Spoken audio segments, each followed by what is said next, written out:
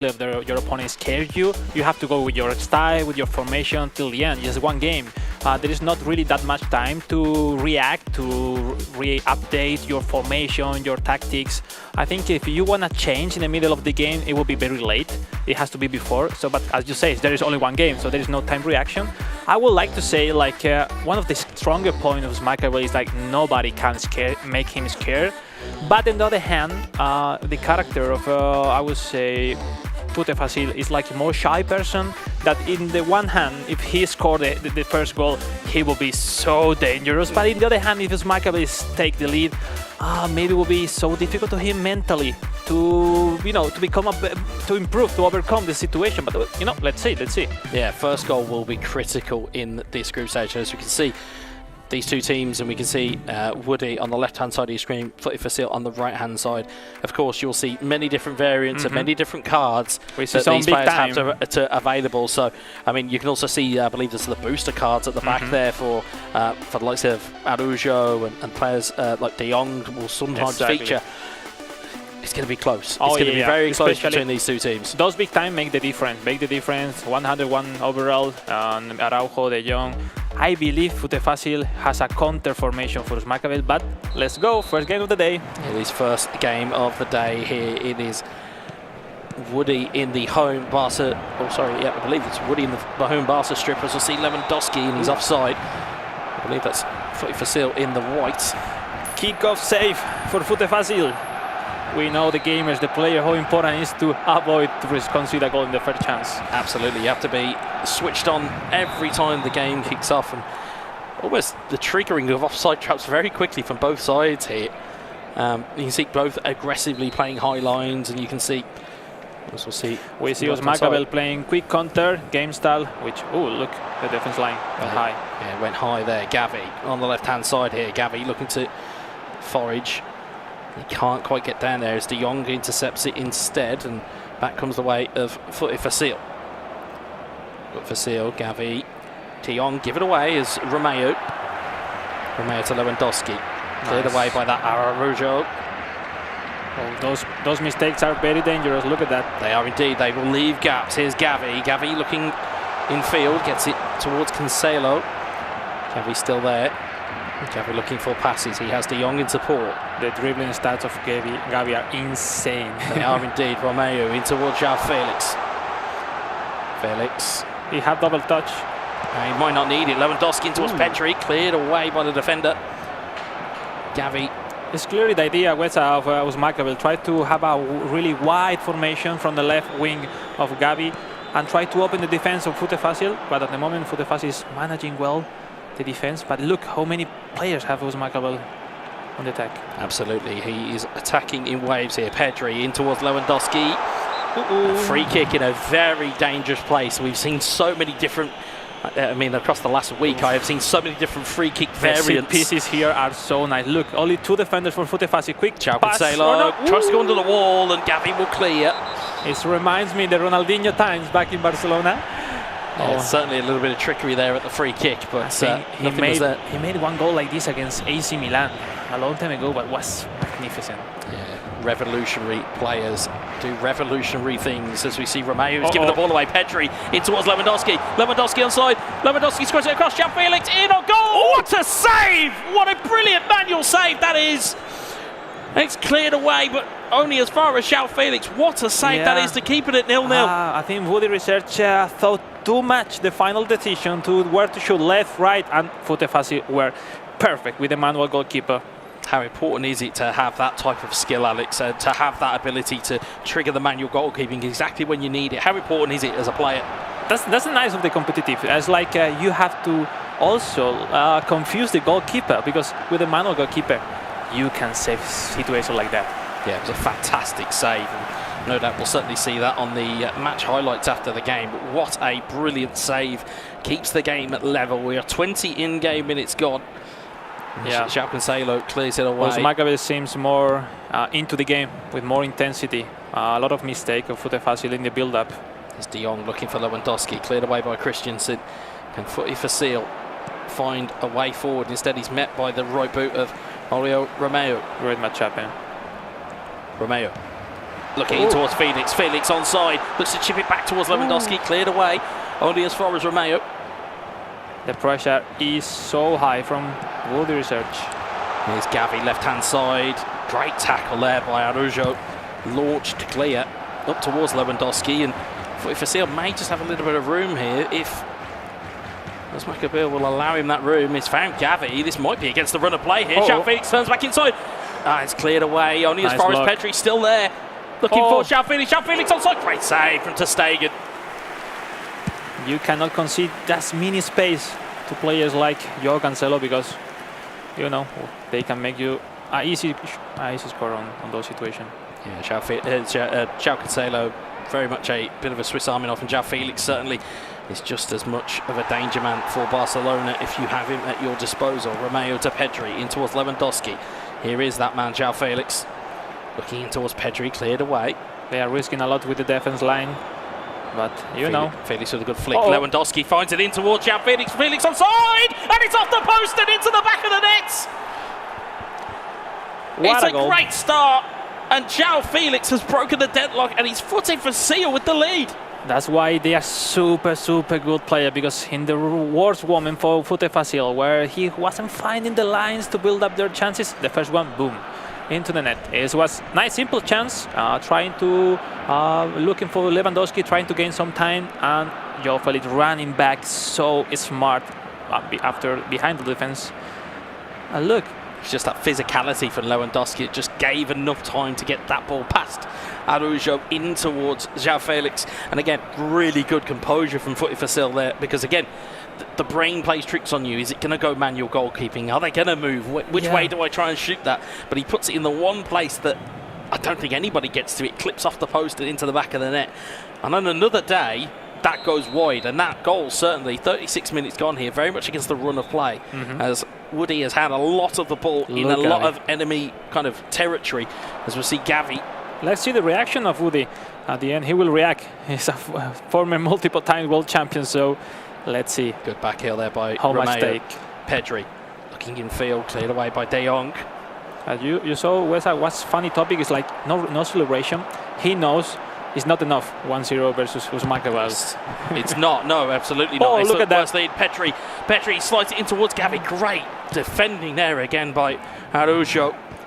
João Felix tries to head it down. Making a lot of mistakes in the early build-up from the DMF. Gavi in towards Pedri. Pedri, can he get the ball into the box? He looks to chip it in. It's deflected away for a corner. And in terms of what we talk about in terms of team selection, that's where it really kind of comes down to it here. Both these two. Oh, look at that. If Araujo wins the header, it would be important. There's Gavi, Lewandowski in the box. Koundé gets the block away. It's so difficult with to defend this first header from Araujo.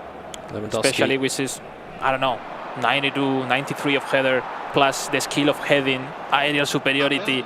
Oh, that player is unstoppable on today headers. It certainly does. Not to mention he's got that booster that's activated as well. As Lewandowski gets cleared, here's Gavi, launches it forward up towards Lewandowski. Just a reminder at home, these guys have every. That would be a great one. Oh, great block. The matchup was nice. All these players have all of the items at their disposal. Lewandowski, Pedri, João Felix looking back for Pedri. Gavi intercepts it at half-time. It is Woody 0, FuteFacil 1. But look at the header of FuteFacil. He's saying no. He's not comfortable. I think he only did one chance. He surprised only once. But the feeling is a lot of mistakes. Woody is dominating clearly the game. But you know, you have to score. You have to score. Doesn't matter if you make 7, 8, 10 chances. You have to score. Here's 64% for Usmakabir on your left-hand side. And now it'll be FuteFacil from left to right in the white, and it will be Woody from right to left in the traditional blue and red of Barcelona. Here is Gavi. It's so uncomfortable when Woody play like this, because Gavi always receive alone in the side. He's got players over here. Pedri, if he can get past Araujo, he tries to chip the ball into the box. He's gone all the way through. It's not came through towards anybody there, except João Felix has recovered it. Here is Romeo. Romeo trying an inside ball there. Yeah, Pedri. Pedri waiting for that moment, but that moment doesn't look like it's coming at the moment for... Great clear. Sometimes you need to clear the ball most time, even with this high pressure for Woody. Yeah, it's not clean and it's not pretty, but it is effective as De Jong tries to put the ball into the box. He's trying that pass many times. I believe in training he's succeeding with that pass, but for now it's not finding Lewandowski. Yeah, certainly Lewandowski cutting it, very isolated figure, but he's there again now. João Felix gets a step away. João Felix with the strike, and it just goes wide. He was running to the right side instead on the straight line, and that's it. Was really forced that right shoot with João Felix. As I normally say on these types of occasions, Alex, is that you can have all the possession in the world. If you can't put the ball in the back of the net, it means nothing. As Lewandowski looks to get through again here. Lewandowski shakes off the defender. Great save from ter Stegen. Wonderful manual save. And the ball goes dead from an offside. But again, it's like you said, there's those 1 or 2 moments where FuteFacil just gets in and it causes a whole load of problems for Woody, and it's just those 1 or 2 moments. It looks like he went for the logical choice, which is a far post. But sometimes you have to play with those mind games to confuse your opponents, because everyone here is so good. Everyone knows everything about the gameplay, but you need to confuse the opponent. Here's Gavi. Gavi looking to try and confuse his opponent once more, but Araujo will take it away. And 60 in-game minutes gone here. There needs some substitution. It's the right moment. Yeah. FuteFacil, it looks like he's not making too much noise. But, 2 clear chances, and a second goal will kill the game. Potentially could, but again, if you were looking at who's going to potentially get it, it may be Lewandowski here as he gets in on goal. Let's try and flick it across. And Araujo will clear it away. And yeah, we are entering that kind of almost magical period of between 60 and 70 minutes. If you put your substitutes on, they will have a big effect on the game. There's De Jong to Gavi. Gavi down the lineup. Brilliant ball. Look at the space. De Jong in towards Lewandowski. Lewandowski trying to find forward. No, it wasn't called by the referee. That was called. That was really close. It was very close indeed, but Woody's still not finding avenues in here, but he's trying to find one here. Gavi with the give and go towards João Felix, shoulder charge, and he tried the body charge. It was sometimes when it worked in is so important, but this time the body charge. And up comes the substitute. Surely here was a fault. Look at that. Here we go. It's really interesting for me. I really like the positioning of Lewandowski, because it's like making confusion on Uzumakabe, because Lewandowski goes to the wing and of FuteFacil, and he's finding really good chances, and João Felix running forward from the middle is where he found the solution for the first goal. Let's see, maybe if he goes defensive, he will try to open with the right forward. I thought it was a Ferran, right? Yeah, but it certainly looked like Ferran. And interesting in the shapes of the 2 players. Uzumakabe playing with 2 AMFs and 1 DMF, and almost the flip side of that is FuteFacil playing with a DMF, a CMF, and an AMF. So a little bit of a change in kind of how they are performing here. But crucially, the stat in the top left-hand corner is all that FuteFacil needs to know here. It is 1-0. And as we said, there is only one of these games that happens. So once this game's gone, as you rightly said, it on paper is the most difficult game he may come up against. And at this point, with 1 point for Woody is a really good result, looking that we are ending the first game. Kill towards Ferran Torres. It's headed and it's down. It's cleared away by Koundé. Ferran Torres does win the header across to Rafinha. It was Rafinha. Sorry, I was wrong. No, Ferran Torres is in the centre, so they're using him as a bit of a lightning rod as Ferran Torres is found in towards Lewandowski. Good save for the goalkeeper again. Oh, the timing was really out of position. I think it like the game understood with not the right timing. They shoot from Lewandowski anyway. Ter Stegen was on the side, was difficult to score from the left side of the net. It's tough when that animation kind of kicks in, where it's like almost a slipping animation. Your player doesn't get all of the power that they can generate, and as a result, it's almost catching practice for the goalkeeper as the ball goes in towards the box. Look at this one. João Felix headed clear.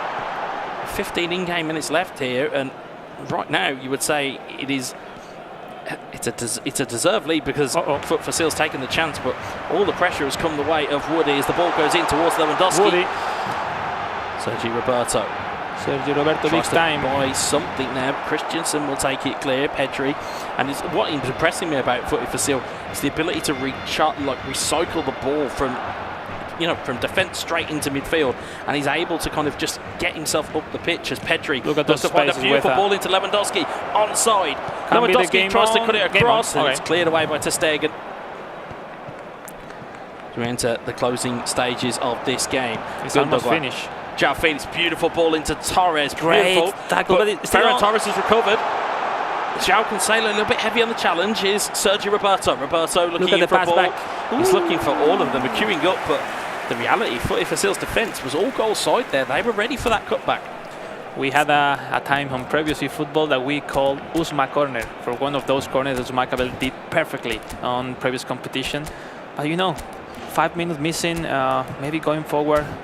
Victor Roque for Usmakabel going into the pitch. No more change. He believed in João Felix for the range cooler. And oh, let's see. There's no more chances. 2 more, 2, 3 more. That's it. 2, 3 more, if that, Alex, in terms of how well the ball can be recycled here. You can see just in the top left-hand corner of your screen as it will now be. It's a good one, eh? Ball Look in. at that. João Felix deflected it in!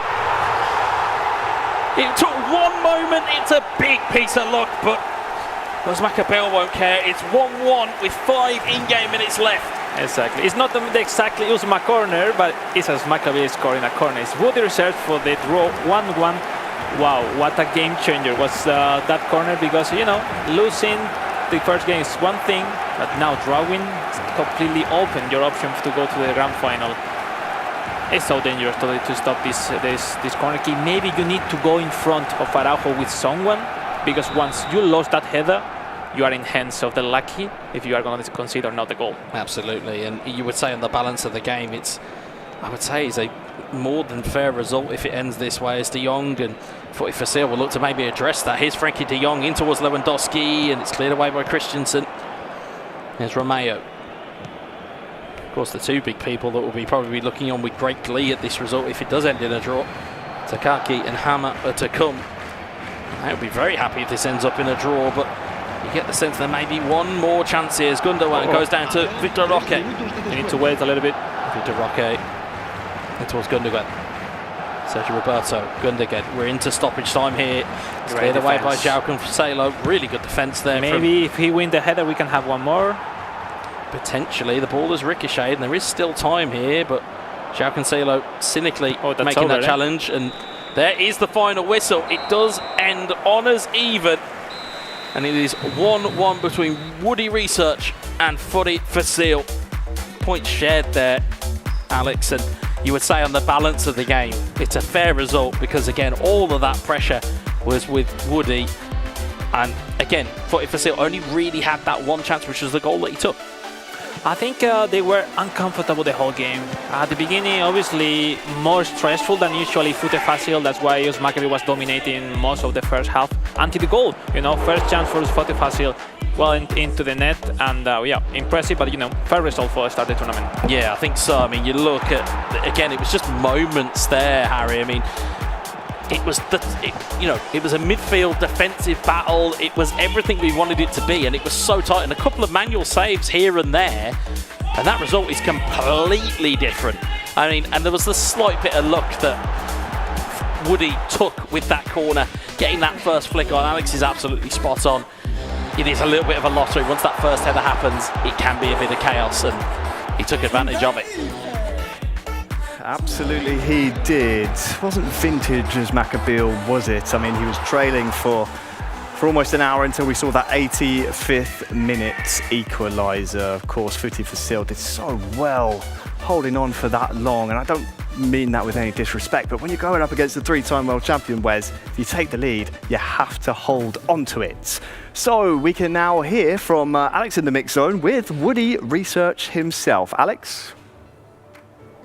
Thank you, Harry. It's been so nice. What first game? What a game! At the end, you were dominating the first part of the game until the goal. Then you come back with that lately goal. I think it was so important. What are your feelings, Walid? Woody Research. First time, I have a little message. This is for my friend. From my friend, it's important for me. I hope it's for Konami too. I hope the esport will back. Because this season we don't like it, and we are fans, we are players, we are human, not robot, and I hope they will open the discussion with the players, not and the fan, not only with the agency and the club, and I hope they will understand my message. And to speak about the game, I was lucky because I have opportunity I miss. It's my bad. He did a big good save, and just after he scored directly. He was so good in attack, and at the last minute, maybe 84, I scored a corner. I was lucky, but it's my special in corner, and it's like this. It's sport.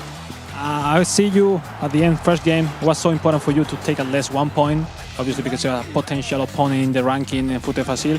Now still missing 2 more games. How important is for you to take the victory in next game? I saw you confident. Maybe you overrushed too much in defense in the goal, but overall you were playing so good. Yes, I know. No, I was confident because I know it's a group stage. It's not only one match directly elimination. So that's why 1 point against FuteFacil. I know it's a very good deal for me. And I will focus to the next game. Well, I wish you good luck in the next games. I will see you later on the stage. We look forward for who's going to be the second game of today's grand final here in Barcelona. Well, thank you very much, Alex. Yes, some strong feelings shared there by Woody and a very closely contested contest as well. Here's the things as they stand. Of course, plenty of matches still to be played in the console group stages. Whereas the question I have to ask you after FuteFacil essentially shares the points with the 3-time world champ. Could that be a bit of a preview, perhaps, for our console grand final later today? Potentially is always going to be the word. After one game of eFootball, it tells you a lot about the two players themselves. It will be about how they perform against Takaki and Hammer, respectively. But as we kind of mentioned in the commentary, the two players that will probably be delighted with the fact that that ends as a draw are Takaki and Hammer, because it's almost as though they've kind of got a little bit of freedom now to say, okay, well, if that was only a point gained in the first, actually, we've got a little bit of freedom here where we could probably play a little bit more aggressive, and as such, they may be able to take the 3 points. So it's going to be very interesting to see how those two react. But certainly, I mean, if we get a rerun of that in our grand final, I don't think anybody would be disappointed to see that again, certainly. Yeah, of course, we would need to see a result in that grand final. Alex, just over to you quickly before we get on with our group stages here in the console section. We can look at the mobile stages elsewhere as well. Tienes with 3 points, winning 2-0 over Meta in the first match of the mobile group stages. Just recap what you just saw between Woody and, of course, FuteFacil. A closely contested affair. Well, they basically were too much stressful, I would say, in the gameplay. Like, they don't want to make a lot of mistakes, but at the same time, they were not risking practically nothing on their build-ups, and that's why it made in the side of FuteFacil to make a lot of mistakes that, lacking him, Woody missed those chances at the beginning of the game, but at the end, you know, feeling those comfortable side for Woody reserve make him overrush a bit too much in the pressure with the defense that make him FuteFacil to pass the defense so easily. Obviously, it makes sense, the reaction. It makes sense, the pressure. You know, at the end, they know how important it is to not to make mistakes, but that's the important thing to prove if you are a superstar or not on eFootball, if you have the courage to don't think on that and play your best at the stage, offline, with the lights. And that's not easy. That's not easy. Definitely not easy. No. Who will have the courage to maintain or develop their superstar status? Well, match number 2 of the console group stages is just about ready to go. Next up on the stage, we have our match 2. It's Takaki taking on Hammer.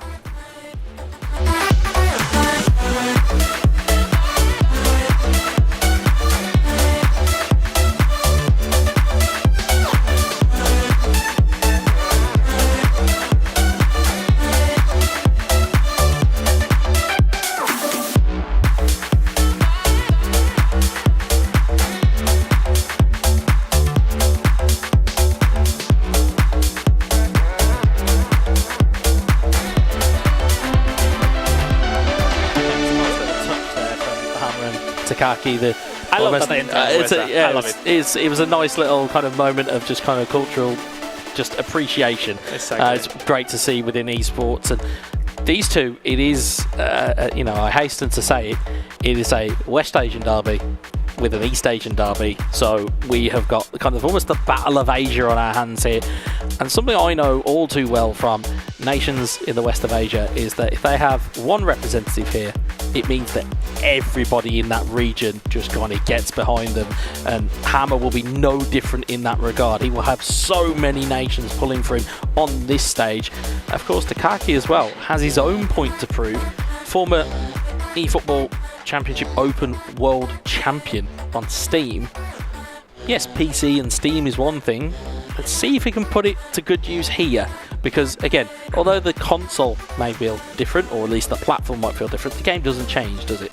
Obviously, Takaki had some experience in the past on offline events, but maybe not as this one. But obviously, he proved it. He's a great player. The thing is, like, we came back from the first game. It will be their debut also of Hama and Takaki. We'll see how are the nerves right now, because maybe we will see not their full potential on the first event of the first game, sorry. And let's see Hama. He's relaxed. He's taking easy the first game, and let's see. I think maybe those two players are not the favorites on today's tournament, but don't relax on that, because they are able to beat everyone, and I can't wait, sorry, to see them. Such is the excitement from Alex Alguacil that the words are tumbling out of his mouth, folks. He is absolutely ready for this, as am I, because again, you talk about tournament favourites, you talk about kind of players.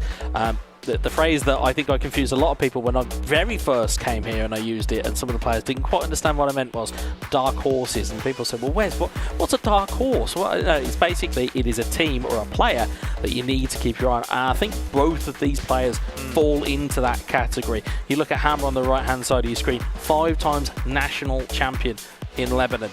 Likes to use João Felix. We certainly saw a little bit of João Felix in the early going. Takaki likes to use Pedri, Araujo, and of course, as we said, already got a Championship Open World Championship to his name. He'll certainly be looking to add that here. And of course, when you kind of got speaking to like people around the venue and things like that, we certainly have a look at these two. And they will start. All right. Yeah, in true gamer fashion, they're like, well, we've done our game plan, we're ready to go. Okay. Which is fine with us, because we will pick that apart as and when we can. But when you get speaking around the venue and you see these two players, as you said quite rightly, the kind of the aura of them is they are very calm, they're very collected, and we'll see whether that carries through into the game. It'll be Takaki from left to right, Hammer from right to left. It is Takaki in the traditional Barcelona home strip, and it is Hammer in the away strip. So let's see the kickoff, how it goes for Takaki, for the Japanese player. It's so nice with how different it depends the country people play football. That's so fun. And for me, it's lovely. In every country, they understand the game so different in terms of tactics, in terms of gameplay, and it's the best. And when right now we have the representation of different farthest place in the world, look, it's so nice. So silky as it is. De Jong will intercept it, and it will be Takaki coming back this way from left to right. Completely different rhythm.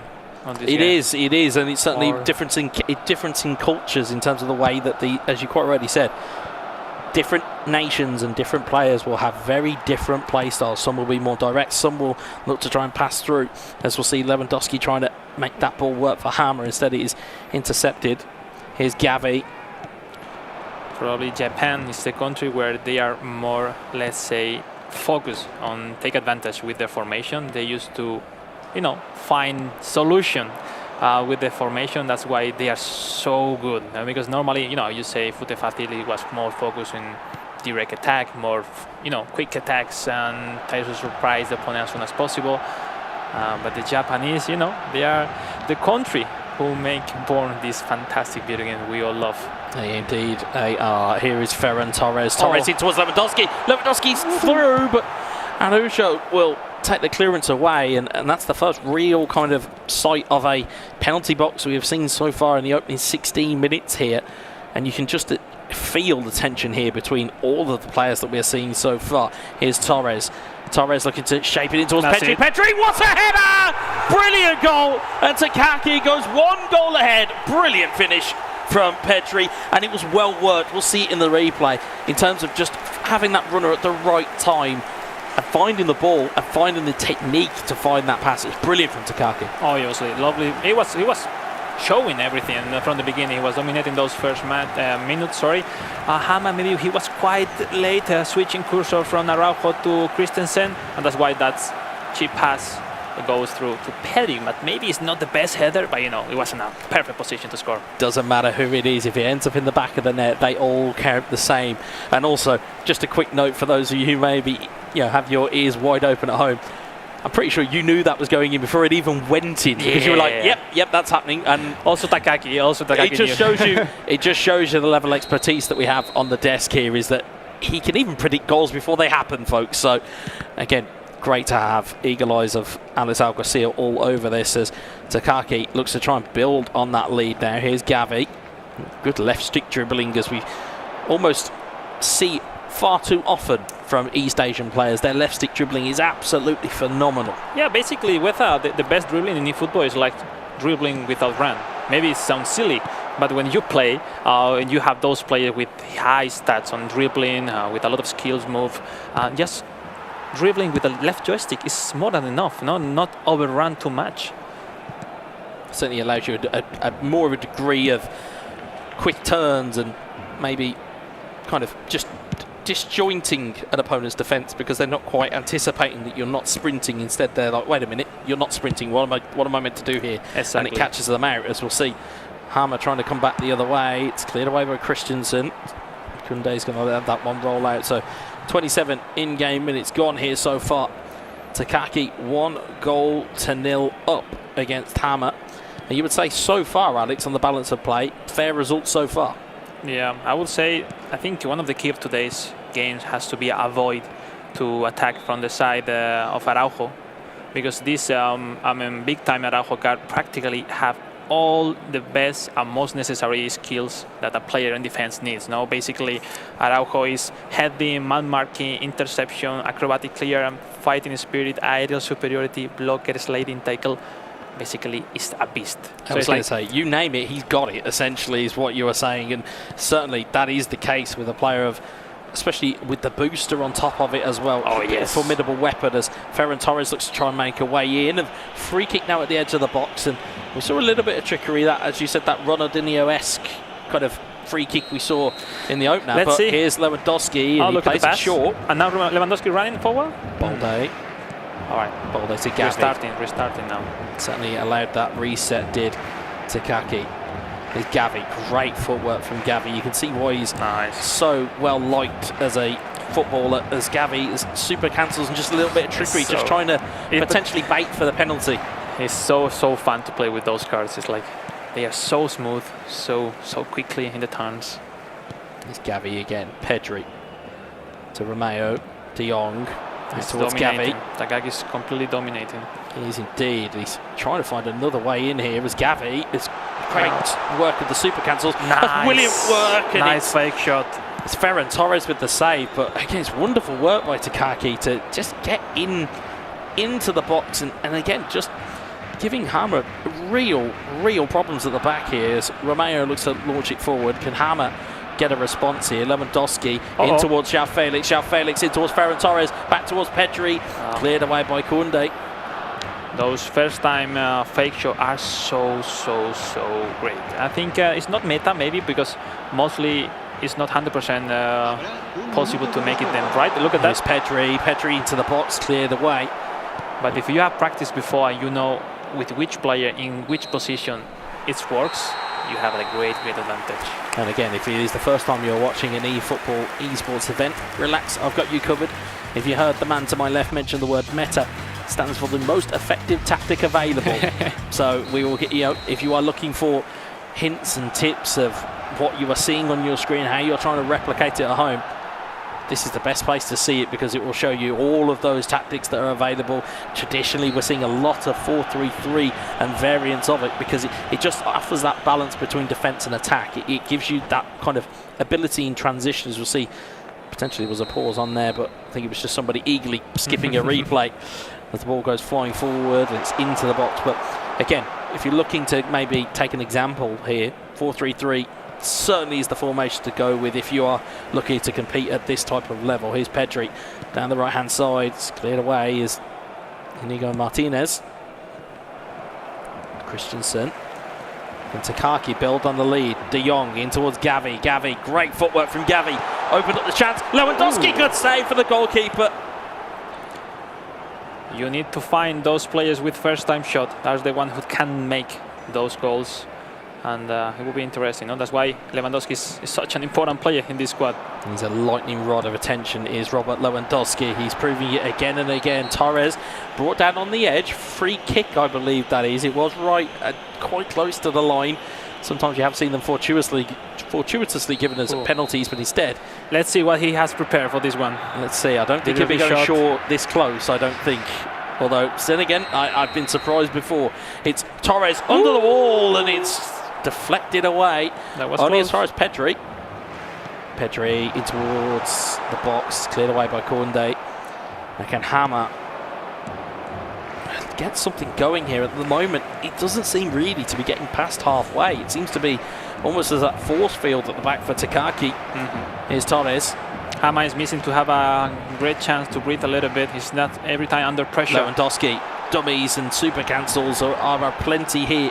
Bit of left stick dribbling, and again, sometimes you can just get the ball caught under your feet, especially with Lewandowski. He doesn't quite have the same type of dribbling that a Torres or a Gavi will. Exactly. So as such, you don't really want to get caught left stick dribbling as free kick is given towards Hammer. We are 60 in-game minutes played here. Still 1-0 for Takaki. Also, Takaki, which having Ferran Torres and Lewandowski, is clearly he wants to pass and use the first-time shot of both players. No, when we see players using more Joao Felix with no first-time shot, it's because they want to approach his turns, his quality, the passes, and those two strikers of Takaki are not special in pass, but yes, on shooting. Look at this one. Good ball in there towards Joao Felix. Felix offside! Equalizer for Hammer. It was one opportunity he needed, but he's tucked it away. An equalizer found. 63 in-game minutes gone. That's why they are here. They are so good. You cannot concede. It's not if we play you and me, Wesa, we can miss a lot of chances, but great goal, great goal. I don't know, but the formation of Takaki went out so quickly. Look at that. Those 2 versus 1. Pedri moved to the right side. You just see already there. You can see right at the back out post. Of position. Joao Felix just at the back post was saying, find me, please. How and important boy, are did tactics, Weta. How important. Look at Pedri running to the other side, opening the space for Joao Felix. It's a thing of beauty when that happens, where the space opens up with dummy runners and allowing that ability. You can see he's feeling it. He knows how important that goal is. But again, I like this, the celebration of like he want more, like wake up. I think he knows the ability that he has, does Hammer, as we said, 5-time national Lebanese champion. And as you already said, we have got game plan screens on here. And again, you've just seen there, most effective and tactic available, both of them 4-3-3. Although interestingly though, some tactic as well. Exactly, that's the more important. People maybe don't use it at home, but it's the only way to surprise your opponent sometimes. Well, that was my next question in terms of how important at this level is sub-tactic, because of course your opponent won't see what your tactic is, and they won't see when you've triggered it either. Exactly. We are trying to hide in those sub-tactics until the end, no? Because, maybe sometimes we use it more marking, or we thought we are okay defending the sides, but at this time, obviously Takaki want to have the AMF open in both sides to make the advantage with the secondary lines. He's coming again. Fermin, Fermin. Very rare name that you see. Gundogan in towards Felix! What a goal! Was clear. What a strike from Joao Felix! That Air 1 right joystick control, that overpower your shots. But at the same time, you need to have space, you need to have timing. But obviously Takaki knows, and he did perfectly. Great goal. Fantastic reaction. Japan is up again on this first game. It's that having that additional plan, having the resilience that if you go a goal down or you concede, it's the resiliency to say, no, that's fine, I'll reset. As you see there, I believe that's soul control that was triggered there, just pushes the ball out in front of him, allows him to have an additional bit of space. It's like a futsal movement, no? Yeah, pretty much. And it just allows him to set, but it puts enough space between him, the ball, the defender, opens up the avenue.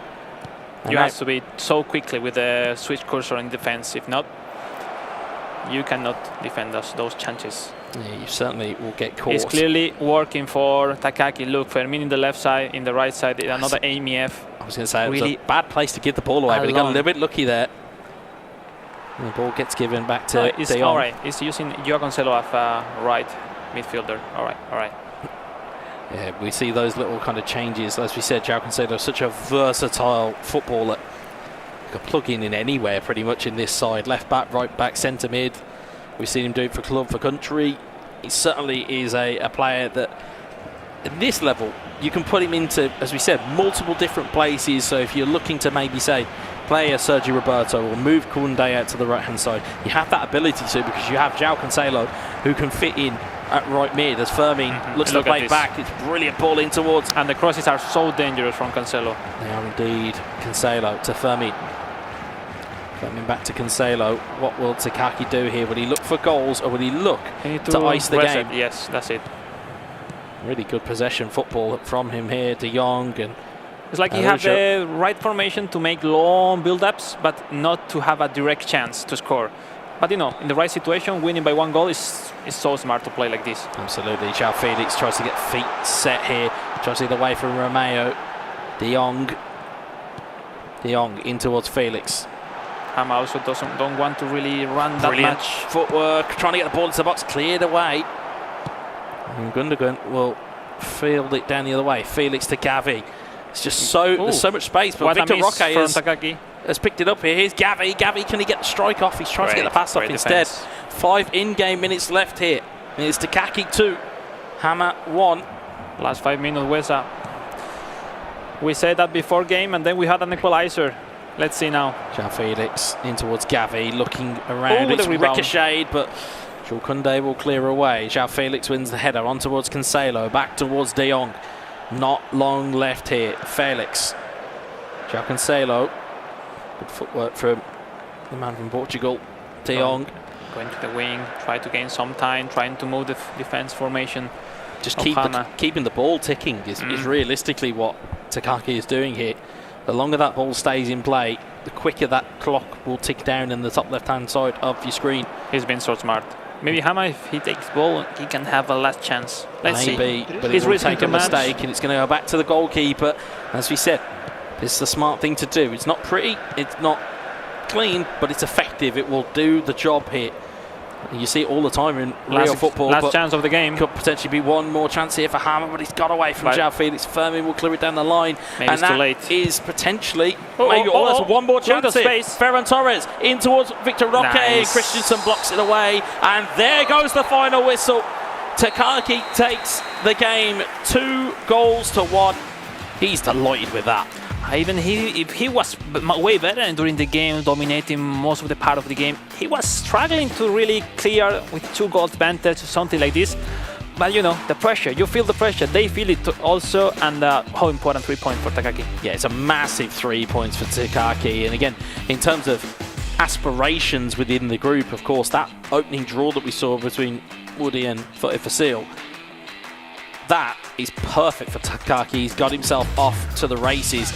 Only issue is, of course, if you're Hama, you've got to think to yourself, okay, now I've got a loss and now I've got to play FuteFacil and Woody for a place potentially in today's grand final. That is a tough overhaul to come through. Oh yeah, they have some little time to analyze if they can be more aggressive or more conservative. On the side of Hama, maybe he can run forward to be more aggressive in terms of defense, to maybe trying to gain some more battles in the middle of the pitch. Takaki was dominating the game. Maybe he can be more relaxed on next game and explores his highest level possible. And but you say, Takaki, great step on today's tournament. Yeah, he looks so chilled out with himself, with his result there as well. I mean, he looks a picture of calm, as we see just the highlights again here on your screen. It's a great ball to start off with in terms of what we saw with Gavi. Started off the game and Takaki was off and running. And you even see that. I love a celebration or two from an esport player. And we certainly saw a response.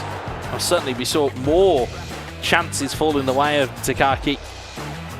But we'll certainly see the response coming up soon. Again, another really good save that was there for Hama, and Hama was kind of surviving a little bit, but then João Felix found himself a little bit of space, took it home, and that really asked the question then as to what was going to happen next. Was it going to be a case that a draw was going to kind of be involved here, or would there be a game breaker? And it only took 2 or 3 minutes later, There's a thunderous strike from João Felix, which settled the game, Harry. And again, I saw you off to the side of our stage and a lot of oohs and ahs as an eagle-eyed viewer. Even you were glued to that one. You can take the commentator out of the role, but you can't stop me being interested in the games. What a winner that was, and great to see some emotion shown on the stage as well by our East Asia champion, representing that sort of region here today.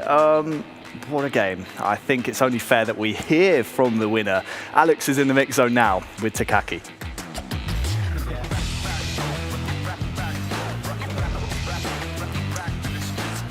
Okay, we are here with Takaki, the winner of this match day 2-1 versus Hama. 3 important points for him. Takaki, how do you feel after this first game? すごく最初の試合で緊張したんですけど、うまく最初の試合勝てて、ここから波に乗っていければなと思います。He's looking forward after 3 important points of this first game of the tournament. He looks good. He said that he was a little bit nervous at the beginning, but I believe he will be more relaxed on next games. So yeah, we move forward to you, Harry. Looking forward to the next game. Yes, well, thank you so much, Alex. Great to hear from Takaki. What a performance. Great to see the emotion on the stage as well. And the most interesting revelation, Alex can speak Japanese. It completely caught me unawares. I was like, when did this happen? When was this developed? But absolutely, I mean, it's great to have somebody that in the mix zone that will be able to kind of translate it. But yeah, absolutely great performance from Takaki. Again, Hama, if you're Hama, you're now looking for a little bit of kind of almost homework now to maybe try and take it away and start to think, what do I need to do differently? And especially up against now, you would argue, at least on paper, the 2 bigger names in the group between both FuteFacil and Woody. Yeah. Like, you're up against it now, but for Takaki, wonderful bit of confidence to take with him into the next games. Yeah, it's a big result having just seen Woody and FuteFacil share the points. 3 points goes to Takaki. A great performance all round, has to be said, and I'm going to keep saying it. Love to see the emotion. We're so used to this arena being filled with screams and oohs and ahs, which is why I'm trying to contribute to myself, guys. But great to see the emotion and a great result from Takaki there, Alex. Oh, for sure. I think it happens to every player. The first games are the more difficult. I think that's why he celebrates the goals like that. He needs some relief with all the pressure, and I believe he will start to play better and better and better, same as FuteFacil, same as Foot Research, and same as Hama also. But you know, on the side that you win the game, it's easy to find new levels. But if you don't, it's a difficult situation. And well, we're looking forward. I think that's nice because they are feeling those experiences offline in front of the camera. That's what makes you a better player, because it's very easy to play at home, online, in your sofa or in your gaming chair, you know. But here is a completely different version of yourself. So in a different country, different language, you know, it's a great leadership. Gaming chair. Honestly. Sat there on my sofa trying to play, you know.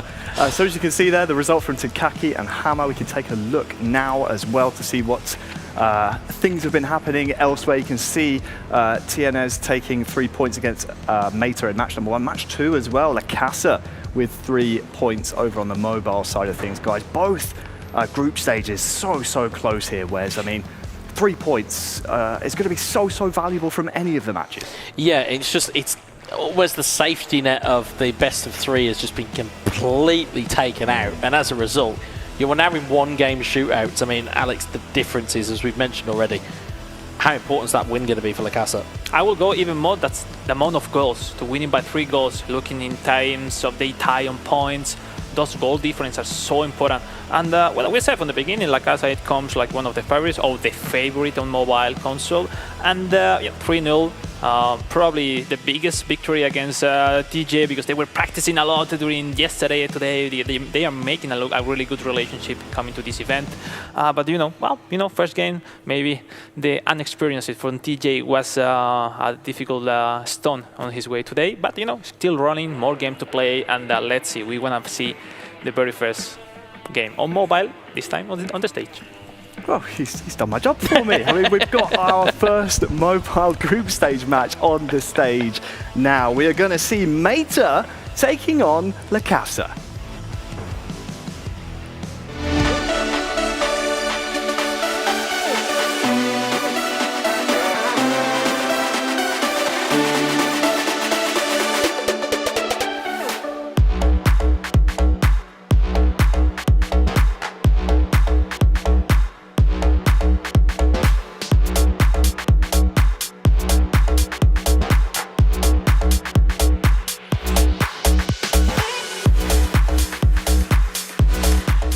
this is going to be a first for me, Alex, and certainly, obviously, it's your first kind of day here within the eFootball Championship. I don't think I've ever casted a mobile game. This is going to be a brand new experience for me, certainly for the viewers at home as well. As you can see, both players on your screens. You've got Meta from Indonesia. We've got Lacassa from the United States. I mean, two players that are certainly kind of almost top of their craft at the moment within mobile esports of eFootball. And of course, as we mentioned already, Fandom of Indonesia travels with every single esports athlete they have. Certainly, I would expect it to be the exact same thing here today with Meta. Oh yeah, I believe there is a lot of people rooting for Meta right now. I think it's a massive country in terms of esport, and not just esport, in eFootball. It's so amazing how big is the community there. I had the chance to be there competing for a few months last year. What experience! Every player there is so good. But we are talking about hundreds of players with a high level, and that's not really normal in esports and in every country. And looking forward to this game. It's a grand final for Meta. He came from lost 2-0 versus the Moroccan Tienes, and Lacassa coming from a 3-0 victory against Ukrainian player. It's a both different situation right now.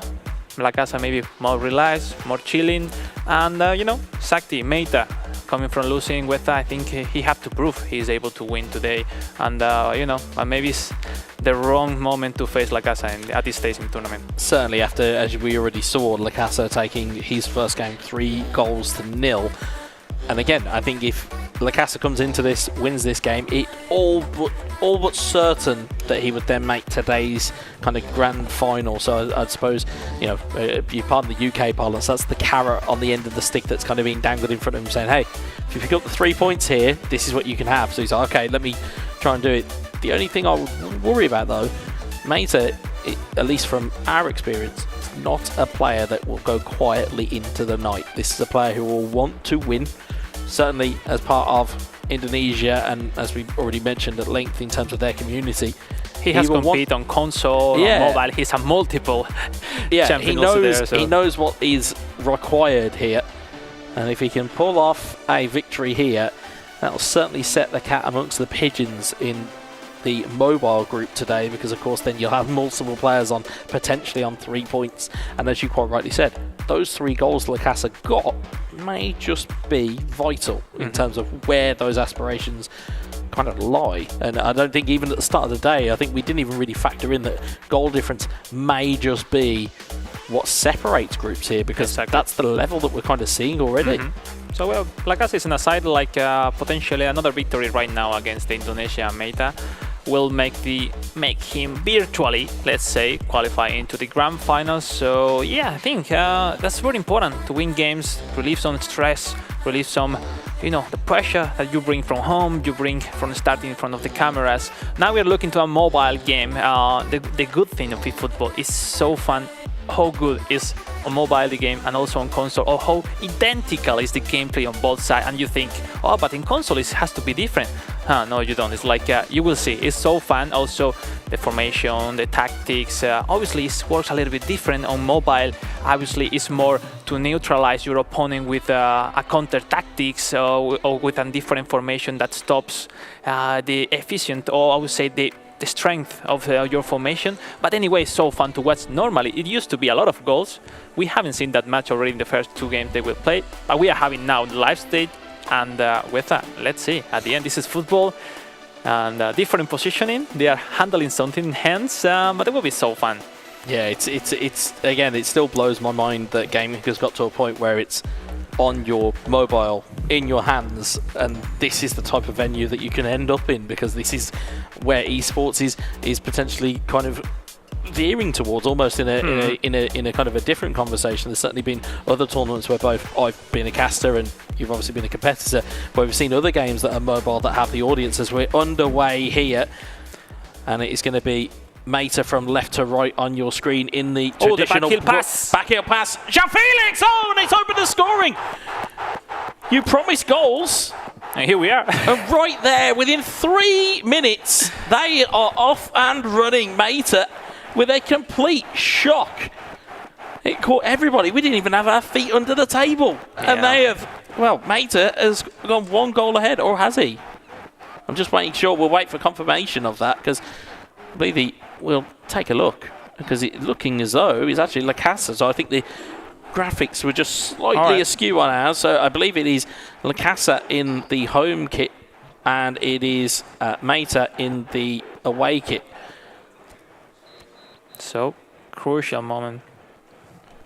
I'm not too sure. We're going to wait for confirmation from our production team here, but that certainly looked like it was Mata from left to right. But we are waiting on confirmation. Gavi looking for the through ball into Torres. It's cleared away.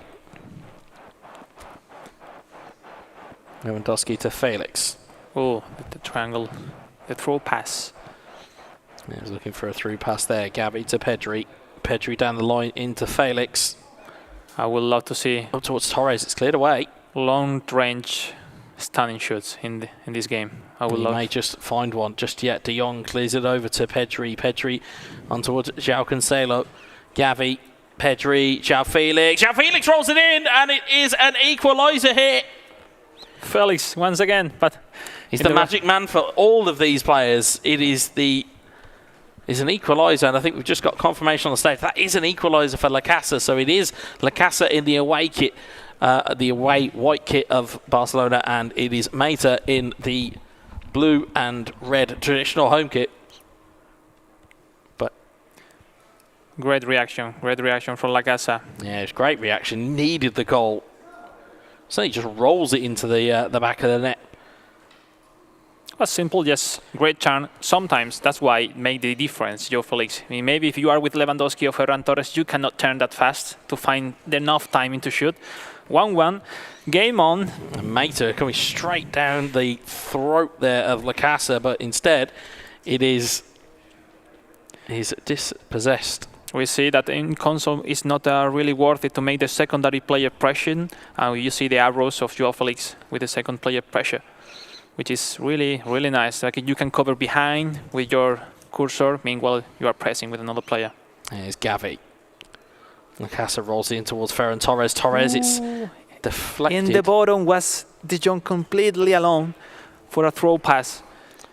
You can now see from our perspective, Alex, as to how cold you are up here, that you'll see these passes everywhere. When you're up there, it is completely different. You now get to finally see it from our perspective. At the end, we are used to play every day, Absolutely. a lot of hours. So that's why, for example, we say, oh, he saw that with the manual goalkeeper, because we thought what I will do in that situation. And that's why I will move with my defender or with the goalkeeper. And if you think in the same way that your opponent is where you save those situations, the good thing is that those mentalities that are able to switch all the ideas in every chance, that's what make me and everyone impossible to defend. Yeah, interestingly, of course, with this mobile look here as well, is that you can actually kind of see Stunning where cross. these brilliant ball in, and it's a good save from ter Stegen. But it's interesting because you're getting a view of what these players are actually inputting onto the screen. You don't really get you don't get that with console. Instead, you're able to see here where these guys are intending where the ball's going to go. João Felix is cleared by Christensen, De Jong to Torres to Felix. If you see how fast they move their fingers, it's so crazy. When they want to make the double toss plus the stunning shot plus everything, they are super fast, and it's so fun to watch. It sounds terrifying to me. That does, Alex. Sounds absolutely terrifying having that many inputs at once. As we'll see the pressure trying to be put on here. And it's just calmed down after those opening 2 goals. It has just calmed down just a little bit. I know you did promise us goals in the mobile mode, and it has not disappointed yet. Here's João Felix cleared away by Marcos Alonso. Gundogan. It seems nobody is able to dominate at the moment the game. Lewandowski down the line, Gundogan João into Felix. the box, and it's there for João Felix. It's cleared away by ter Stegen. Maybe the timing was a bit late, because in the last moment, if you follow the run of João Felix, change the direction of the run, so your pass goes in a different direction, depend the way they are running. So wow, it was so close, so close. Yeah, we've seen some change from Lacassa. Interestingly, though, the formations are a little bit different on mobile, though. I know we were talking about meta formations, but it's a 5-3-2 and a 4-3-1-2 there. And I know that you'd made a little bit of a mention to me beforehand. I think Meite was struggling a little bit in practice, and he moved to 5 defenders, like in a way to concede late goals. And Lacassa, completely his formation maybe is not the right one. Plus, he's just attacking with two strikers, and he needs to wait every time the second line to attack. So let's see. That's why it's a very equalized game. It very much is. We'll see the two teams lead off again here. And interestingly, as you mentioned as well, the games in mobile are quicker than what you see on console. So you'll notice top left-hand corner, that clock is ticking way quicker than you've seen on console. So again, a little bit of pressure for these two players because, again, you'd probably say from Mate's point of view, it doesn't really help him all that much if he gets a point. He will need all three, really. Gavi to Torres. Torres looking in field. It's cleared away by Gavi. So let's say with that on mobile is more like run and pass and not to make a lot of 1v1 against the defenders, where on console is possible or is more worth it. And it's more about to, confuse their opponent, wait your second line. And the ball's into the back of the net. Lewandowski breaks the deadlock again. For Lacassa. Comeback, great comeback. 2-1 up is Lacassa. As we said, if he wins this game, you would say that is all but qualified for the grand final of mobile here today. I see they are over-relaxed, Meita with Araujo. With those situations, the striker is pushing the shoot. And that's why if you are not pushing to clear the ball a lot of time or at least once, your player don't react. And that's why that anticipation of Lewandowski was unexpected, crucial, but great comeback from Lacassa. It looked a bit of almost a statuesque there, where ball comes across, and as you quite rightly said, if he will switch formation. You're not putting the on mobile is so fun with that. They switch formation every time. It depends the result. Obviously, Meita was trying to to counter the high level of Lacassa. Now he's losing. He's missing. By 2-1, move forward with 4-1, 4-1, trying to make some superiority in the wings.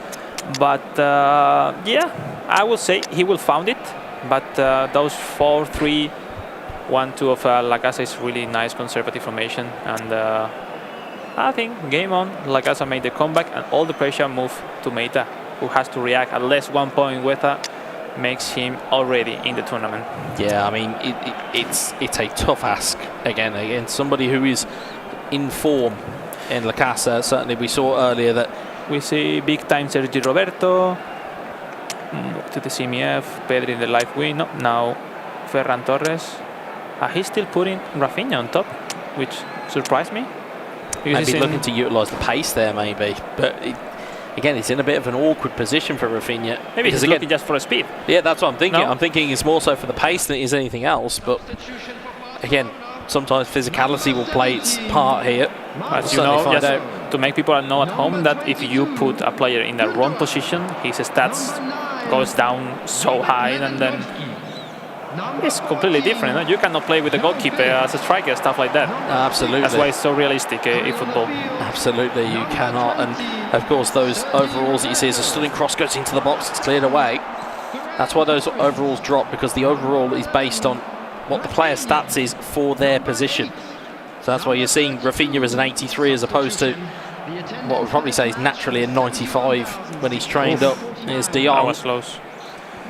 He will find space in the wings, but then there's not many players to make the build-up. He needs to win that much time. It's not like a direct way to attack for Meita. But look at that. If he moves forward, it's going to be a crazy chance. It's a big chance here, Torres. Great cut across the net. Here's Rafinha.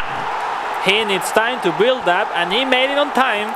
Great. From the left to the right. That's why he played 4-1-4-1. You start from the left, you move your opponent defense to the left side, and when you make the transition to the right side, empty space. And what did we see there? Rafinha back post with the pace, beats all the defenders, and is there with an absolute gift. That's why football at this level is so fun to watch with, because you have to be the best player, the most skilled player, but you have to be the best coach, because that formation change was crucial for Meita.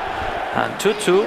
And now what? You want to change formation, you go back to your 5 defenders, you keep risking a little bit back in the back to keep having more chances. Those situations are so great. They keep the same formation. Let's go. I'll say this for a nation. Indonesia will have a plan A, B, C, D, E, all the way down to Z. They will have as much preparation as you can think of. But again, in terms of a blue point bar for Meita for the kickoff. Great spot there. You have to do that. Yeah, you have to. You have to protect yourself in those moments. You have to protect yourself in terms of the kickoff. Now, as you see in the left side and the right side, they both are with neutral position of the defense line. Oh, indeed, here's Pedri. Pedri looking forward. He's that's almost found a magical ball. It's gone through to Lewandowski. Lewandowski! Oh, there. He was controlling, looking to his pitch, looking to his net. What a unfortunate gift that is there. It ricochets off a defender, and it's always going to be about who reacts quickest. Is it going to be the defender to be able to get back, or is it going to be Robert Lewandowski who is alive? It wasn't a great pass. It was completely a really strong pass, but with no sense at all. And I know Sakti maybe misclick, I would say, looking with the joystick to his goalkeeper. Yeah, you can just see the touch there. I mean, the UK. If you control a ball with a 60 skill defender, what happened with that? There's no accurate on this. What a moment for him. Yeah, well, the UK parlance is that you're playing a ball out of hope rather than expectation, and that's certainly what that was. It was a hopeful ball, and it may have paid off, it may not have. And as a result, there you can see red bar on the right-hand side. He still have time. He still have time. Lacassa virtually onto the grand final with this result right now. Ball into the box. What an acrobatic effort there by Rafinha. It's deflected away. Corner ball. If Rafinha scored like this, I show my mouth. I will put Rafinha every game as a striker. Come on. I tell you, that certainly is giving some of our viewers food for thought as to where to put their Rafinha. Certainly. Let's see the corner. Now they have to make the angle with the finger. That's so nice. That's so nice to watch. You know exactly. Some substitution, choosing different roles, going forward with the taller defenders to win the header. Let's see. We saw the first game, Wood Research equalizing in a late goal in a corner kick. And let's see what's happening now. We will have to find out here. Is going to be João Cancelo. One blue line for Lacassa and one blue forward for one red, sorry. Played away by Christensen. Pedri to Fermin.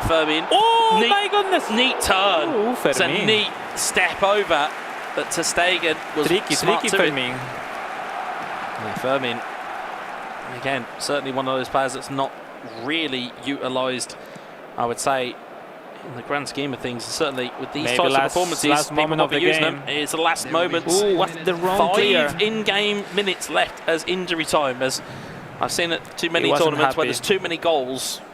All of the celebrations add on that time, so 5 in-game minutes left here, but it will be a very quick 5 minutes, as we mentioned, with mobile ticking over a lot quicker. 1-2 chances. There's no more time. There is going to be. They both are a little bit nervous. Those wrong players. Let's see now. João Cancelo throws it down the line to Pedri. Pedri, can he get the cross in? He can't. Nice. Jules Koundé. Oh, once again. Anywhere will do. He's missing the direction of the clear, Lacassa. Indeed. Cancelo, though, looking to draw Great the cross defense. in. Sergio Roberto. Anywhere will do if you are Lacassa. Anywhere will do. That is where that ball is being cleared, but it's going to have to be a bit better than that. And Sakti is trying the last minute cross. But he's Sergio defending Roberto so well. away. He's defending so well. It's 30 in-game seconds left. We are here. feeling the nerves. One more. We are feeling the nerves from broadside. One more chance. Full Come forward on. with the strikers. Is there going to be one more opportunity here? One of the defenders of Meita, of Sakti, going forward to the attack. As well, Araujo is going forward. Martinez, Fermin trying to get the ball in. Araujo will clear it away. And there is the final whistle. And it finishes 3-2 for Lacassa. Great and that victory. means all but certain that he is qualified now. Depending, obviously, of course, how other results go. Of course, we will wait for full kind of confirmation on that. But certainly with 2 wins in the group stage, it's a very, very good position to be in. Yeah, maybe it wasn't the best performance of Lacassa. He wasn't dominating the game. He wasn't maybe playing that fluid that he's used to. But at the end, he approached the mistakes of Meita, which probably played a great game. but you know, those mistakes kill his chances to still on and qualify for the grand finals. Yeah, well, he certainly, as you rightly pointed out before the game started, I mean, in terms of his aspirations in this tournament, certainly in these finals, Lacassa certainly making a name for himself here. And Mata, to his credit, gave a very, very good game, and it was just one goal, one moment that just cost him. It was that one big through ball. As I said, it was hope rather than expectation, and we'll see it back here again. But all of these goals and all these chances, you can just see there, Lewandowski tucking one away, and that was 2-1. But it was the resiliency of Lacassa to find his way back into the game. It was a great job by him, and I would say all but now qualified. As we'll see there, real calm and composed, and finding a brilliant back post goal that was really well worked. And then to find the winner, which, like we said, it was in hope rather than expectation, but in these moments and in these tournaments, you do need a little bit of luck. You need a little bit of something, don't you? And that's what Lacassa had there. You know, we were speaking to Alex earlier on in the day, and he said, we were sort of asking him, what do we expect? You know, it's our first real chance to see eFootball mobile esports played at this level. He said, expect goals, and that's exactly what we got, Wes. A 5-goal thriller. Lacassa coming out the 3-2 victor. A really good performance, and as you said, 2 wins. Puts him in the driver's seat in the mobile group stages.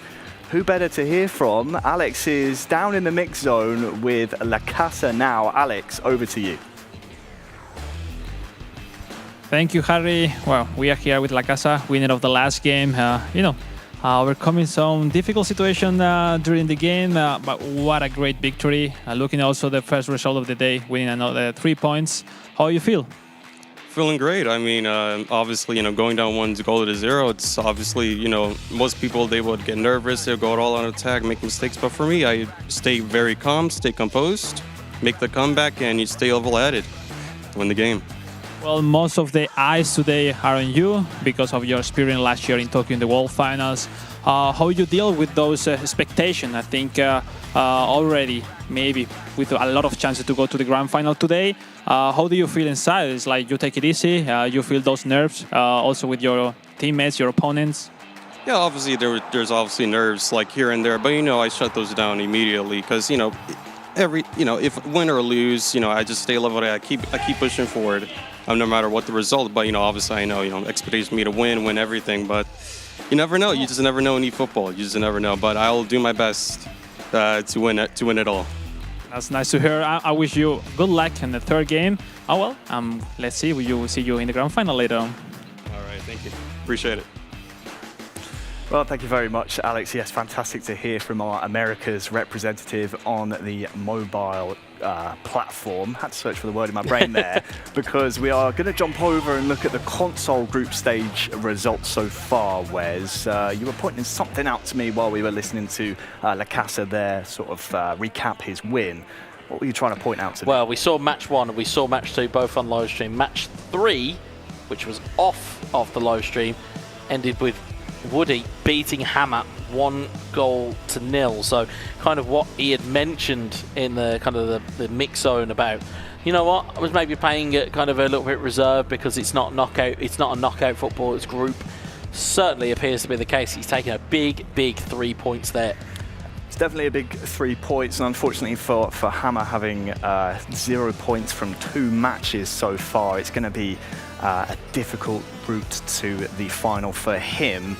Now we're about halfway, near enough throughout the show so far. I think we could take a look at our group standings and see what is still to play for in the groups between mobile and console. We still have some matches to come, but Wes, look at these tables. Lacassa, 6 points from 6, very impressive on mobile. Over on console, of course, we still have Takaki and FuteFacil still to play, but Woody Research up there at the top. Yeah, I was going to say, now that Takaki versus FuteFacil game now turned into its own main event, I mean, that certainly going to set up to potentially be the game that decides who goes into the grand final today. Of course, looking at the kind of the mobile, a little bit more clear cut. We mentioned about Tienes in terms of his kind of debut and using it as a platform. He's certainly got a good platform, and I believe we're going to see him up next on the stream, Alex. I mean, in terms of what we're going to see. You said before, the victory of Woody versus Hama was so important for his side. Now we are looking to Takaki versus FuteFacil, because the winner of this game will be highly favored to go to reach the grand final. On mobile, we were talking about Lacassa. Great performance on both games, maybe struggling that much in the second game, but overcoming, making the comeback lately in the game, winning the second game of the tournament. And let's see, because a potential victory of AN10 Tienes versus TJ will be a massive result for this group on mobile, and potentially moving on from their finals.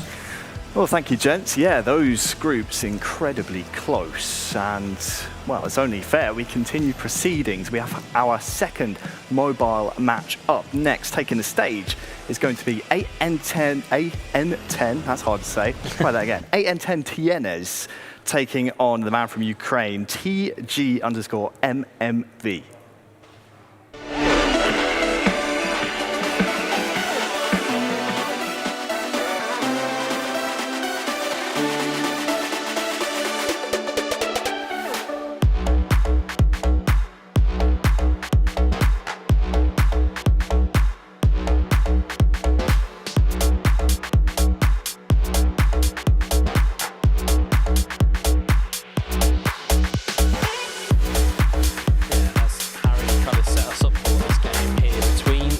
Two players, I would say the onus or the potential kind of pressure is really on Tienes here, because again, you mentioned it as almost like a little bit of a superpower that he'd be able to kind of relax, and there's not too much expectation on him, and he's just kind of not happy to be here, but it's more so an experience. He now finds himself with a potential route to the grand final, and you know, your pressure just changes that a little bit. When you start to see there is a potential finishing line, your mind will start to wander. But he's got to be careful here, because he's up against TG, who, as we said, is promising. He looks like he's going to develop into a really good mobile player. Who's the pressure really on here? If you know, of the two players, which position would you rather be in? Would you rather be chasing, or would you rather have the points? The things like when you grow up, you have more and more experience, you start to think about those situations. You start to make maths about the ranking, what do you need, what you expect.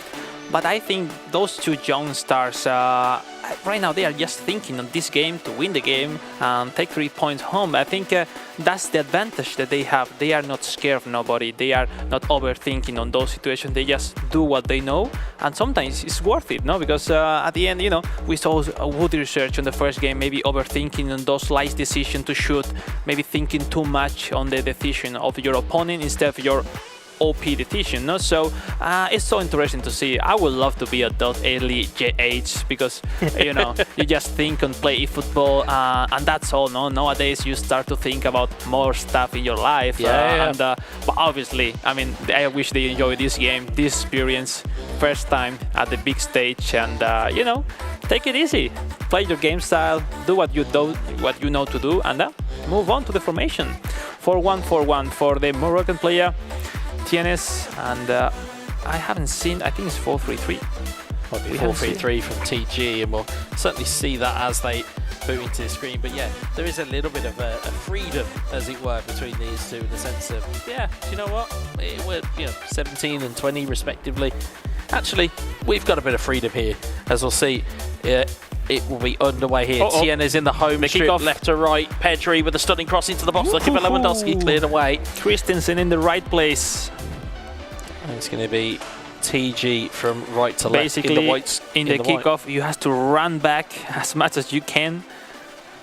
And yeah, try to avoid those first chances, those free kicks, those kickoffs that all the eFootball players hate sometimes. It's a period of the game which is something you've really got to keep your eye on. Yes, you can manually drag players back, but the issue then becomes is that you're playing them all onside. As we'll see Cancelo looking to deliver the ball in, and Vitor Roque. Vitor Roque will clear that one away. Here's João Felix. As you see, Vitor Roque, which have the super skill, which on console we haven't seen as starter, and right now starting from TJ. Good little turn there from Had João a turn, Felix. Ferran Torres in towards João Cancelo. Cancelo looking in. Christensen will clear it away. Here's Cancelo. Gundogan in towards João Cancelo. In towards Lewandowski. Lewandowski across to De Jong. De Jong into Pedri. Pedri into De Jong. Back to Pedri. Pedri crossing, looking for Lewandowski. Headed clear. Only as far as Gundogan. Oh, great job, Cancelo. We have seen some advantage with the 4-1-4-1 of Tienes when he moved from the right side to the left side. Some spaces for an approach with Pedri on the left side. Yeah, Pedri is there on that left-hand side again. Romeo up to Pedri. Pedri on to Balde. Balde to De Jong. De Jong into Lewandowski. Back towards Gundogan. De Jong's just got in the way of that pass, and João Cancelo will clear that one. It looks like Ferran on the right side. The left forward and the right forward of TJ. Let's see if he can find them easily during the game, because when they receive it, they are quite alone, and he needs to try some individual movement, which is so difficult to make it possible on mobile. Here's Balde down that left-hand side. Christensen gets clear. away. I'm just going to see when this game will spring into life as Romeo tries to win the header. He does so, gets it to Cancelo, back to Romeo.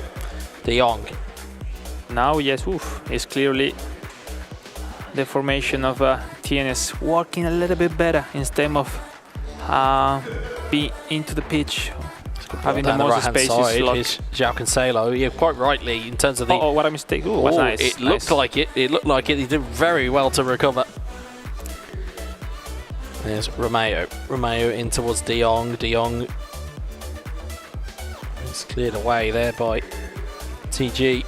The game has become uncontrollable. There's Gavi.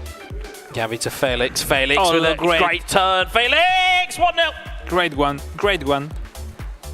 That's what we were thinking.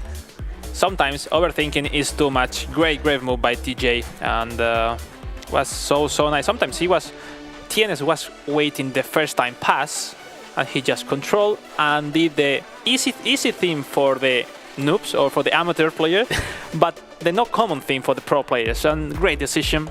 Then João Felix into the box. Sometimes you've just got to do what your opponent is not expecting you to do. Sometimes the simplest thing is the thing that your opponent doesn't think about, and that's what we saw there. And I'm not sure if one of our cameras picked that up, but certainly there was a double fist celebration there by TG. He was very happy with that, and again, it was good work, and again, good composure to get into that position, know when to put the strike away. And you see there, yeah, he is a confident young man, to say the least, and has himself a goal lead here. Taking the lead. Oh, he's got to be careful that he's not caught on the break here. Lewandowski, good challenge there by Christensen. Most of the time, Christensen is on the challenge with Lewandowski. Mr. Young and TG is on the attack once more. Torres, it's cleared.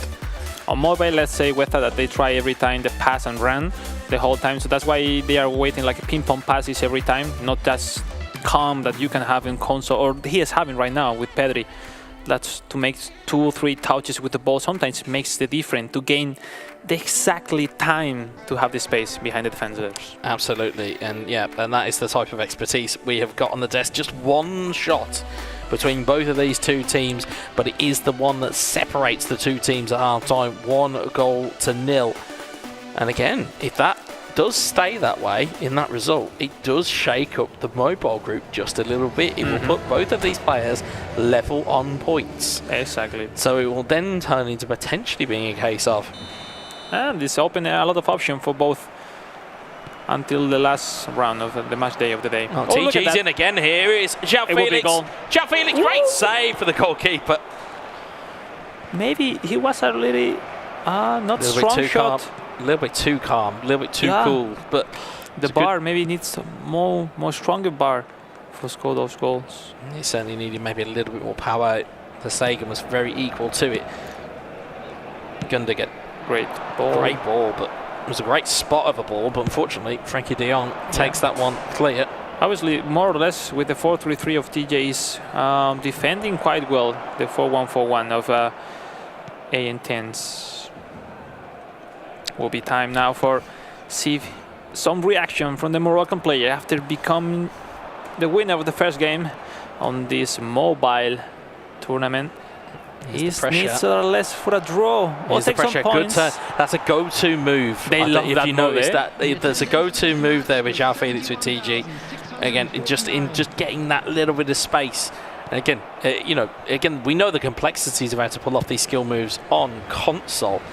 I'd imagine on mobile, it would be like trying to solve a Rubik's Cube every time you wanted to do a skill move, because such is the technique that they have. They are really talented. With those young generation are really fast in terms of time reaction, reflexes. Great touch there from Felix, nearly got it away from the defender, but it is cleared eventually. If you're Tienes, you kind of need a goal here just to really kind of get yourself involved here, because there's not really long left here. Good ball there, but Cancelo will clear. Tienes is not finding the way to pass the defense. Lewandowski to Pedri. Pedri back to Gundogan. Nice pass. Great ball in towards the... Oh! What a ball. What a rangefinder of a pass there to Frankie de Jong. And Tienes has his equalizer. Oh, Frankie de Jong, big time card, running from nowhere outside behind the defenders. Great vision to find that pass, and great finishing as well. 1-1. Great moment for the Moroccan, which make a big impact with this draw. See again here, what a ball that is. Defense splitting pass. And finds a brilliant finish into the back of the net. When you're playing, whether you can control the 1, 2, 3 strikers, but the ones who appear from behind, from the secondary lines, are so difficult to see them. And it almost looked like just that pass, and even there, even the appreciation, even there from his opponent, it was just as that pass goes back, and to find that through ball, you just see a little bit of that gap open up almost in slow-mo on the replay. You just see the gap open up, and as a result, De Jong was able to steam in. As we'll see just the changes here, and in terms of a game plan potential. Ferran Torres, Lewandowski for DJ, and Pedri left forward. Yeah, they are. It's so nice. I think they have opened all the cards of FC Barcelona to use it during the tournament, trying to select it, because the same card of same player, but with different version. Someone they can play like Pedri left forward. But maybe it's less technical than the normal Pedri, and that's so fun. At the end, you know how your formation is, what you require from the players, and just use the best your cards, your options. Just imagine having the entire back catalogue of FC Barcelona at your disposal, and there's a man who has used that team. Alex, you'll have intimate knowledge of them, as we'll see. João Felix. Alonso gets it clear. There's not going to be long left on the clock here as time is ticking away. Substitution are game changers, but this time for both. Let's see. See who will make the most of their substitutes being on the field. Felix, Gavi, Ferran Torres. Beautiful ball over to Fermin. Fermin to gain some time. Fermin in towards Gavi, back towards Fermin. Fermin, he find a ball in. He's finding the cross. He's looking for Balde. Balde plays it back to Fermin. Oh. Cheap foul. Around about 5 in-game minutes left here. It's a difficult place to predict what your opponent's going to do here. Oh, maybe I will go for a short pass. Maybe when maybe they move forward the strikers to be in the first post. But sometimes, like, unless you have a clear idea, it's like maybe sometimes better to have a short pass and then reset your chance. He will go through. He's going for goal. Did it play? Ferran Torres. It's over the bar though. It's ambitious. It would have had to have been something incredible to score from there. But it can be a good idea. Maybe looking for the rebound, of the keeper, maybe. But maybe. But unfortunately, it sailed over the bar, and as a result, it's still 1-1 here with 5 in-game minutes to go. Great result from Tienes. Really great result for him right now. Who will have the last chance here? Gavi to Fermin. Fermin in towards Ferran Torres. Ferran Torres looking to double touch, gets the strike off. Good save for the goalkeeper. Great move. Sergio Roberto keeps it in play. I like that. It is an offside. That's double touch to open your angle a little bit, and then boom, great shot. Maybe it was even better if he tried the stunning shot. You've got to have that almost kind of shot corridor, as it were. As we'll see, 3 in-game minutes left here. They will tick down very, very quickly. Gavi Can he find one more opportunity? Sergio If he scores Roberto. now, is game over. Sergio Roberto looking back towards João Felix. Is he? No, he's going to go for the stunning cross instead. No Into way. Ferran Torres. Oh, it's just been not clear at the near post. That is I would say it's a half chance there, but it was well created. It's going to go for a corner though. There's one more big chance in this. Let's try something last moment. It's time to to be creative and to surprise your opponent with those situations that maybe you're practicing with friends in the practice game. It's the time now to surprise everyone at home also. It's all well and good having your practice moves down, but it's all about when you can do it in the main event. It's cleared away, and there goes the final whistle. Honours even here between TG and Tienes. It will finish a goal apiece and 1 point apiece as well. And again, in terms of who that really benefits, it's more so Tienes now more than TG. It's a super great result for Tienes. Like overall, the goal difference is in favor of him. That forced TJ to win by a lot of goals in the last game. So great result for the Moroccan players. Because one loss against TJ makes him in troubles to qualify for the grand final. It was a great game for both players. Yeah, it would have put them in a spot of bother, shall we say. But like I say, if you're Tienes and if you're a fan of the Moroccan, he's done more or less there or thereabouts, and we'll just see the highlights here. And in terms of what we saw, I mean, it was a great opening goal there from TG in terms of just finding enough space and just doing the thing that was just not quite predictable. And in terms of doing that, you can see a little bit of a celebration. Again, we mentioned it about the kind of personalities and seeing celebrations, in tournaments past where we've seen teams compete here and being maybe 2s and 3s. It's nice to see, as a solo player, you get to see a little bit of kind of emotion celebration from players. And again, Tienes knew the job at hand, got himself a goal, managed to get himself back into the game, and managed to just, as you see there, big outtake of breath, was able to just get a point and get himself just onto the hill of potentially qualifying to today's grand final. Yeah, it's going to be so close here in the mobile group stages. We'll get a better look at the landscape afterwards, but I have to commend these two gentlemen, Tienes and TG, on the stage. Great shows of sportsmanship and a great affair, really, to have as our match number 4 on the stream here today. I mean, what can we say, Wes? These two put on a show. They're both still in contention, I believe. Again, we'll have a little look at the landscape a little bit later on to see exactly where both of their fates lie. But, I mean, either of these two could go all the way. Yeah, I mean, in terms of the way that it obviously depends on how results pan out in this next kind of round of fixtures. But both of them are still in contention to go through. I believe even kind of the last placed in the mobile round, Meta, if results have gone their way, it can still qualify as well. So still all to play for until, of course, we see the group. Absolutely. Well, Alex is down in the mix zone now with TG. Let's hear from the man from Ukraine. Alex, over to you. Well, we are here with TJ. 1-1 in the last moment. First time in the stage with all the camera in the live stream. How was your feeling to play from there? I'm very happy, and the game was very difficult. And first, I have some unlucky, but in this game, I think something. One it's kickoff for João Felix. If I scored, I think I can win it. Yeah. Well, already you still have one more game to play. Your chances are there. You still confident to win the last game or no? What do you think? I'm very confident. I'm very confident, and I enjoy the moment. It's very important. That's the most important because this is a once-in-a-life opportunity to be here in Barcelona with this fantastic jersey. And well, I wish you the best of luck in the last game. Give your best. Yes, please. It's very important for me. I want to say thank you, Ukrainian soldiers. It's very important for me. Yeah. So that's all from here, Harry. We move on. Next game. Well, thank you very much, Alex. Yes, Wes, what can we say? TG, for a man of only 17 years old, so composed, to come here and put on a performance like that and still be in contention at this stage is very, very impressive. Yeah, it shows maturity kind of beyond his years, and as you can see there, the groups are just heating up ever so slightly between console and mobile. But that result for TG, still in contention, but it would require results and goal difference to go for him.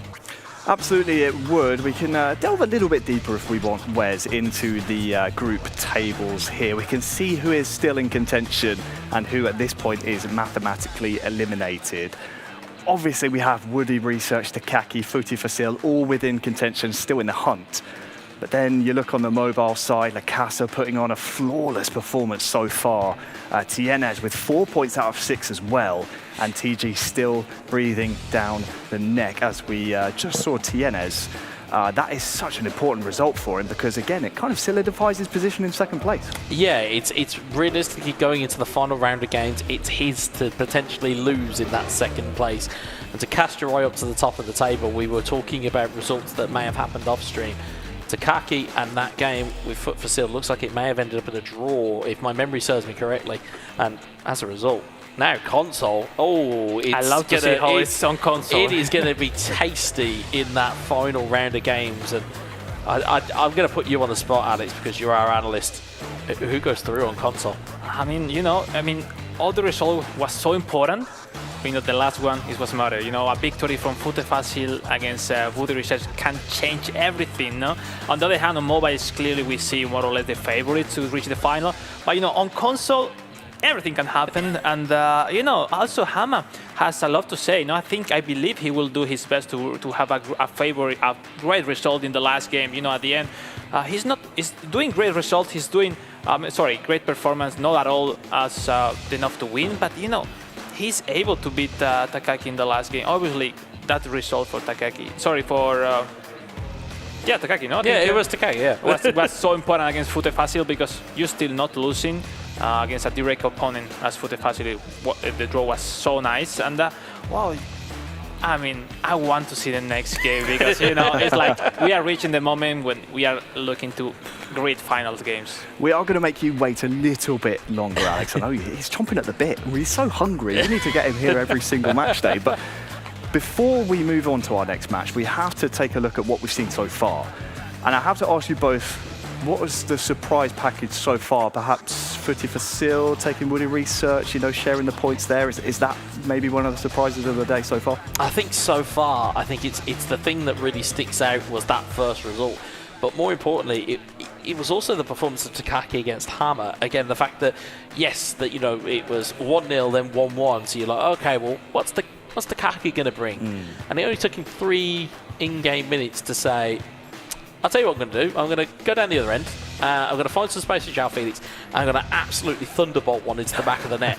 And it's the parts of the psychology of kind of resiliency. And what has impressed me so far is Takaki's ability to just be resilient. And that's certainly something for me. I don't know about you, Alex. I think I give a lot of expectative for FuteFacil because he has played against Woody and Takaki. So he has to play against Hama. A potential victory will put a lot of pressure into the Woody Research and Takaki. So let's see. Next game, Uzma Takaki will say a lot because FuteFacil will go to the last game knowing what's the real result he will need today to qualify to move on. So, we'll be so excited. But from my experience, I hate those group stage situation because maybe you are Woody Research or Takaki until now you are playing fantastic, great result. But just maybe losing the last game will be enough to go out, and that's tough. That hurts. It's the knife edges that esports lives on. Yeah. Are what we're going to see here. It's what happens when you're a competitor at the top level. You don't want to save your best performances early on in the competition, but also you don't want to lose any of the games. Before we move on, still to our first, or rather our next match, we still have Woody Research and Takaki to play. That could, almost definitely decide who will be featuring in our console finals.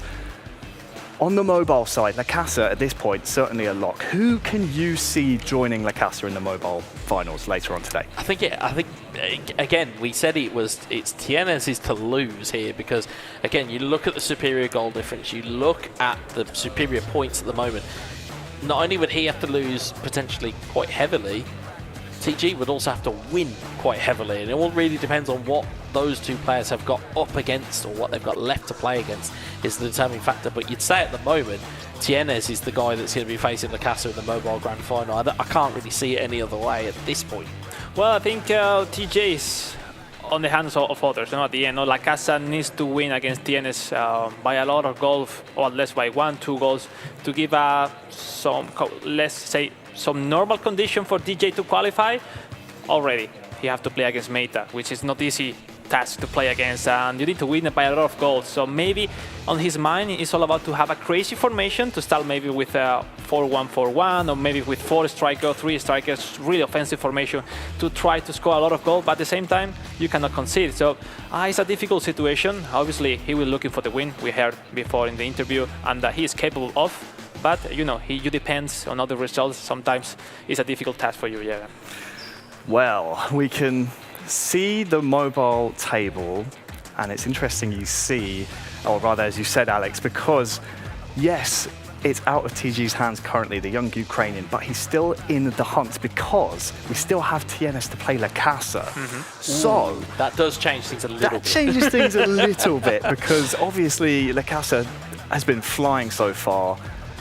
There's still a chance for TJ, isn't there? It is the old school meme of, so you're saying there's a chance. it really is, because, again, even if TG comes through and potentially a 1-goal victory, let's just put it out there, Lacassa has got the ability to score goals at will. The only thing I would say, though, that is against him is that because the mobile games are quicker than the console ones, it's going to have to be a lot of quickly scored goals by Lacassa that's really going to have to maybe pry that door open for TG. It's not impossible, but it's highly improbable.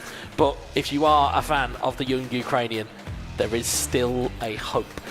There is. Unfortunately for Meta and Hammer, if my maths are correct, which they're not often, they are currently out of contention, but still have chances later on in the year, Alex. Of course, it's open competition. Oh, for sure. Do you expect to see Hammer, Meta again later on in the year? Oh yeah, they can, and of course they will. Obviously, at this time of the year, they're still running more opportunities. No, we have a FC Bayern event, Manchester United event, further events for another clubs, and obviously the open side, which from online you can qualify through the regionals and then potential world final spot. So obviously the chances are there, but at the same time, when you are here, you want to approach this opportunity, yeah, but you don't really know when will come the next one. So. But about the level, about the experience they have, I think overall they can be so happy. It's not just the tournament; it's all the package they are having. It's coming to Spain, Barcelona. Some surprises they had and they will have during the weekend, and that's the funny thing or the best thing you will have in your head and in your memory forever. Yeah, and I think also just kind of a quick point on that is that yes, it's quite difficult to qualify through to these phases in and of itself, and as you already said, once you're here, you're not necessarily a lock or a guarantee to get through to another club event. So when you're here, you're wanting to put your best foot forward, get into one of those grand finals, punch your ticket to a world final, and then you can sit back and relax. It takes that pressure off. But of course, these players here, there are no easy games here because it's 2 groups of 4, you have 1 game per opponent, and that's it. So you have to turn up and you have to perform. And that is where these guys are kind of almost falling down a little bit. It's, yes, you can practice. Yes, you can do all of these things to prepare. But the reality is once you hit that stage, those are the only games that count. I don't want to hear, oh, I beat so-and-so 6-0 in practice. I just want to see them get down to it on the stage. Well, thank you for your patience, gentlemen. We're just getting our match ready because, well, it's a bit of a change in scheduled formatting here because we have our top 2 in the mobile group stage still yet to play. So we thought, let's build the anticipation a little bit for sure. And get ready to see Tienes take on Lacassa.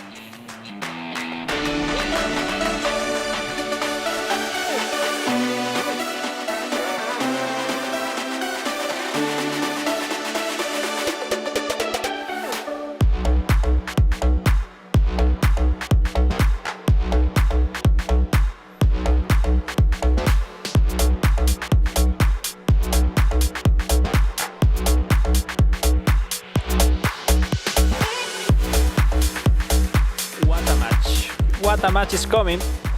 Potential final. What a match indeed between these two. They sit atop the charts, shall we say, in the group stage. It is first versus second. And this is the game I would say we're anticipating that could, and I say the word could, with a very big asterisk next to it, could open the door for TG if Lacassa goes on with that free scoring hot streak that we have seen so far in this tournament. Or more importantly, if Tienes can just take a point, it stops that conversation completely stone dead. I want to say something. I really love what happened right now. Initially, this game was supposed to be the last one, and but they moved it right now to really make sense the potential option to all the players of TJ to have really chances. And normally this doesn't change during the. I mean, sometimes I've been in many tournaments. There is some skill, and they never change the skill. But you know, it's so smart to change this game because we will see the real emotion. Because if these two players play in the last game, maybe we will say a silly game with no emotion because they have to play later the grand final. So it was so smart to move this game. Because now they have something to play with. Absolutely, absolutely. Because of course this group is not quite yet done. No. And also the same thing applies to the console group as well. Is that both of those games are vitally important in terms of Takaki's game and Woody's game. All of the players that are in the groups, there is no easy games here, and the same certainly applies here to mobile. You've got Lacassa on the right hand side of your screen, 6 points to the good. He has not been defeated yet. Tienes will be looking to change that fact. 4 points, he's not been defeated yet. None of them have tasted defeat, and if they both get to the final, someone's O has got to go. It will be so smart to them if they play at this best, because you know, if I'm in this case, you wanna qualify as soon as possible.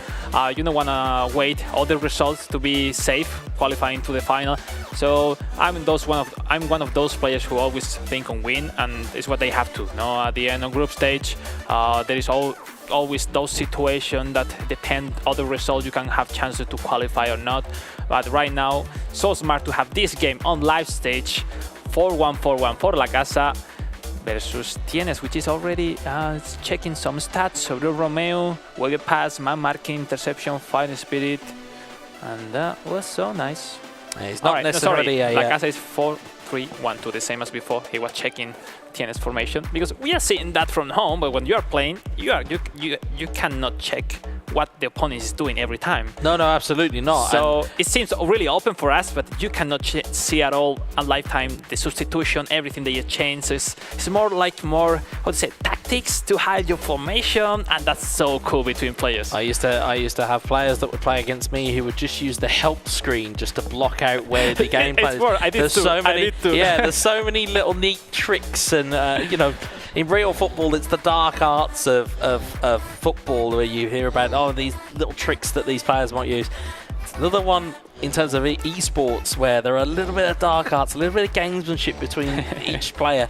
You know, you just, as you quite rightly said, you know, with a sub tactic as one of those hidden kind of gotchas, you know, right at the end of the game. As you'll see, Tienes from left to right on your screen in the home kit, and it will be Lacassa from right to left in the white. Here's Frankie de Jong looking for a ball through. Instead, Christensen takes it clear. Gavi looking forward, looking for João Felix. Romeo clears it away. Here's Pedri. It will be so interesting to see how Lacassa can handle the formation of Tienes, which it was the same formation that Sakti put on when he was losing, and was really worth it against Lacassa, if you remember at home. Let's see right now, Tienes with the same formation against the 4-3-1-2 of Lacassa. Here's Frankie de Jong Great looking pass. for a brilliant through ball. He's found Lewandowski, easy outside. He's found a shot, and it's a great save from the goalkeeper. A really good opportunity that was well worked there. He went to the side where the defenders were, but not with the cursor of Tienes. That's why they didn't intercepted those movement of Lewandowski. Sometimes you need to be so fast, relaxed, but at the same time so fast with the change of cursors, with the switch cursor, to be as soon as possible handling the defender and intercept those movement, passes and shoots. Absolutely. Ball is going to be in on the corner. Already 13 in-game minutes gone. Header was deflected clear. Pedri looking forward to João Felix. Felix to Pedri. Those counter-attacks are so dangerous Tienes looking to From the corner kicks. maybe Pedri! make himself in there. Pedri's so João Felix out-muscled the defender and has found the ball into the back of the nets. João Felix has been so good all the way through for both console, mobile. It seems to be a real player that all of the players here are zeroing in on. Tienes takes the lead. Why is João Felix that good? Why is he so important? At the end, the matchup was against Pedri, and Pedri, sorry for the smile, but he's not the best defender, you know, in those situations. It comes from a counter-attack with the corner kicks. Sometimes we think on corner kicks we all just focus on score them, but the counter-attack are almost so difficult to defend. You know, all your biggest defenders go into the header, and there's no one behind. There's no Great one there result to now mop it up. for Tienes. Sorry, Weza, because we remember at home, Lacassa is already qualified thanks to the previous game result. And Tienes, oh, look at that. Back the other way already. Lewandowski, good save. Lacassa trying to answer back almost immediately. And as we say about João Felix, that you look at the player skills on the man. Double touch, Marseille turn, sombrero, soul control, heel trick, one touch pass, outside curler. He's got everything that you would want. And you in have an to add, as attacking you said, player. the feeling playing with him, like, it looks like he's comfortable, you know? He's the one that you like to turn, to jogging with him, you know? It's so nice, so nice. I would imagine that Araujo may not be It the was- person taking the corner there. He'd certainly want him in the box rather than taking Totally. it. And here is João Cancelo looking to deliver the ball in, looking for Gundogan's header. Oh, like, Christensen is bouncing all around in the box. It's cleared away. Those crazy situations inside the box. And Ter Stegen will calm it down. So with this result, if it does stay this way, Tienes will top the group. Not that it will really make too much of a difference, but certainly going into potentially a grand final potential with these two. How important would it be, maybe as a psychological thing, Alex, maybe as a former player, you might be able to give us some insight here. How important would it be to maybe get one over? Oh, as once I see again. Pedri, and it's a brilliant deflection away by Koundé, but how important would it be to get kind of a victory? As we'll see Pedri on the charge once more towards Gabby! And that's it. 2-0! That's it. How important is this going to be psychologically? Obviously, Lacassa is facing this game already qualified, but we've seen before against Meta that the formation of Tienes is really worth it. Is it the second goal of Lacassa? Well, it's certainly what the graphics are saying in our studio, that actually it's Lacassa in the home kit. Just waiting for full confirmation on that. It does appear to be from so. the formation, it looks like Lacassa is white because they're 4-3-1-2. We are waiting confirmation. And Yeah, look, we'll certainly there's wait for no confirmation. celebration, so I think he conceded the goal. Yeah, I don't think that is a celebration of a man who's just gone two goals so up. it's 2-0 for Tienes. And Tienes looks to be in the driver's seat here.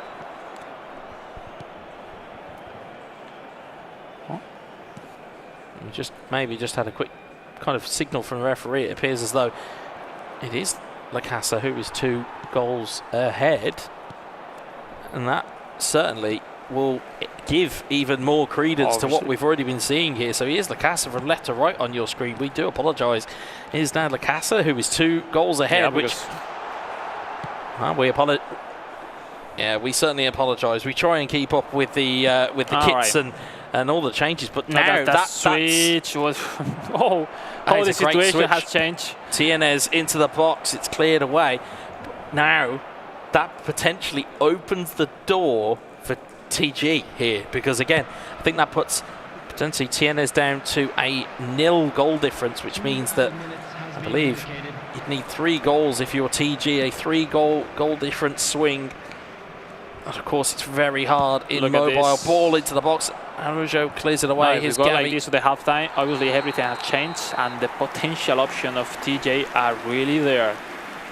Yeah, so it is Lacassa who is taking a 2-goal lead here.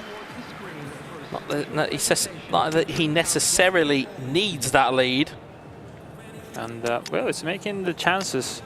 And Tienes with only 4 points at this situation right now. We have to wait the result of the last game to see if he's gonna go to the grand final.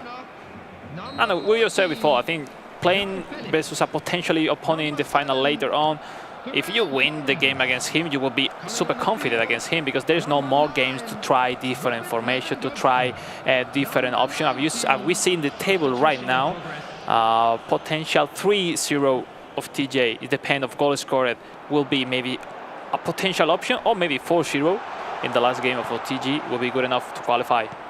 If this result keeps ball like into this. the box, cleared away, and it's quite right. I mean, in terms of what we're seeing here, Lacassa seems to be more than at home here in terms of the ability that he has showing on display. De Jong, Victor Roque, Great pass. beautiful ball. Lewandowski, Oh, it's cleared and it's back in though by Lewandowski. There's a wry smile that comes across the face of Lacassa, but that is a third goal for him. I think even he knows the slight fortune. It was a brilliant save by ter Stegen. But it was crazy chase. It's like, it looks like you're going to save the full chance, but at the end, the rebound for Lacassa, 3-0. What a situation, dramatic situation we are living right here.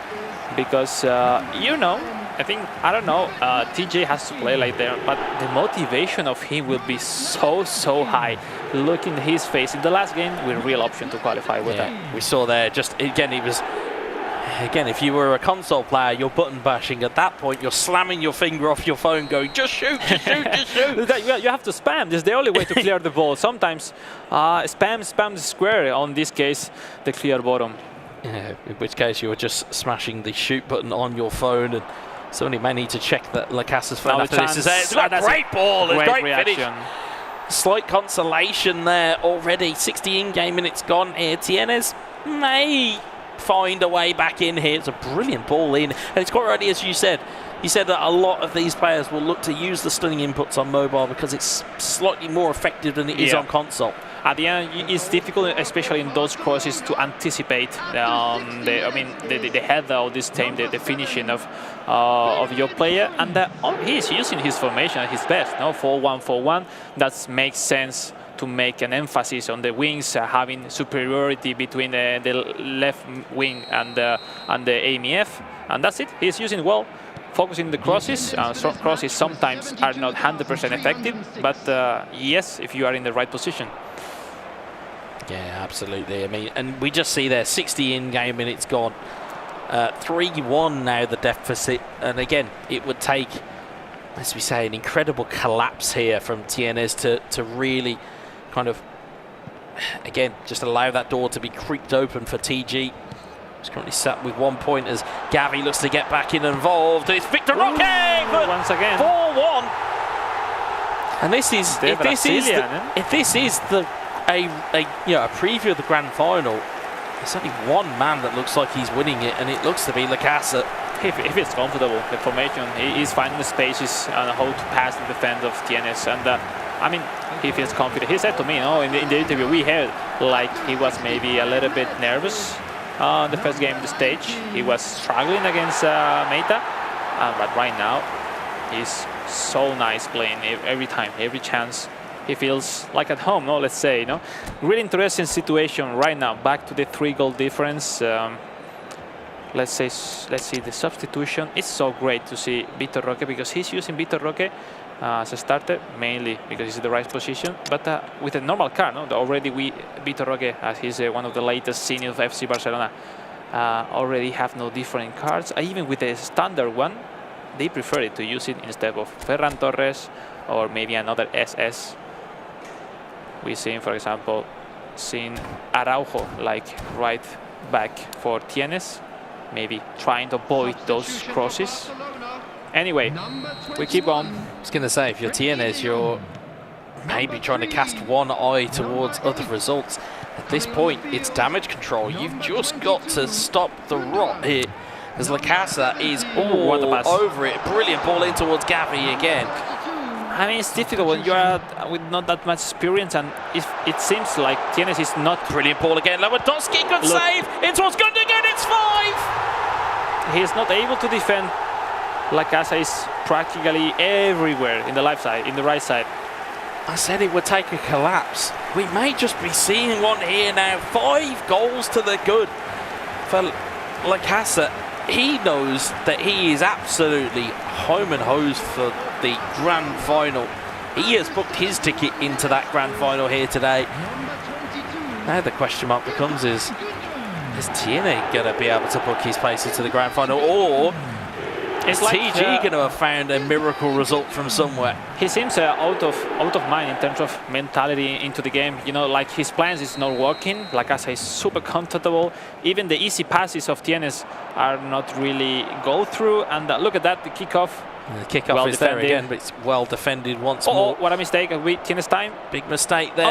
and it's going to be eventually cleared away. Great. Calmness from Lacassa to get that one clear.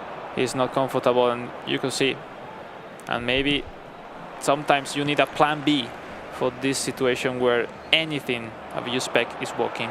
Here's Christensen, Alonso. Again, by my reckoning, it will only be a couple of goals that TG may need thanks to this result job by as it Fermin. stands. Fermin will clear it away. Up towards Victor Roque, cleared away is João Felix. Felix in towards Torres. Torres into Fermin. Looking for Fermin Whoa, to great Torres. pass. Great pass, but he ran out of room. That control. 7 in-game minutes left here. Ferran isn't it the best one for those situations? 7 in-game minutes here, plus a little bit of stoppage time. Crazy, You'd imagine crazy with- situation. You'd imagine with 6 goals, there might be a big chunk of added on time as Lewandowski looks to get there ahead of Balde.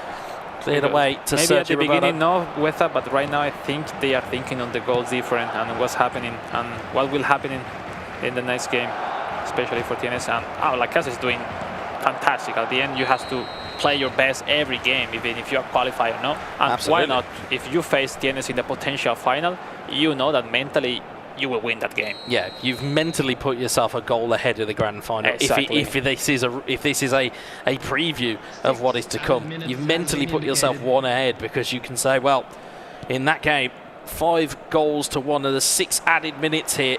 Gavi forward to Lewandowski. Lewandowski to Fermin. Fermin, can he find another opportunity? Roque, Oh my God. Gundogan. Gundogan lofts the ball over. It's cleared away and Second chance? No. no, second chance is not there. Ferran Torres, João Felix, across to Fermin. Fermin against Fermin on the right hand side. There is the final whistle. It is dominant from Lacassa. 5 goals to 1. Congratulations to him. Perfect group stage. 9 on 9 points, and maybe playing from less to the best of his level. And wow, great performance. And from Tienes, tough moment for him. He needs to wait to see if he's qualified to the grand final. So let's see. But overall, great game for Lacassa. We were looking for goals, Weta. We got it finally. Well, you promised it to the audience, Alex. We didn't want to make you a liar, but you certainly have predicted it, and as such, those goals have come in this final group game that we have seen here between Tienes and Lacassa. And Lacassa was just all action. He was absolutely everywhere. He was start to finish better equipped in that game. And again, now he's put a big seed of doubt into both us in the studio and viewers at home as to exactly who is going to qualify from that group stage. So take a look back at the highlights, and again, it was one-way traffic at the end between these two. Lacassa, as you'll see again, just enough strength from João Felix, just holds off his defender, rolls that ball into the back of the net. And again, it was just all from there. The inquest started in Tienes' backline, and instead, it just kept going for Lacassa. And I will say this, after we heard from him originally, speaking to Alex in the mix zone, I wanted to kind of make this point. There's no scarier thing on an esports broadcast than to hear a confident American to say, yeah, we're coming, we are coming. And again, from the pedigree that he has shown already in this competition, he is being perfect in the group stage. And as we said, he has now made it really a problem for Tienes to worry about. He's for home, he's through to the final, or at least through to the grand final here, and has given himself the best opportunity to qualify for Tokyo in the summer. And now he's got a big seed of doubt here as Tienes. What a performance in the group stages from Lacassa. Alex said it on the commentary, where it's 9 points from 9. A statement, definitely, but I would love to know what's going through the head of Tienes right now, knowing that there's a chance TJ could catch him up, but as long as he keeps goal difference relatively, in check, he's still in the driver's seat. But then to lose 5-1, not only are you thinking, oh, if I have to match up against this guy in the final again, if I get there, he's just taken me to the cleaners.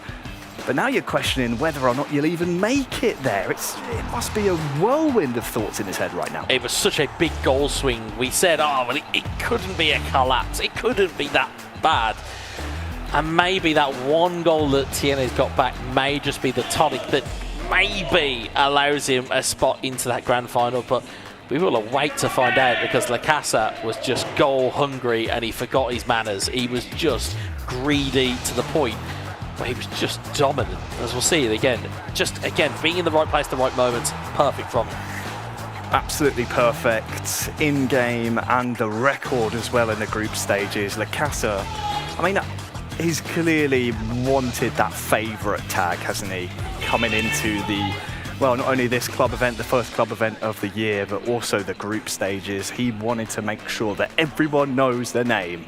Lacassa, the man from the United States, doing absolutely fantastically so far, and is one game away from qualifying for the World Finals later on in the year in Tokyo. It's only fair we hear from the man with the perfect record. Alex is with him now in the mix zone. Thank you, Harry. First of all, congratulations, Lacassa. Let's say perfect group stage for you, 9-9. Maybe, let me say, playing a little bit, starting struggling a little bit until play almost a perfect game on the last one of the group stage. How do you feel right now? Feel amazing, you know, again, you know, I'm seeing calm, focus, and compose, you know, switched it up a little bit, you know, probably, obviously, you know, it worked out very well. But yeah, I'm feeling really very well, very confident, not only, you know, in my abilities, but, you know, just in myself overall. But yeah, it feels good. I saw you, or we all saw, struggling against the 4-1-4-1 of Meita, maybe surprising you a little bit. But anyway, in the last game against the same formation of Tienes, you played a fantastic game. You see, how do you think your option to change formation, change player for the final? And also I want to ask you, what feels or why you choose Vitor Roque as a starter? Yeah, you know, obviously improvise, adapt, overcome. You know, I obviously adapted manually to my game, but the formation was fine. You know, the gameplay itself, I just had to do manual adjustments to cover the wings. You know, obviously the Vitor Roque being a fantastic super sub, amazing. He's very fast, quick, dribble, has a good shot on him. I love it. It's the same with Lewandowski coming off the bench. But yeah, it's two fantastic options off the bench. Really, very good. Well, now looking to you having in the grand final here in Barcelona, with your backup playing the World Final last year in Japan. As a player to player, what's your motivation? No? New year, new tournaments, looking maybe to qualify to Japan for the World Final. What's the motivation day to day, through this season? You know, the motivation is obviously, you know, I want to be the best. You know, I want to be number one. That's my main motivation. I believe I can be number one. I will be number one, as that is going to happen one day, hopefully this year. Oh. But yeah. Anything else? Oh, what? That's impressive at the end. You know, clear like that. I want to be the number one. I think everyone, you send a great message to all the eFootball players on mobile, like Lacassa is coming and is waiting for you guys. Thank you so much, Alex, and Lacassa in the mix zone. I mean, his gameplay was a statement, and then some very strong words there in the mix zone as well, Wes. What do you make of that man? An incredible performance, and we'll see him later again in the Mobile Grand Final. What a terrifying human being that is. To be just go, I will be number one. I will be. And just as he said, in terms of confidence breeding confidence, you come to an event like this, you come to an offline event, and you deliver that type of stat line. You've got, what, 11 goals, you've conceded 3, you've got all 9 points. Yeah, you're right. You're absolutely right. You are number one here, because that is a statement piece there. And again, the confidence that is brimming through him is fascinating to see from the American. Improvise, adapt, to overcome. That was wonderful. One of my favourite lines that's been uttered in this amazing arena. Alex, fantastic work in the mix zone there. We just heard from Lacassa. 9 from 9. I mean, that's a statement. We said from the beginning he's the favorite, but you have to prove it once again, and that's difficult. We saw him struggling, we saw him playing fantastically, but the most important, we saw him winning all the games. And obviously, I said to him, we were talking about he's feeling confident. He said, man, I feel better and better every game. And, well, potentially is a great candidate for this grand final. But on the other hand, let's see how it goes the group, because it's not over, Weza. Yeah, it's absolutely not. TG still in with a shout, and still, now crucially, now just needs a 2-goal victory in that final group game, which will put him over the top of Tienes. 2 goals in mobile mode. It's nothing, you know. It's not impossible. It's now gone from being it's highly improbable to now doable. It will be a nervy wait for Tienes to hear the outcome of that match, but it's only fair we show our final console game of the group stages here on the stream. We will be seeing FuteFacil take on Hammer.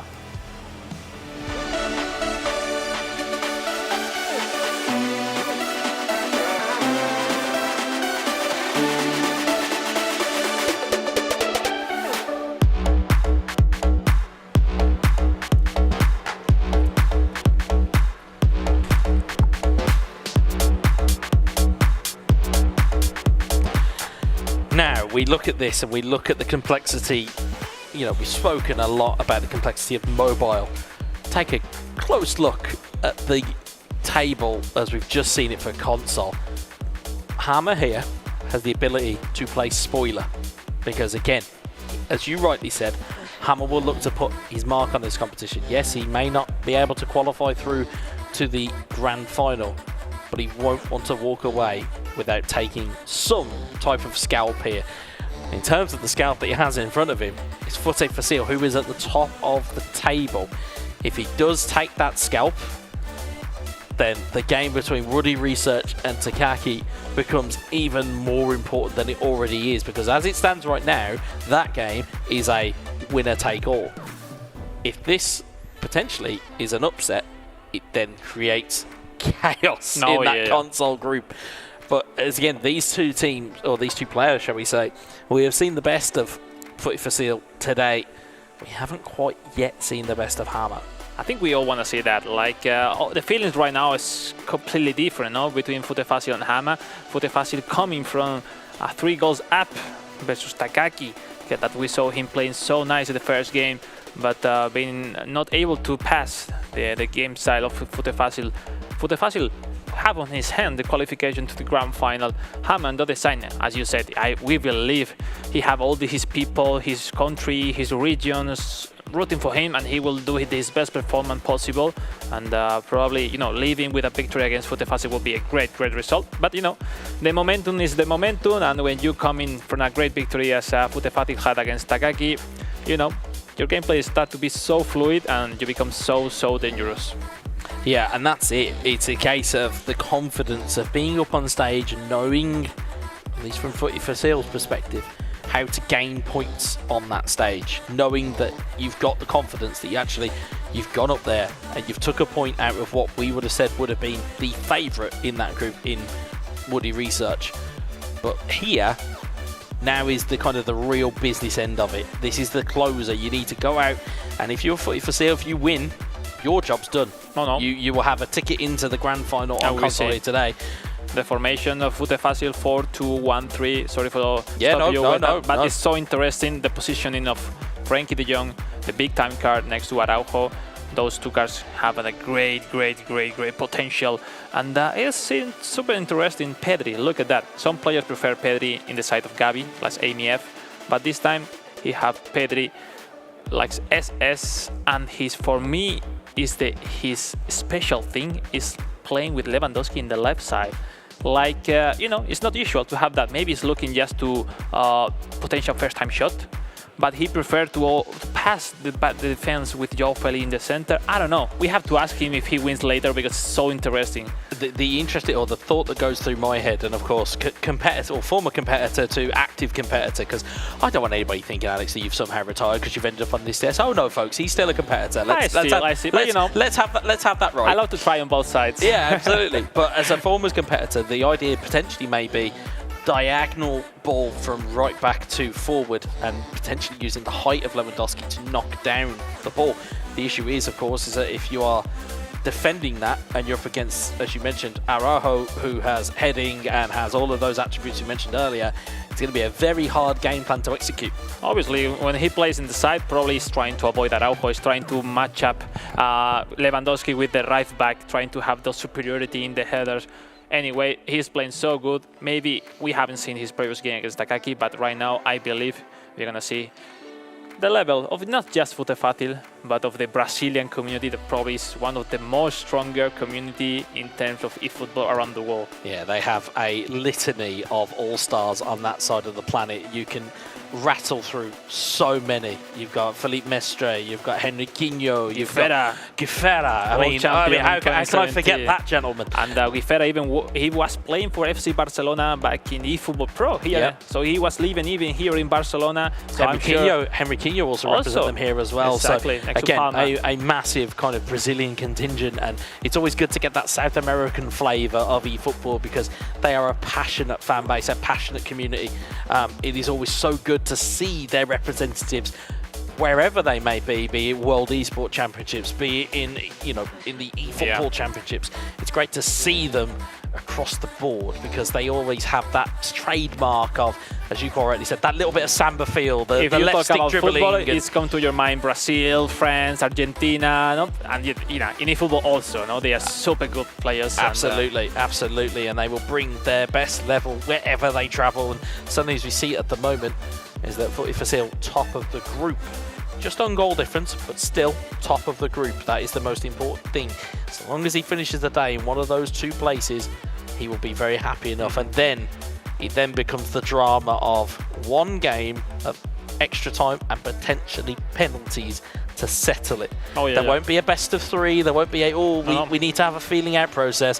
It is one game settles it all. We move on to the final game of this console group. Here we go. You can see left to right on your screen is FuteFacil. Right to left is Hammer as FuteFacil looks to get in early already. He is in the home strip of Barcelona. The away strip is Hammer from Lebanon. And as we said, although he only has, well, he doesn't have any points at this moment in time, that won't be how he wants to finish his time here in this competition. Is João Felix. He may want to try and play spoiler. Pedri back in towards João Felix. João Felix in on goal, outside of the foot strike, and it's deflected and saved. And away it goes. What an opportunity that was. It opened up kindly for Hammer. Lewandowski completely lost the positioning of his defenders. Nerves can Maybe it's me, but on the previous game here on the stage, he was missing many times with the positioning. Ball's given away deep here. João Felix, Takaki, goal! What a goal that is! Opens the scoring with an absolute rocket. Big time De Jong. Big time De Jong is so good.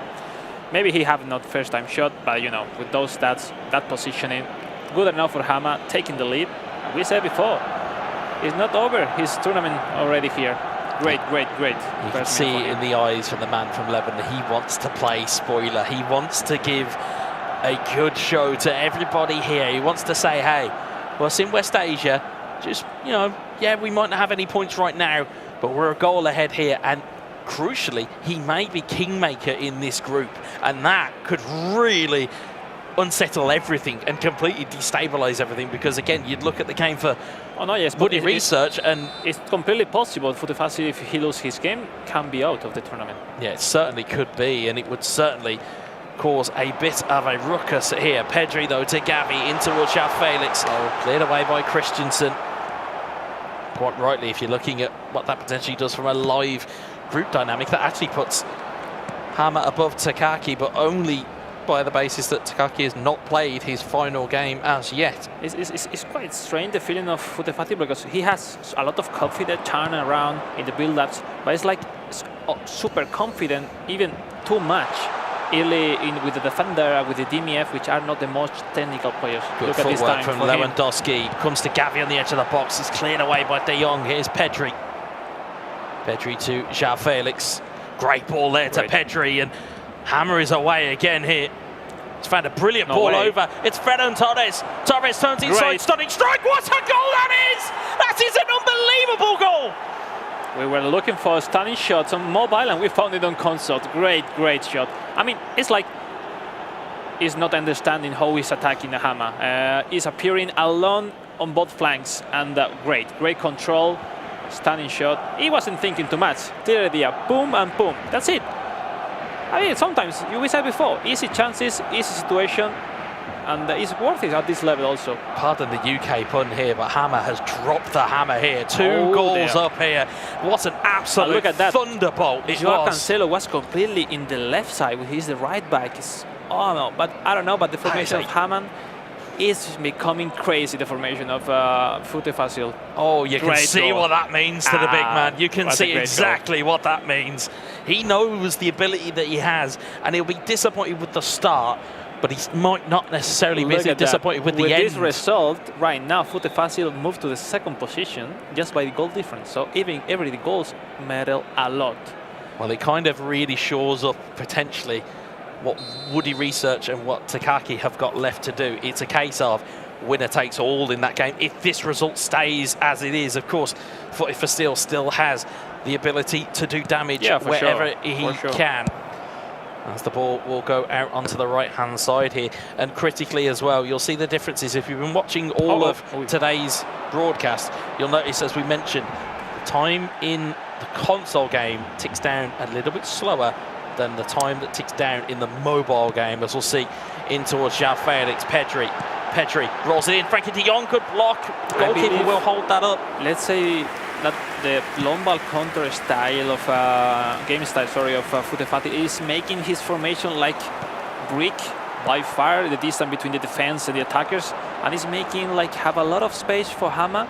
At the times that FuteFacil is not really dominating the game at the moment. He certainly is not. FuteFacil not having the greatest of starts here in his final group game, but if a goal before half-time may certainly change that. Move. Is in towards Lewandowski, gets the shot away, but Romeo and co will close that down. It's real stubborn defending here by Hammer as a ball is tried to be found in towards Lewandowski. It's cleared away. Is in towards Romeo. Romeo into João Cancelo. Cancelo looking forward, but Pedri will intercept it. Martinez, Christensen forward. We see how much can change the development of a game, the result. Now Hama is chilling in terms of build-up. He's not in a hurry, and yes, from the side of FuteFacil. Good footwork, but it's nice just positioning. It's almost allowing too quickly that kind of defensive set to come into play. You know, yes, you can have left stick dribbling, but if you're kind of allowing your opponent's team to reset, it just allows them to just block off the ball at will as it goes in towards João Felix. Pedri. It will be Pedri back to Felix with another stunning strike. Oh, he's hit the post this time. Oh my goodness. And de Jong, it is heating up here in Barcelona. Hama says, maybe I will not go through to the final, but I will score the best of the day. He certainly feels that way. De Jong, what a backheel pass. Great backheel pass that would have been from Felix, but instead it is cleared away. And you may be right there. You may be right in thinking, well, you know what? If I'm going out, I'm going out swinging, and that is certainly what we are seeing here. I feel FuteFacil is not finding the timing in defense. It's like the simple but effective fast attack of Hama is making him a lot of troubles. Lewandowski, Pedri. He certainly has regrouped in the games off stream here as Hama. Yes, he may not, as you rightly said, as you'll see the ball go through here to João Felix. Felix onside. He's got Romeo up against him. But you rightly said the performances have been good, and it's just not quite fell for him. You know something, Weta, when you are a competitive player, you can be good, super good, but there is another thing. It's like when you are winning, it's so easy to manage the game. It's like we see the really legends. We see the really best player overcome situation like right now or when you are losing, because that's where you have to show who you are. Yeah, great give and go there with Ferran Torres as we approach injury time of the first half. And there is the half-time whistle here.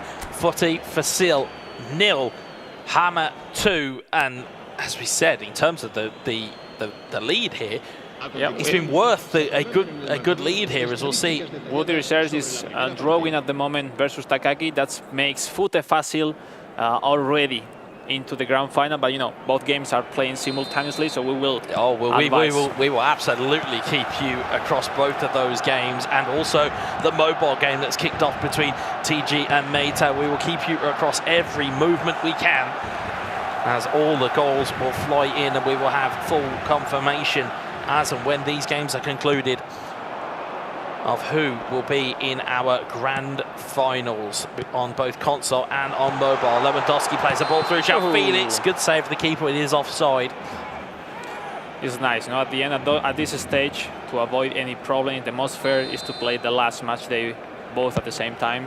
And I think great job from the organization to do that. Absolutely, indeed. I mean, there's been so many occasions in real football where it's happening. People wait potentially to see what results are going to happen, and do I play as hard, and do I do all these things? But when you see both games at the same time, all bets are off, and you can see here as well, Lebanon, and you can see Hammer on the charge once more. Great pass. Oh, what a touch! What a goal! Man. Back heels are plenty, and it's Frankie de Jong. Why he haven't played like this from before? I mean, he's playing fantastic. He's just reintroducing himself, Alex. That's how it works. Is that if you are down on your luck and you go, do you know, I just need to leave with one statement performance. This could be potentially a performance, much like we saw on mobile. It could potentially put a bit of an issue there, because of course if FuteFacil continues to concede at the rate he is, currently on 0 goal difference, or 0 goal difference, Takaki on -2. On points. Crucially, of course, Takaki drawing at the moment, but you can see the big man every single time that ball goes in, and all of West Asia will be pumped up to see one of their a goal from Takaki can change everything in this group. Indeed, it can. To the final. Indeed, it can. It certainly can. We haven't quite found out yet whether any of those have happened yet. What we're seeing is like Hama is playing comfortably. His build-ups are so effective, and FuteFacil is not finding the way to stop him. He certainly isn't, and you can see there. And it happens with it's like your timings, your speed, your game speed for build-ups. If you are drawing or winning, it's the same. But when you are losing, you tend to run too much, and that's why it's like you don't find the timings for defense, for attack. If you keep conceding goals, you cannot concede anymore. Or your situation is critical right now. I don't want to be in the position of FuteFacil. Absolutely not. Certainly is a lot less pressure here as Felix and Mayer will clear it again. Here's Pedri. Keep casting an eye just over her shoulder. There's João Felix. And interestingly, if you're keeping score at home, Meta appears to have taken the lead against TG in the mobile group. So that will... I don't mind if I hear a voice from Takaki from the top if he's scoring a goal right now. Is Pedri. For the moment, no. Pedri's still there, and he scored! FuteFacil has tucked one home with Pedri. It was a bit of resistance in the box. And he's managed to find the back of the net. It wasn't a strong block from the defender of Hama. When you don't clear the ball clearly, so you have to, those second chances inside the box. I mean, impossible to defend. 3-1 already for Hama, but yeah, a little bit. We have some reaction from FuteFacil, from the Brazilian, that he needs to be in that grand final, and he's fighting for it. Yeah, and if it does stay, as results stand at the moment, if it does stay that way, these will be your 2 finals. You'll have Woody Research versus FuteFacil and Lacassa versus Tienes, as the results stand as they are. Let's say something. If right now Takaki wins the game, Woody Research is out of the tournament. And that could be crazy massive change. I'm just doing the maths there. It would put, if Takaki wins this, it'll put FuteFacil out. But oh yeah, no, you are quite correct. My learned friend to my left-hand side, absolutely spot on. Just to remind to people at home, in case of tie of points, first is goal difference, second goal score, and the third is goals head-to-head. Head-to-head as well. Yeah, no, absolutely. So of course we have to check the goal difference to make the differences. Absolutely, yeah. Great so eyes there from maybe Alex. This first goal of FuteFacil was more important than you can think at home. Maybe indeed, with 20 in-game minutes left here. We are up against it here, as you'll see. Gavi in towards Felix, and he's put another one in. That might be worth its weight in gold for FuteFacil. The momentum is different. He found the way to pass the Hama defense, and 2-3. I mean, he's pushing. I said, I want to make a call. If FuteFacil want to be one of the greatest, he has to pass this crazy situation. He has to pass these wrong results, and great combat like this has to be for a player like him. Every goal matters. Every goal at this stage, as we said, because of the way that the formatting is, because of the way it is one game per opponent in the group stage, every single goal, every single point matters here. And potentially another goal from FuteFacil making the draw will put him as first in the group. Yeah, what a game this would be. Woody and Takaki are drawing at the moment. Absolutely would. Of course, we'll wait for the final kind of permutations of all of these games. We'll wait for them to come in, and we will keep you across them all. With that, let me say something. I hate group stage. Look at that. It's like, you know what? It's like I've been in three times in the 1v1 World Championship. First 2 times I went out in groups. I hate that group. You know, and the year that I passed the group stage, everything went fantastic. But you know, but it happens to many players. It's like group stage. You know, you feel the pressure.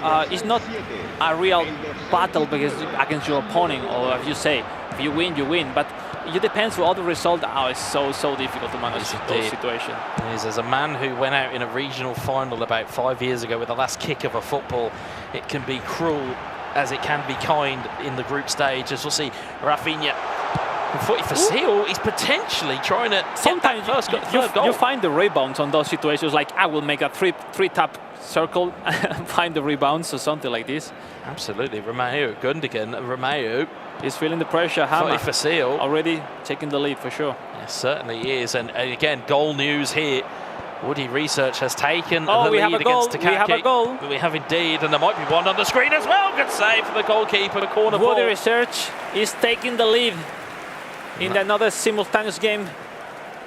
Yeah, that makes the French that will be going on top. That'll be Woody Research will be top on 7 points. FuteFacil second on 4, despite losing here against Hammer. So the result may not necessarily matter. Yep. But he will want to make sure, because if he can just nudge ahead with a point, it will mean Takaki has to win that game against Uzmakabil. As we'll see, João Felix, good dribble in. Great ball, that would be goal. And he's got it back from 3-0 down. It is level again. No, that's L1 triangle was lovely. Because, you know, if you made the L1 triangle with not the perfect direction, it can go to a different player. So it was clearly nice. Ferran Torres header. It's not the best for Ferran, but you know, it's goal. So I mean, if they cross the white line into the back of the net, they all count the same. What an incredible comeback by FuteFacil. Again, neat little change there on the corner. That's not really a corner we see all too much. Playing it short, dribbling to the byline. I tell you, that is a little bit of genius there from FuteFacil. Again, you see Ferran Torres with the back pedaling, and you can just see he's ready there just to knock it in. And as you quite rightly said, Ferran Torres, not really the guy you want on the header, but as his positioning was perfectly pinpoint. I love to see those set pieces, those different things that makes you the difference between the players and the player that are on the wall who plays in football. That's why he's here. That's why he's the qualifier from the Americas region, and that's why he's a potential player to have it today in the grand final. What a game we have saved for last here before we get to the grand finals. It may not necessarily he wants more, be over. He wants the victory. He wants the victory. He wants that statement. It won't necessarily matter all that much as we are keeping across the results. Maita still leading against TG in the mobile. Another goal will make you go through the final 100%, and yeah, he's going for. I may be looking for the great escape here. Felix to Torres, it's cleared away. That was close. What an incredible game we have had here. And the last Hama game has lost his confidence, but he might find it here. Roque, injury time. Rafinha. The last one for him, for Hama. Gavi, great footwork, and it's a good block. Gundogan onto Victor Roque. Gavi, Victor Roque, Victor Roque, Gavi! No! Oh, he scored! What a wonderful way to finish it.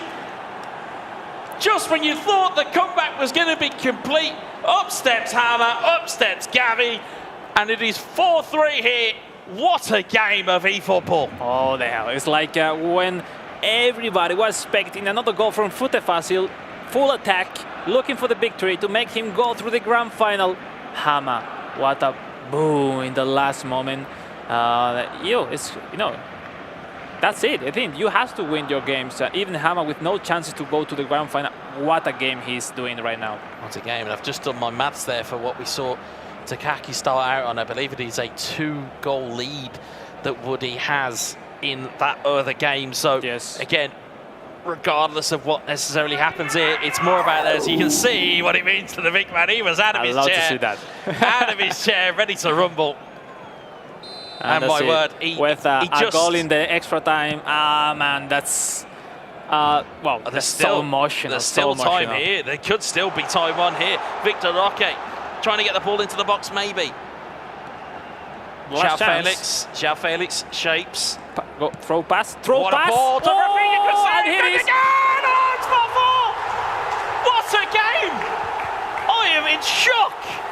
That throw pass was a pleasure to see that through pass. I tell you, it's so good having Alex Alguacil right next to me because he sees things that nobody else sees. All I hear in my ears, through pass. I'm like, where? You need to find that through pass. I'm like, where is this through pass? And my word, did you see it? And was it spotted? Gundogan. Oh, I need recovery. I need a breather. We have to mention that here? You need that lucky to receive the rebound, but you are accumulating a lot of players, so the chances are high. And I clipped off the underside of the bar. On any other day, that clips the top of it and goes over, and instead... Look the movement from Rafinha. I think it's Rafinha. Yes, it is. Yeah, it's Rafinha. Obviously, the shot wasn't the best, but it wasn't. It didn't matter. It goes across the line, and it matters. Wow, what a game. His face. I mean, he knows. He knows. He knows he made a lot of mistakes. He can be better. A great reaction. What a match. What a fantastic game. We get some applause from both of us in the commentary box here, and even from our viewing gallery upstairs as well. What a game of eFootball you have just seen between those two Goliaths.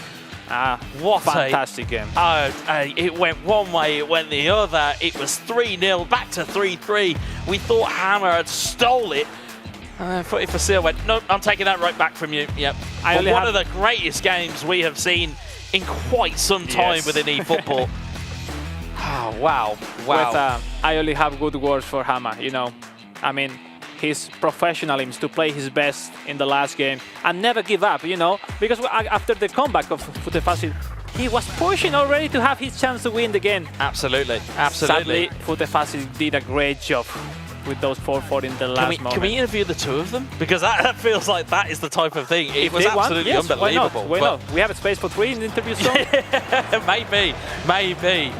But what a game of eFootball we saw there. It was back and forth. It looked all one-way traffic in the first half. And then all of a sudden the fight back started. The fighting spirit of Brazil came flying through. FuteFacil gets it back to 3-3. And I need a breath here, Harry. I need a breath. Someone help me out. Tag me in. Or tag me out. Not blame you at all. What a match we've just seen between FuteFacil and Hammer. Unbelievable. I mean, you're thinking at 3-0 down. Yeah, probably not FuteFacil's day. He's probably waiting for results elsewhere, maybe to go his way. And he gets one back, and you're thinking, yeah, maybe there's a chance. Gets it back to 3-3. And you think, what an incredible fight back. Then Hammer strikes back. He reminds us how good he has been, not only to get to the 3-0 lead he had at the time, but also how much grit and determination it took to get to this club finals. Takes the lead again in the 90th odd minute, and you're thinking, well, there you go. That's it. That's game. That's the result. Nope. But do not count out FuteFacil. As it stands, the leading goal scorer in the console group stage here. We'll just see back on the replay here, Harry. Like, you just see it just slowly snowball, and it kept snowballing. And you could see as Alex kind of alluded to, you can see Hammer's just emotion just started to drain a little bit, and that fire just started to dampen. And you just keep your eyes on the clock here, folks. I believe it's 90+2 for what we thought was the winner from Hammer, and it was 90+5 for the equalizer. It's such an incredible game that we saw from these two. Just see it again once more. That's 3-3, and you thought, okay, it can't get any better. It can't get any better. No, it did. It absolutely did. Deep into stoppage time.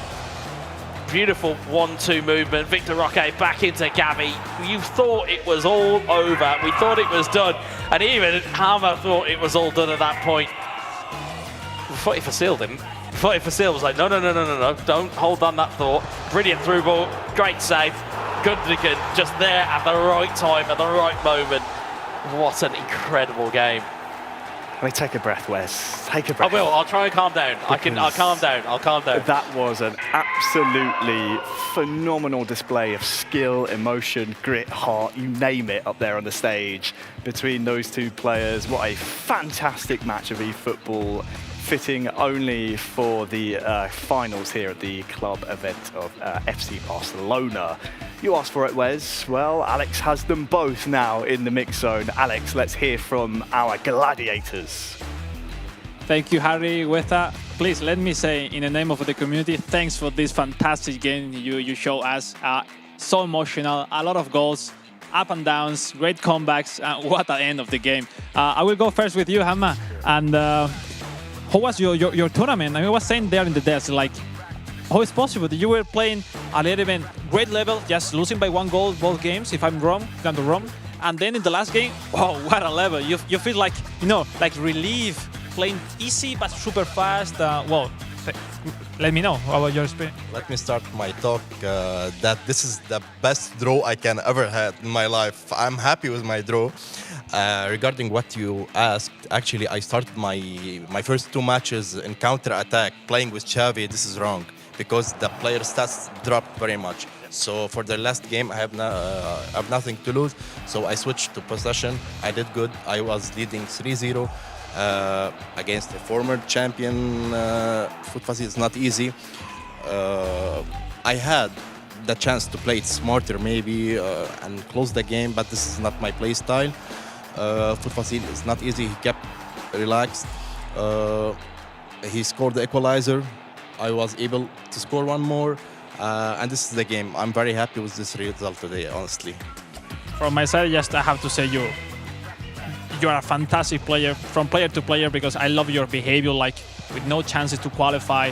The rest of the players, they were fighting to go through, and you did a fantastic game, playing maybe your best of today's performance. So I appreciate, from the community, has to appreciate your effort today. Great job. I think everyone at home will be proud of you. And well, I hope to see you in the next event, for sure. I will be here. Okay, I will move now with FuteFacil from Brazil. I will speak in Spanish with him, and then I will translate in English. Primero de todo, enhorabuena. Por ahora, a expectativas de todo, parece que puedes estar clasificado. Vamos a esperar confirmación oficial. ¿Cómo te sientes? Hemos visto jugar en stage contra Usma, contra Woody Research, ahora contra Hama. ¿Cómo son tus sensaciones ahora mismo? Son los grandes jugadores de fútbol. Creo que esa última partida pude hacer una partida mejor, pero não é ainda o que eu quero. Então, continuar melhorando, e se eu passei, vamos fazer uma grande final.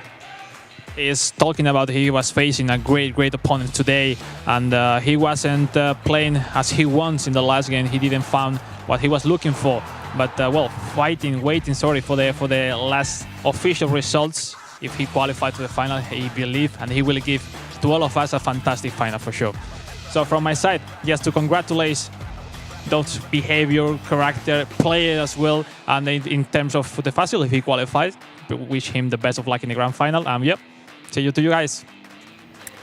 Well, thank you very much, Alex, and a heartfelt thank you from us as well for that incredible entertainment that we've just seen between those two players. I had to call them gladiators, Wes, because it's nothing short of entertainment up there on the stage. Let's take a look now as the group stages, I believe, are fully concluded. We can see the mobile group stages results, and Lacassa is the man to beat at this point, 9 points from 9. Yeah, he is, and as you can see there from the Meta versus TG game, it is all over, and unfortunately TG not able to maybe take advantage of that kind of differential in goal difference that had presented itself. But you've got to think that Lacassa, with that kind of psychological blow, is now going to go into a grand final against the same player he just beat 5-1. Yes, we did speak about that, didn't we? There's all kinds of thoughts going through the mind of Tienes, but he will secure his spot in the knockout finals. Let's move over to the console group stages, shall we? Because, I mean, it's been anarchy on the console side of things, a little bit more clear-cut on the mobile side of things, but the console has just been all over the place in terms of results. As we've just seen, goals galore. We've had so many goals scored in the console side of things. Wes, question is, who do you think has made it to that final? Oh, well, yeah, the only thing I can think of, or the only thing I certainly look at, I think FuteFacil looks like he's made it. At least I'm waiting for confirmation. I'm waiting almost the same as Alex. I'm bating breath going, please tell us who you've got. And I think, you know, in terms of Woody Research, I think, you know, if he's managed to seal out that victory, it would make a very fitting final that it would be the first game of the day, would then be our grand final as well. Well, we can, while we wait for the console group stage scores just to be finalised, guys, let's dwell a little bit on the mobile group stage, because again, it's our first time really getting to appreciate, certainly Wes and I's first time to appreciate the mobile eFootball competition. It has been electric, hasn't it? So many goals, Alex. Oh yeah, for sure. I think it's what the mobile game has to show to everyone. No, it's like more hectic, shorter games, but at the same time, same feeling. No, when you play football. No, at the end, you know, the gameplay is almost you can do the same. No, that's so nice. I want to have a special mention to Meta, which same case that Hama. No, he was out of the competition before the last game, and look, he found the victory. No, he made a great performance. We haven't seen on live stage, but you know, where TJ were like looking for a victory, finding goals to qualify through the grand final, appears in this case Meta doing a great job. He's a fantastic player. I have competed against him on console, but we saw him in the World Finals on mobile in Japan. He's back here in Barcelona playing on mobile. You know, those players, you know, I don't know if I can qualify on multiple console, mobile. That's crazy, but he's a great player, and he proved it for sure. Yeah, incredible talent, definitely being shown by Meta. And of course, Wes, it's not the only chance for these players to qualify for the World Finals this year. We could well see them in other championship, eFootball Championship club finals later on in the season. Yeah, absolutely. It's not just the only one. I know you alluded to a couple of them earlier in terms of FC Bayern München, in terms of Manchester United. There are certainly some club events still left to kind of be announced. But certainly, I would not be surprised if we see some players kind of re-emerge as we kind of just cut to the fixtures and results. Well, it's the long-awaited results of the console group stage. We saw them just momentarily there on the screen. We'll bypass them because what you need to know is who has made it out of those group stages. And we have Woody Research, FuteFacil will contest our knockout stage for the console side, and Lacassa and Tienes will rematch on the mobile. Wes, we'll start with you. Console, Woody Research versus FuteFacil. It's a rematch of the first match we had on stream today. Feels like a lifetime ago, I know. But the points were shared there. There's no chance of that happening in this match because we need a champion. Where's your money? I think it has to go to Woody Research, more so just for the emotion that FuteFacil had just gone in with. You know, yes, it was a tremendous comeback. Yes, it was brilliant to see that. But you almost saw kind of almost head in his hands with the console because it was that kind of way. And Alex, how hard is it to get the adrenaline level back up? I don't know. It's way different situation. I don't know. I was talking with FuteFacil. He was like unsecure if he was qualified or not. He was like, you know, nowhere. And I think he has to be super motivated to be once again in the final. We saw him playing maybe not super confident in terms of defense, but in attack he was putting in trouble with the research during the whole game. So I will say I will move on with FuteFacil as my favorite. I think he's one of those rising stars that is emerging in eFootball scene. On the other hand, Woody Research, multiple-time world champion. So it's like it's the underdog FuteFacil. So, but at the same time, you know, it will be a great final. From player perspective, from eFootball fan perspective, I wish to have a fantastic final. Absolutely. Because, you know, not every day you can have an offline final between Woody Research, FuteFacil, Brazil, France. Man, what a game. And just quickly before we dip into the console finals, of course, we have to make things official. The mobile side of things, Lacassa and Tienes will contest the mobile finals, of course, after the console finals. We need two champions at the end of the day. Lacassa is big, heavy favourite in the mobile finals. Yeah, absolutely. You can't look past that last group game. You can't look past the psychological part of it, really, Alex, in terms of the damage that's done. It wasn't just just slightly beat somebody. It was a 5-1. It was a massive result. In a mode, or at least on a platform where the games are quicker as well. So there's almost like less time, but he somehow scored more goals. It's quite an incredible performance from him, and you can't really look past him for the final. I would love to see a reaction, but in half an hour between that game to the potentially the final, what do you have to change? It's like, because sometimes as a player you want to chase things if you have tested before, but you want to try something different, just to surprise the opponent without practices before. It's tough. I believe he's gonna go with the same formation or something similar, approaching the side, because he loves to like going to the wing, then cross, standing cross. But on the other hand, Lacassa seems super confident. He said he wants to be the #1, and I don't know if Tienes can stop him today. Well, we will find out later on, gents. Thank you very much. It's been a fair few months for these players qualifying for the chance to lift one of these two trophies next to me. And it's time to find out who's going to be the first of two to lift one of those and represent FC Barcelona in the World Finals later on in Tokyo, later on this year. Please welcome to the stage Woody Research, and of course we have FuteFacil.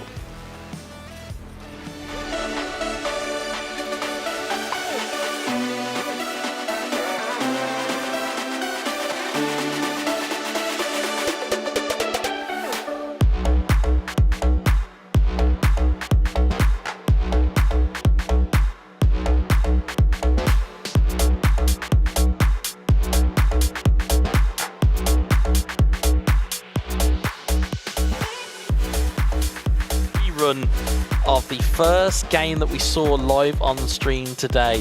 It is Woody Research, better known as Maccabeal, versus FuteFacil. And again, I hasten to make this point. The adrenaline drop after coming back in such a dramatic fashion against Hammer. I find it fascinating how FuteFacil is going to have to try and react. And again, in terms of, we know, you know, us Maccabeals, almost fiery side. He likes to fire himself up, he likes to get going. The issue here, and I hasten to say to the issue, folks, we get to watch it.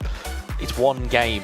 It needs a winner. It may need extra time. It may need penalties, but we will need to have a winner. And of course, as Harry mentioned in the lead up to this, it was a 1-1 draw in the first game, and we didn't hit a decider. Oh yeah. Now we're going to find that out, Alex. I mean, you know, the phrase "let them cook." We could sit here in silence and watch this. Excited. It's going to be so good to watch. I mean, it comes to my mind: France, Brazil versus France. World Cup of football '94, '98, and right now it's a tale as old as time between Brazil and France. Exactly. They seem to cross each other in all kinds of football competitions, especially all kinds of esport competitions as well. And now eFootball. And now we are at with the a spot in the World Final. Championships. It will be the first one in offline for FuteFacil. He won the online edition on 2022, but and another one for Woody Research will be his fifth appearance in the World Finals. He had 3 titles on 4th appearance in the World Finals. It's quite an incredible record, isn't it? It's an incredible record. And just one game will decide who's going to go there. It's like I just said, I mean, everyone at home, forget what happened until now, because what matters is right now. Absolutely. One game, 90 minutes. Maybe from one hand, we saw Woody Research, Usmakabal, more dominating, like with struggling less than FuteFacil. FuteFacil is conceding a lot of goals, a lot of mistakes, let's say, in positioning, in the build-up. But on the other hand, he's so good attacking. So let's see, like the complete Woody Research or the attack, the samba of FuteFacil, will win this final. I need to see some samba from him. I need to see some quick footwork. And we know that the players that they have at their disposal, we know they have Gavi, we know they have De Jong, we know they have Pedri. They have a really mobile kind of midfield three if you do choose to pick that. Of course, we've seen a lot of Aurel Romeu today, who's a bit more of a, how can I put this? He's a bit more of a bruiser in midfield. He's not quite as technical as the two, but he's a bruiser. He's an anchor man. He's somebody that can kind of stop that defense, and again almost has become the de facto Sergio Busquets, as it were, in terms of just taking that new role. And as a man who knows this squad intimately, Barcelona, you've got to go with Gavi and Pedri and De Jong, surely. A lot of option, yes. Even they are using them. Even you can imagine how much they are enjoyable to use it. That they put it in as a striker, as an SS or left forward, because I mean you need to have all of them into the pitch, you know, because you have to use them. And I will say that right now we're having two different game styles, because Michael tried to destroy the positioning of their opponent, going to the wings, and now having left midfielder of Gavi in the other hand. And especially FuteFacil is playing more, let's say, meta formation, 4-3-3, same as we can have in the past, the Torito famous formation. It's more, let's say, common to have that formation, but to find spaces with that 4-3-3 is not easy. No, we clearly see Osmakaville plan. We will see in a few moments with the wings approaching to, you know, let's say, because that's about football. You need to how to say, not to play comfortable. You need to accommodate your opponent, because then this is a final.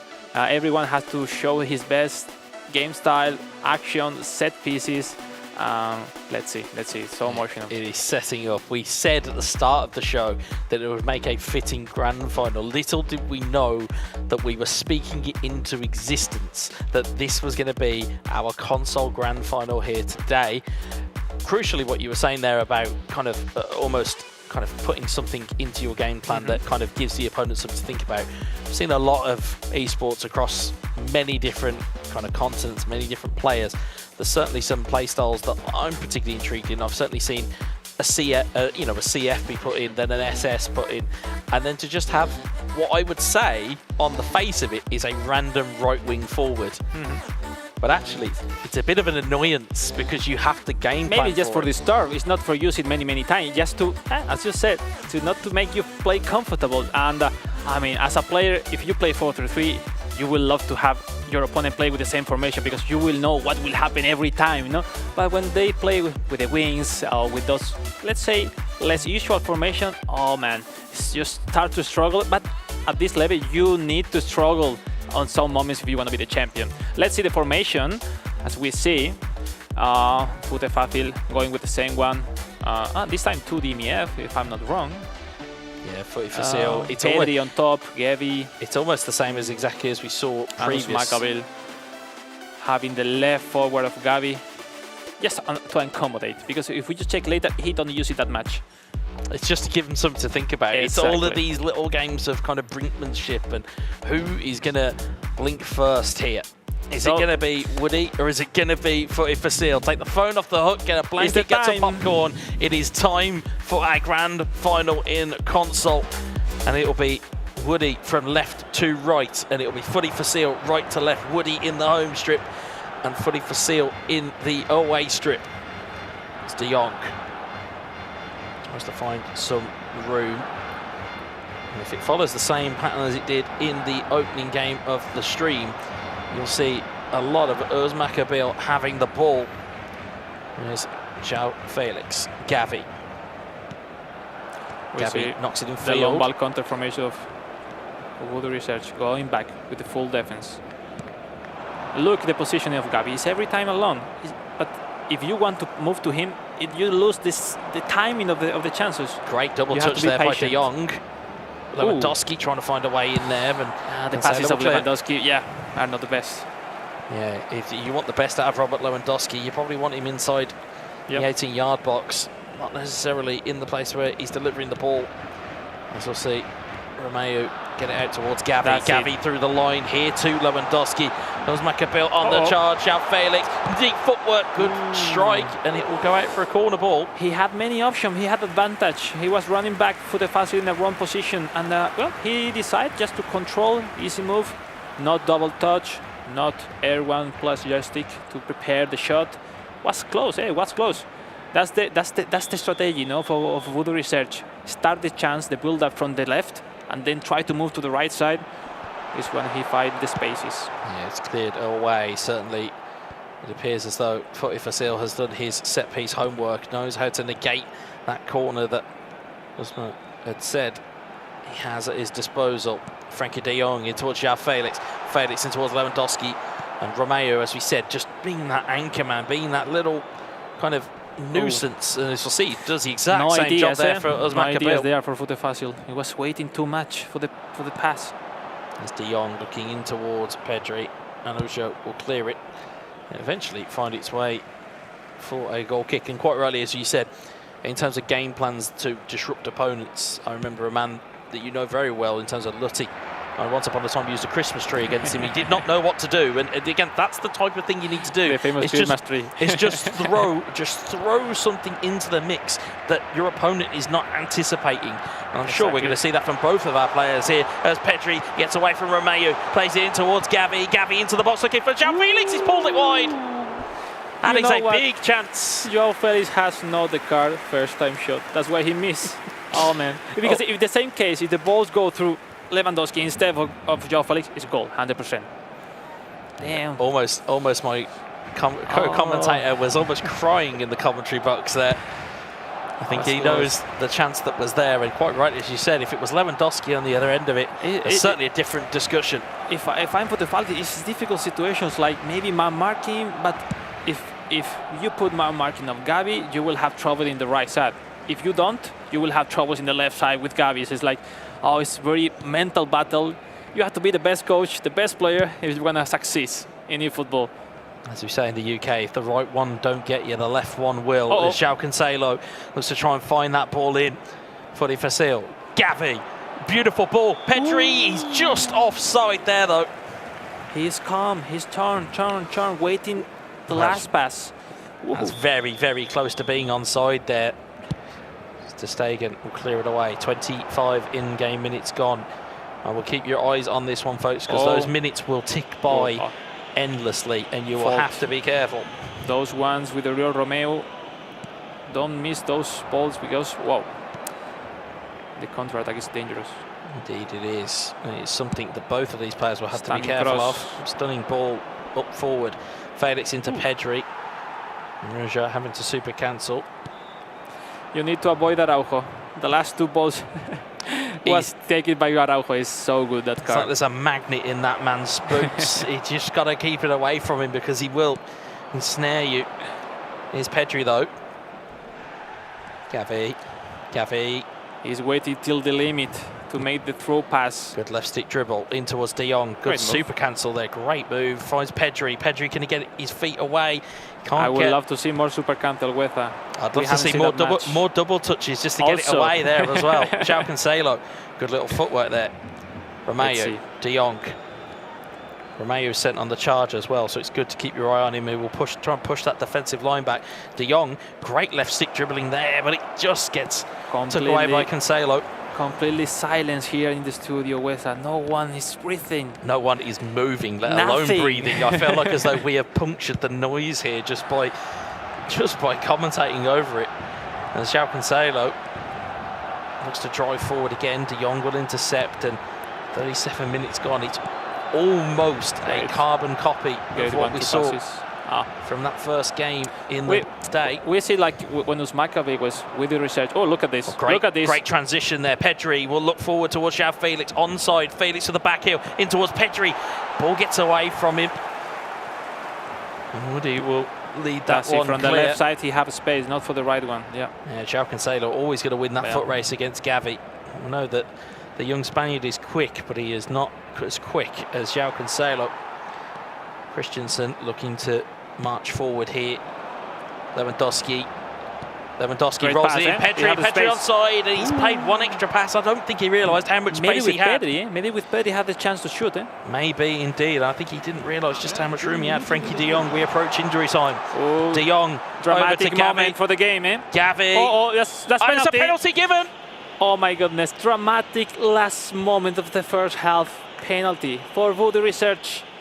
It is a penalty to potentially This break can that deadlock. change everything to the Lewandowski final. versus Ter Stegen. Saved! Oh, what a save! No way! What a phenomenal post! save! What a save! Oh.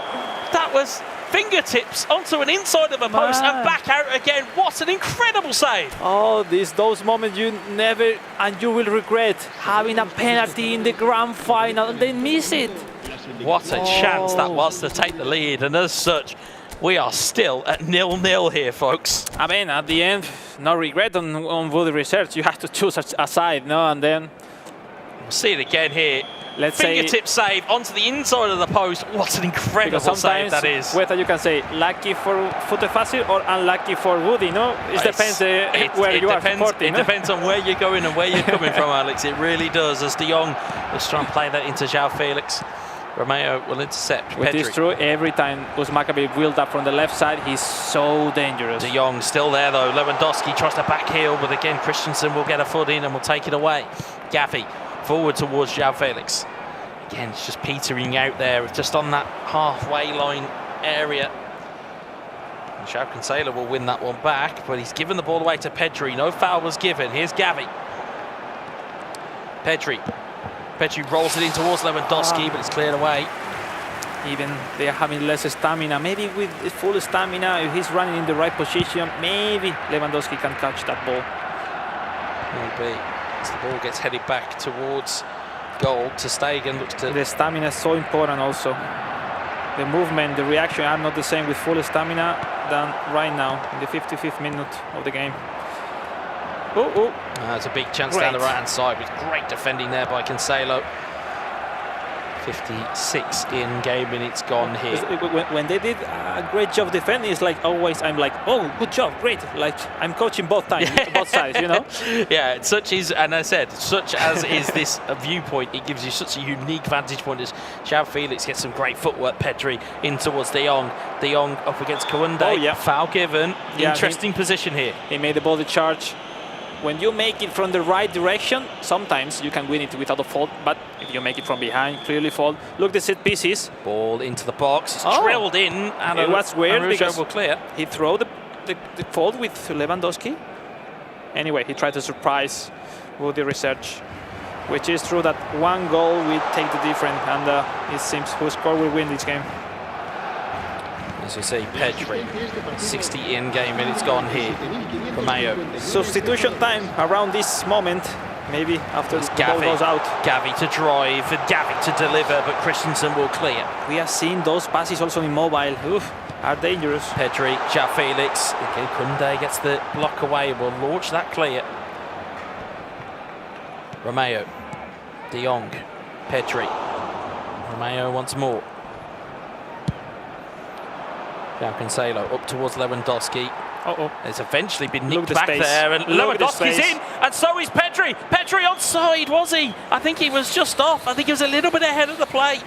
He was by a toe. VAR, where are you when we need you? Where are you where we need you? One side, he was relieved, he was offside, and the other hand, he was like, damn, it was so close. Look at that. What a chance. He knows the importance of that. He could have... Oh, what a chance. It's all about timing, Weta, because, you know, it's clearly hasn't the chance Lewandowski to still run until the end. And, you know, the timing, maybe 1 millisecond before, was good enough for FuteFacil to be in front of the keeper. Such a big opportunity. Substitution. The slightest moments, FuteFacil try to open the strikers we have in Rafinha for right forward, if I'm not wrong, yes. Maccabi keeps just some logic substitution at Ferran Torres, but same formation. And let's see. I'll just put something out there. Last time that we questioned Rafinha being put in an advanced position that he wasn't quite used to, just remember what happened. The commentator's curse might just strike again here, folks. What a big moment that was. It went by the wayside thanks to an offside flag. The ball's gone all the way. It's a Stegen. Both me and Harry are both having the same types of kind of inflections here as Harry watches on intently just off screen to us. We both were a bit, how can we say, uncomfortable with that ball going back at that this way. Long throw, careful, this long throw will be important. It will be final, a short one. There's Romeo in towards Sergio Roberto. Romeo again, Gundogan. They are finding Sergio Roberto as a CMF as a really good option as a subs. Sergio Roberto, Romeo, Felix looking well in, but it's cleared away again. Lewandowski though. Only 20 minutes left. You say that if the deadlock's not broken, Alex, we may have more time on the show here. Romeo given away, but it's very, very close to being given. Every time the Oriol Romeo has the ball, the pressure is high because they know he's slowly in the turns. But He is physical, but he is a little bit slow on the turn. And as a result, great there's somebody to dominate. Great Lewandowski, Torres, and cleared away by Araujo. Lewandowski trying to win the header again. Christensen, Romeo, not long left here. João Felix. He's waiting.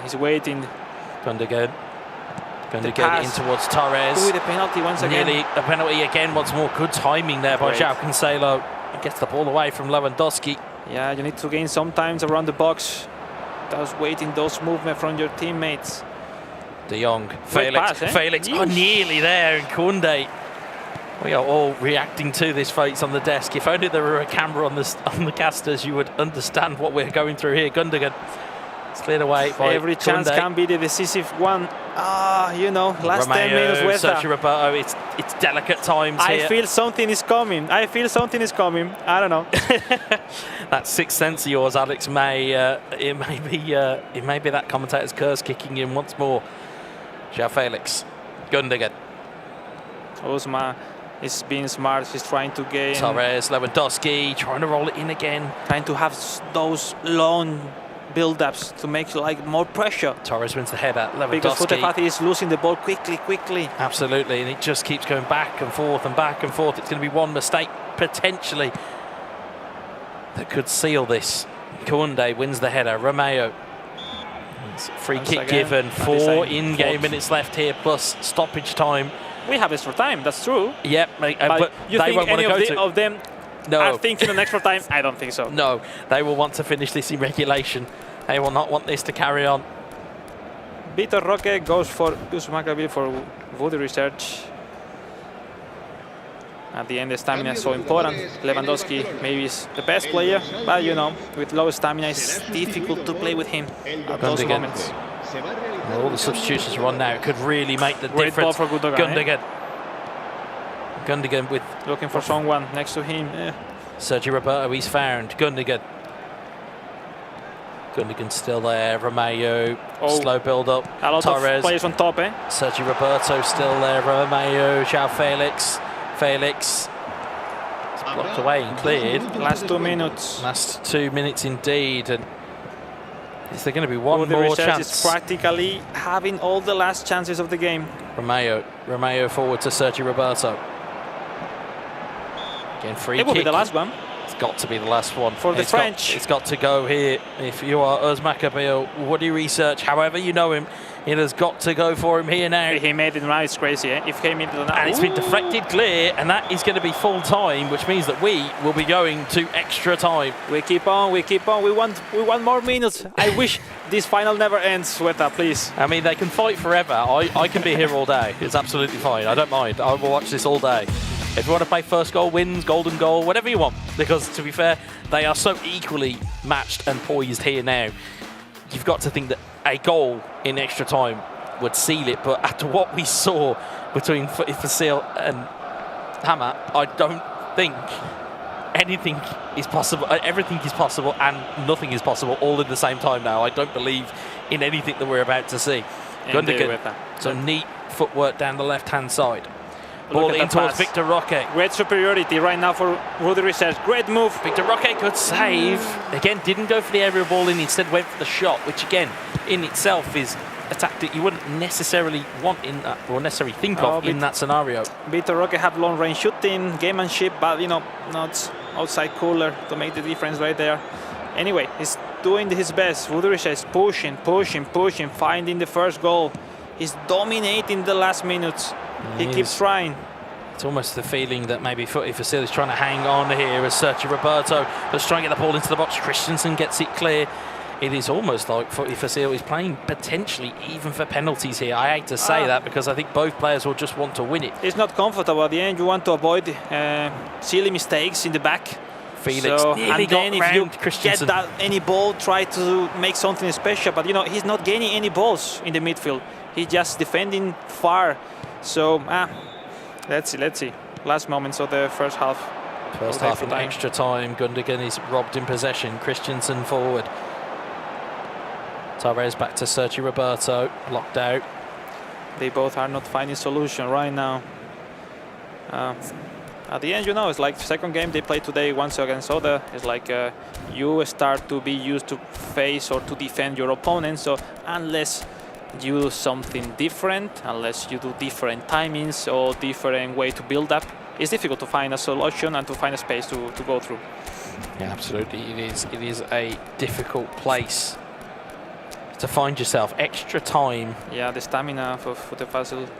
And the thing is, well, as well, the other, is I was going to say, the other thing you've got to think about is the amount of substitutes that you burned in full time. If you're coming into extra time, you're not really anticipating. You've not really got the scope to be able to kind of change things. At the end, there's this 5+1 substitution. It helps you at the end to have mostly half the team full stamina, which help a lot because you can start to put some defenders or change your CMF. That's nice. Let's move on. Maybe the last chance of this first half of the extra time. Woody research with the ball. Here's Woody on the ball. João Felix. Felix looking to slip that one in.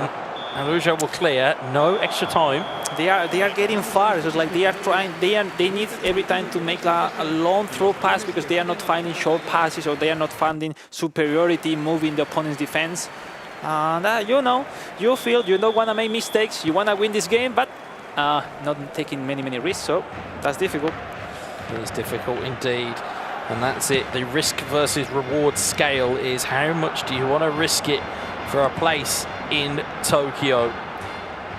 Victor Roque. It feels good, eh? Tokyo, eh? It's not. It rolls off the tongue very nicely, that does.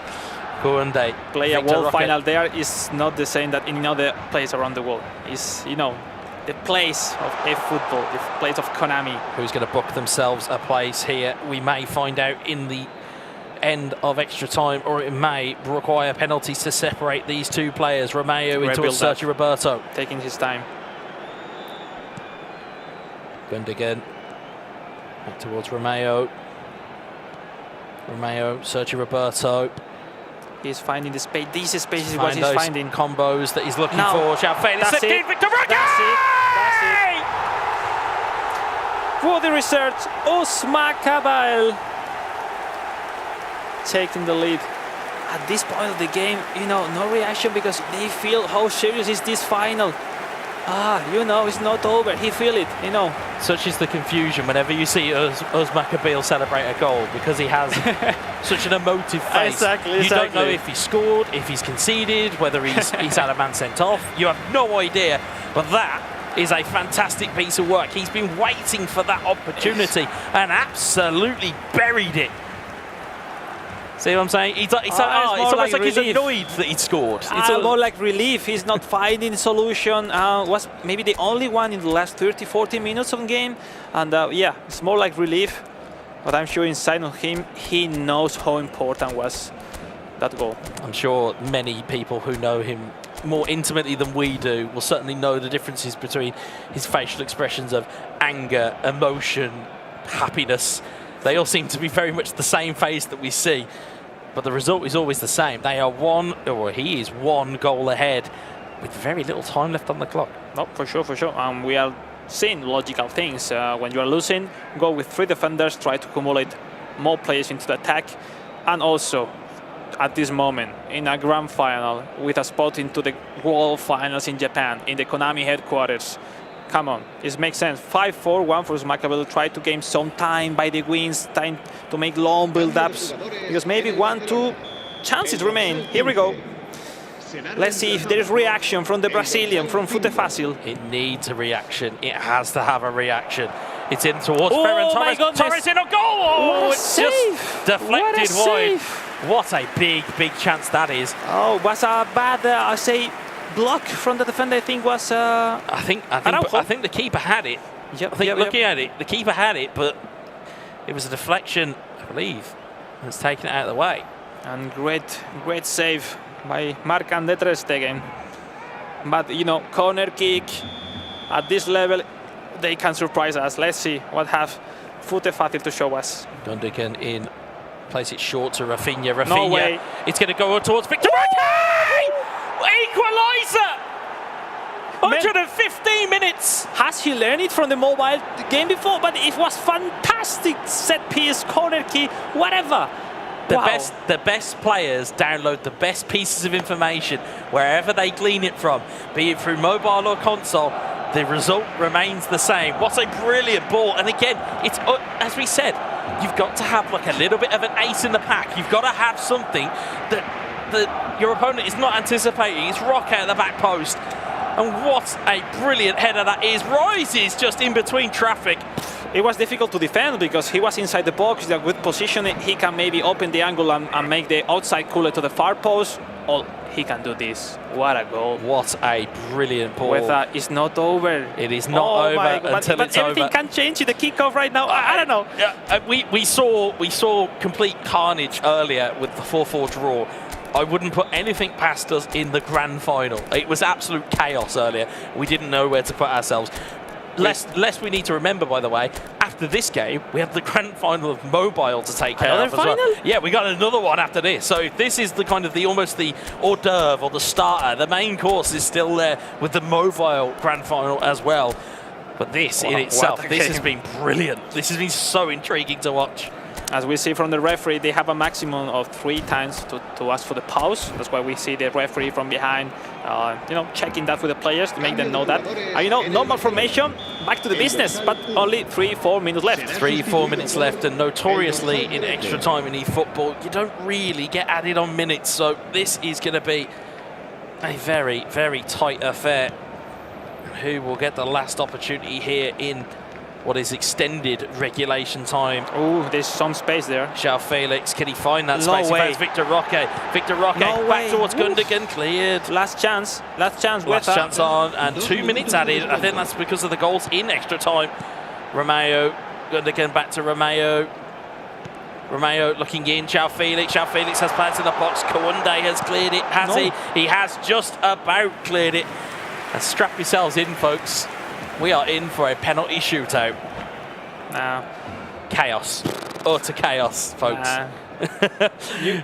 Voodoo Research has the chances to finish the game, but it was kickoff, a bad block, then corner, and he did a fantastic set piece of FuteFacil. And what is something better than have a final deciding in penalties with that? Yeah. Absolutely, as we'll see the ball go over halfway, potentially, or maybe there might be one more opportunity. There goes the final whistle. And now, strap yourselves in, folks. Penalty kicks are on the way between these two. They couldn't be separated in the group stage. They couldn't be separated in 120 minutes of eFootball. It is down to penalty kicks for a spot in Tokyo. Wow, what a moment. Obviously, for all of us, it's fantastic. We are enjoying a lot, but I don't want to be in the position of the players because, everything, maybe it's only the first tournament of the year. Maybe you will have more opportunities, but you don't really know. You are thinking right now you are a penalty shootout ahead to be in the Grand World Championship in the headquarters of Konami in Japan. Well, let's go, let's go. I was going to say, if this is the drama you bring, Alex, you can come on more often. Torres and scored. Opening kick. For Woody Research. Yep, for Woody Research, indeed. Now, FuteFacil, Ferran Torres. Ferran Torres against Inaki Peña, who's been brought on here. Torres scores. This is mental games, mind games every time. He shoots for one side, he will keep the same side, he will change. These all mental games. Victor Roque against ter Stegen, scores. Same direction for the French. Rafinha, the Brazilian. Let's see what happens next. Rafinha down the middle, very calm, very composed from FuteFacil. I mean, all is possible. All is possible right now. Ice in the veins. Gundogan. He's gone down the middle. No way. He's been baited 9 games. It's an old school trick. If you go down the middle, it will normally trigger the emotion to go down the middle for your opponent. For FuteFacil to take the lead. Victor Roque steps up. Down the middle it goes. That's an old school kills you trick. Once upon a time told me you don't go down the penalty shootout twice down the middle. As João Felix steps up against the Stegen. João Felix scores! Oh, yeah. He's still in. He's still chances. Still got chances, but he does need a stop. He needs a save or a post or just a miss entirely. Gundogan up against Peña. Ilkay Gundogan for FuteFacil. Shoots and scores! Now, pressure on this kid. If Woody does not score, it is FuteFacil who is off to Tokyo for the World Finals to represent Barcelona. Sergio Roberto scores. And now it flips back the other direction. If FuteFacil scores, for the it Brazilian. is done. FuteFacil from Brazil, 1 penalty ahead to qualify through the World Finals in Japan. João Felix up against Takaki Peñas. Oh, it's going to get tasty here. Let's see what happens. João Felix. Felix against Peña. Scores! FuteFacil is through to the World Finals to represent FC Barcelona in the eFootball Championships in Tokyo, in Japan in the summer. What a fantastic achievement for him. You know what? It's a stats. I'm a freak on those things. FuteFacil is one of those persons in the world that will play a world final, let's say, in 2 different sports football titles. Fantastic. Wow. So what an animal. Yes, what an absolute animal. Only 22 years old. Yeah, I tell you what, if he's got years to come, my word, please can we see him here more often. What a fantastic achievement for him. And again, if you're Barcelona, if you're FC Barcelona, you have a wonderful representative on console going to the World Finals in Tokyo. There is like a connection between Barcelona and Brazil in real football, in esports as well, and now with FuteFacil. Oh, what a final! With I think we saw up and downs instead when Woody Research, Agus Maccabi, was so close to be the champion. So close, but it was 1 goal that was 5 minutes from time in extra time that gave FuteFacil that hold to just get to penalties. And again, it was that one save, that one little bit of gamesmanship where he goes down the middle with his penalty and then psychologically baits his opponent to go, well, I've done it. Oh, you can still do it as well. So we'll see the highlights here. Anyway, I feel bad for Usmakabel, for Woody Research, because he was so close. Because, you know, even he's competing once and again every year. You know, 3 times world champion, and he's still here year in a year. He was trying. For me, he was the most complete player during today's tournament. Solid every time, so close to even taking the lead in the grand final. But you know, if you don't close your games, and then penalty is all about momentum. So, yeah, what a brilliant game from these. And what we saw, again, the resiliency. That again, there's what we kind of earmarked for Takaki earlier on. FuteFacil's just got to kind of taken that up a complete other notch. Yeah. What resiliency from the big man. And then some. What a console final we had. I mean, you said it yourself, they couldn't be split between, what is that? Let me do the math in my head. 210 in-game minutes, something like that. Sound about right? Well, yeah, very good. Very quick math. Thank you very much. It took penalties to split the 2, but in the end, FuteFacil came through. Don't forget, Wes, of course, Woody Research had that penalty in the first half, tipped onto the crossbar. What a save it was. What an unbelievable save. And it was almost a precursor for what we saw in the penalty shootout. But that penalty was absolutely unbelievable in terms of the save. But it's those margins of luck that you need. You know, yes, it's skill. You know, there's that old adage of the formula that you need to succeed in esports. But there is always that little bit of luck that you need. And that, you know, that penalty save in the first half changed it completely. Well, we have our first Tokyo finalist representing FC Barcelona. Alex is with FuteFacil. Well, here we are with the first champion of the day, FuteFacil from Brazil. What a end, winning on penalties, and proud to say first spot into the World Finals in Japan next July, representing FC Barcelona. First in Spanish, Portuguese. ¿Cómo te sientes? ¿Cómo estás? Dinos, Ando. Estoy muy bem. Eu estou sem acreditar que fui campeão. Não joguei o que sei, pero estava no dia e deu tudo certo. He's very happy about being the champion. He always said he was in the right moment, in the right situation to be the champion. He is so happy about this. And well, now talking about the World Finals, first of all, talking about yourself, how you're preparing this season, and also send some message from your family and friends and in Brazil in Portuguese. Quero agradecer primeiramente a Deus, né, por eu ter conseguido esse título. É muito emocionante, que eu torço muito pelo Barcelona, então, pô, muito difícil. E quero agradecer a todos os meus amigos que me ajudou a treinar, minha mãe e meu pai. E é isso aí. Obrigado. Oh, wonderful words. I'm getting even myself emotional because I know how he is trying and trying every year. How strong is Brazil as a continent to qualify through the national qualification at every tournament. There is a lot of good level right there. I want to say to you, like, be proud, congratulations, and anything that you want to change for the World Final, how you will face, because now you know you have to go with Barcelona for Tokyo. Anything you want to change? What are your next plans? ¿Cuáles son los próximos planes para afrontar el Mundial de Japón con el Fútbol Club Barcelona? Continuar treinando, me acostumar com o time mais ainda e para chegar a 100% e buscar esse título, meu bicampeonato de futebol open. Oh, he feels confident. At the end, he's looking for be double-time champion of the world in the eFootball Open. He made it in the online edition on 2022, and now he's into the World Finals and this edition offline in Japan, Tokyo. He said before also, I missed to mention, it was thank you to God and his family, friends, because, you know, at the end, we are persons who are sacrificing a lot of time to be here, being every year, trying to be the world champion or trying to be our best version. And from home, it's not usually possible to see how much we sacrifice to be here right now. So, yes, people at home, congratulations. The champion here today at the club event, FC Barcelona, representing them in the World Finals in Tokyo.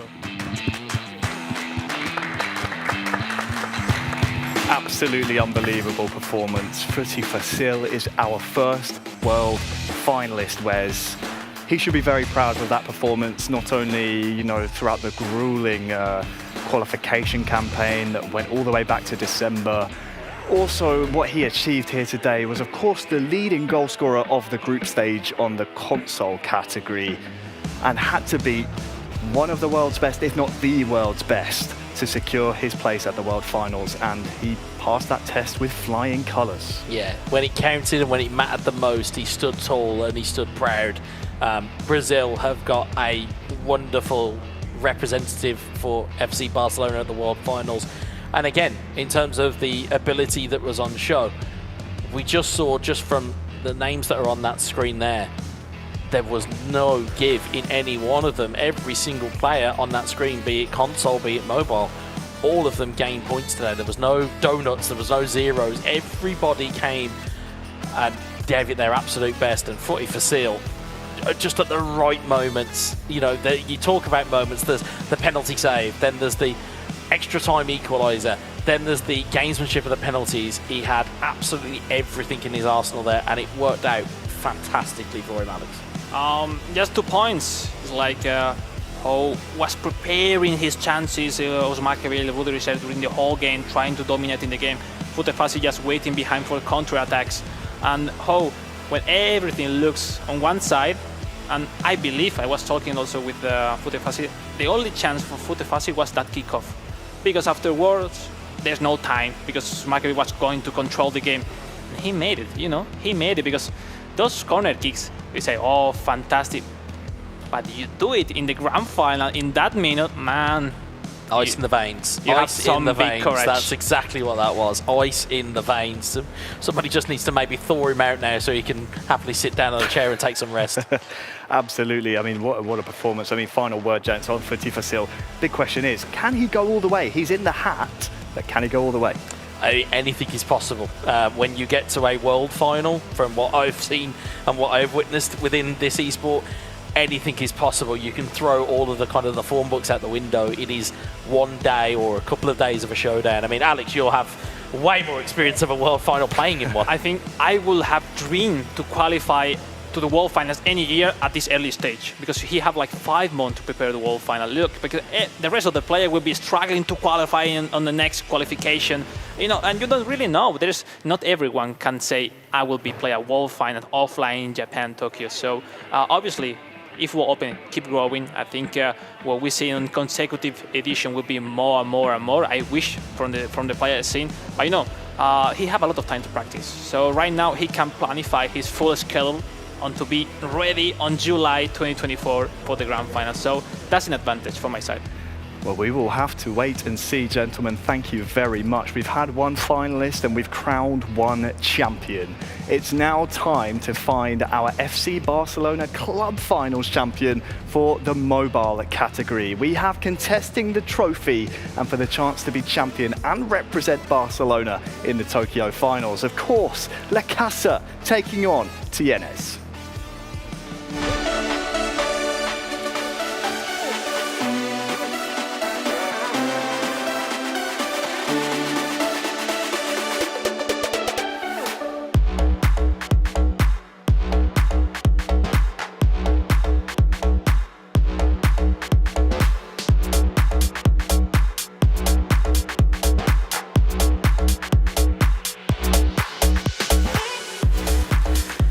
Hopefully, Alex, you may have just settled down after the dramatics of that penalty shootout. We now, as we mentioned, we've already defined one world finalist for FC Barcelona.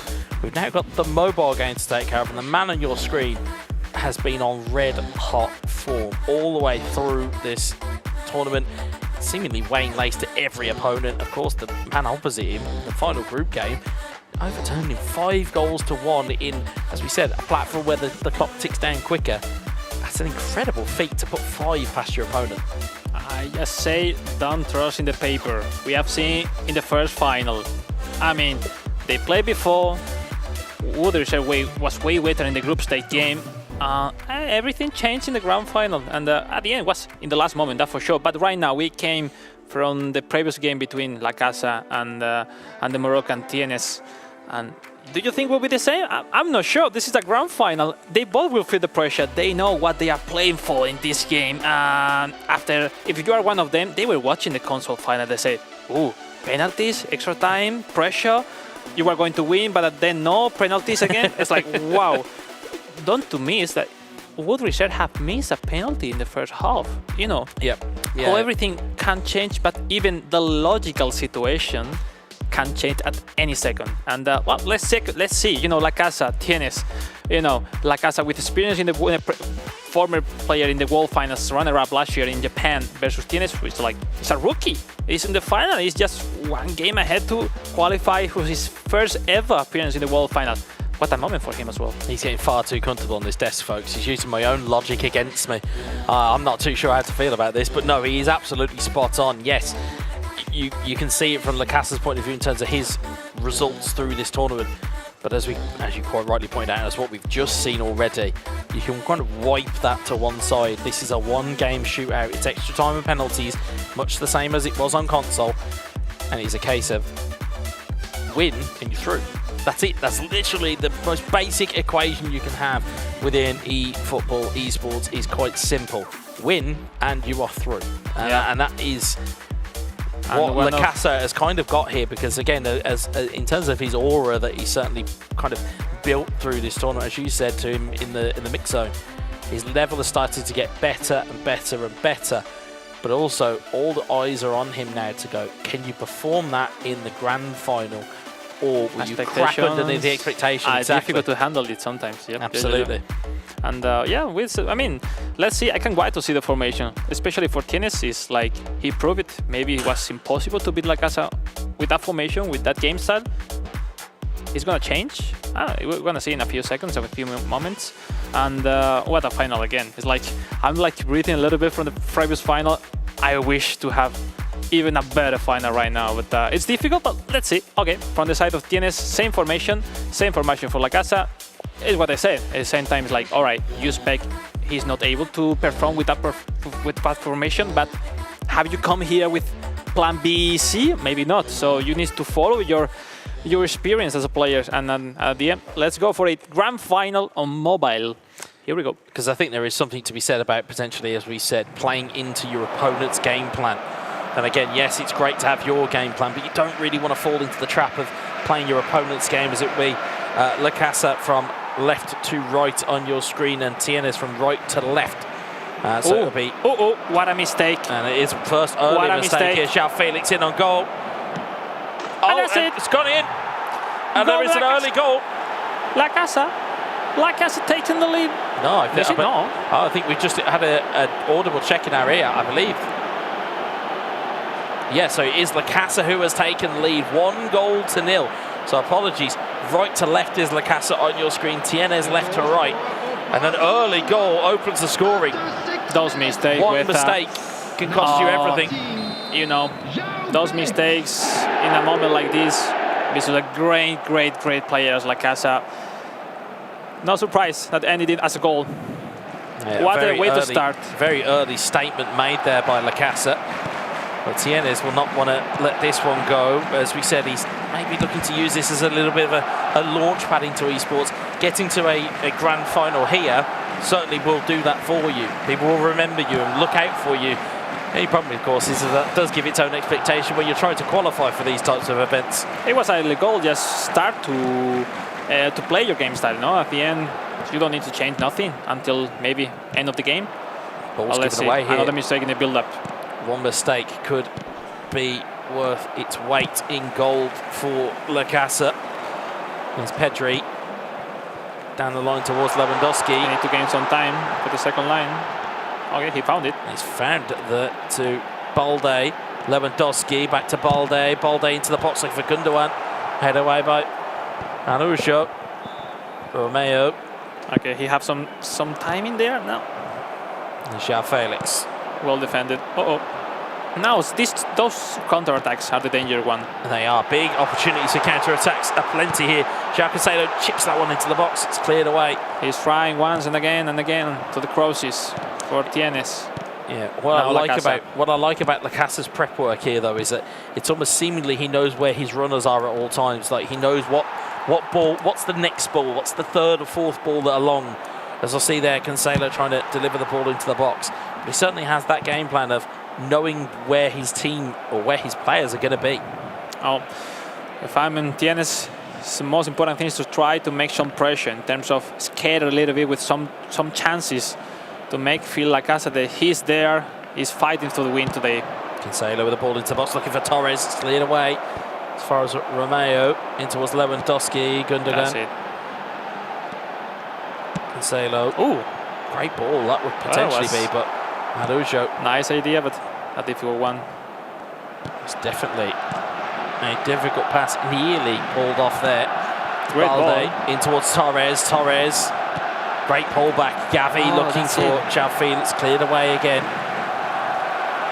Romeo, De Jong. Yeah. It's like Tienes wants to build up quickly, but his formation, it takes some time to go forward with the left midfield and the right midfield. Certainly does. Sometimes it's like, come on guys, go up, go up. Yeah, he's certainly having to look for runners, and in this type of formation, not necessarily going to be making themselves aware too quickly. Gavi, neat inside ball there. It will be a good one. João Felix. Oh no. Just tried to get the cross in. And there is half time. As we said, that is how quickly these games go in mobile. In terms of how quick it is in a quick flash. One chance, one goal. That and because it comes from a mistake. So isn't it that much advantage from Lacassa? We haven't seen, or we are not seeing the same game as before. A change, something has changed. But obviously Lacassa is still leading. Substitution for Lacassa. He's not waiting till the 60 minutes right now.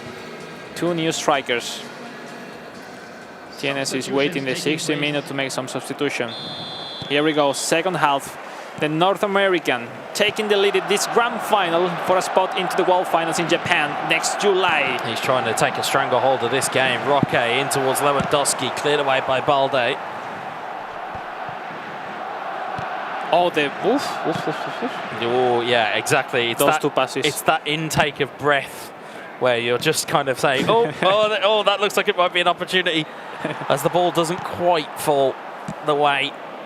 If Tienes back this way. fine step by step to build up like now reset from behind. Oh, not the cross. Pedri, mistake in defence. Oh, what a header! To the post. That's it. The equalizer. João Cancelo was the benefactor. It was a really good header at the front post. I believe it came off the post and it just rolled back, and João Cancelo kindly took that away for Tienes, and now they have a goal. There is parity. Parity restored.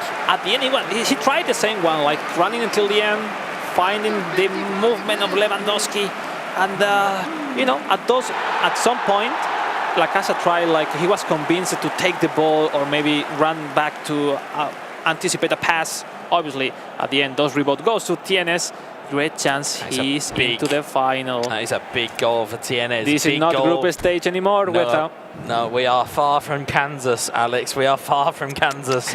We are down and through the looking glass. Marcos Alonso, Gundogan for Lacassa, and he has his 5th change. Maybe he can wait. Maybe he can use it. Fermin as an Amy F.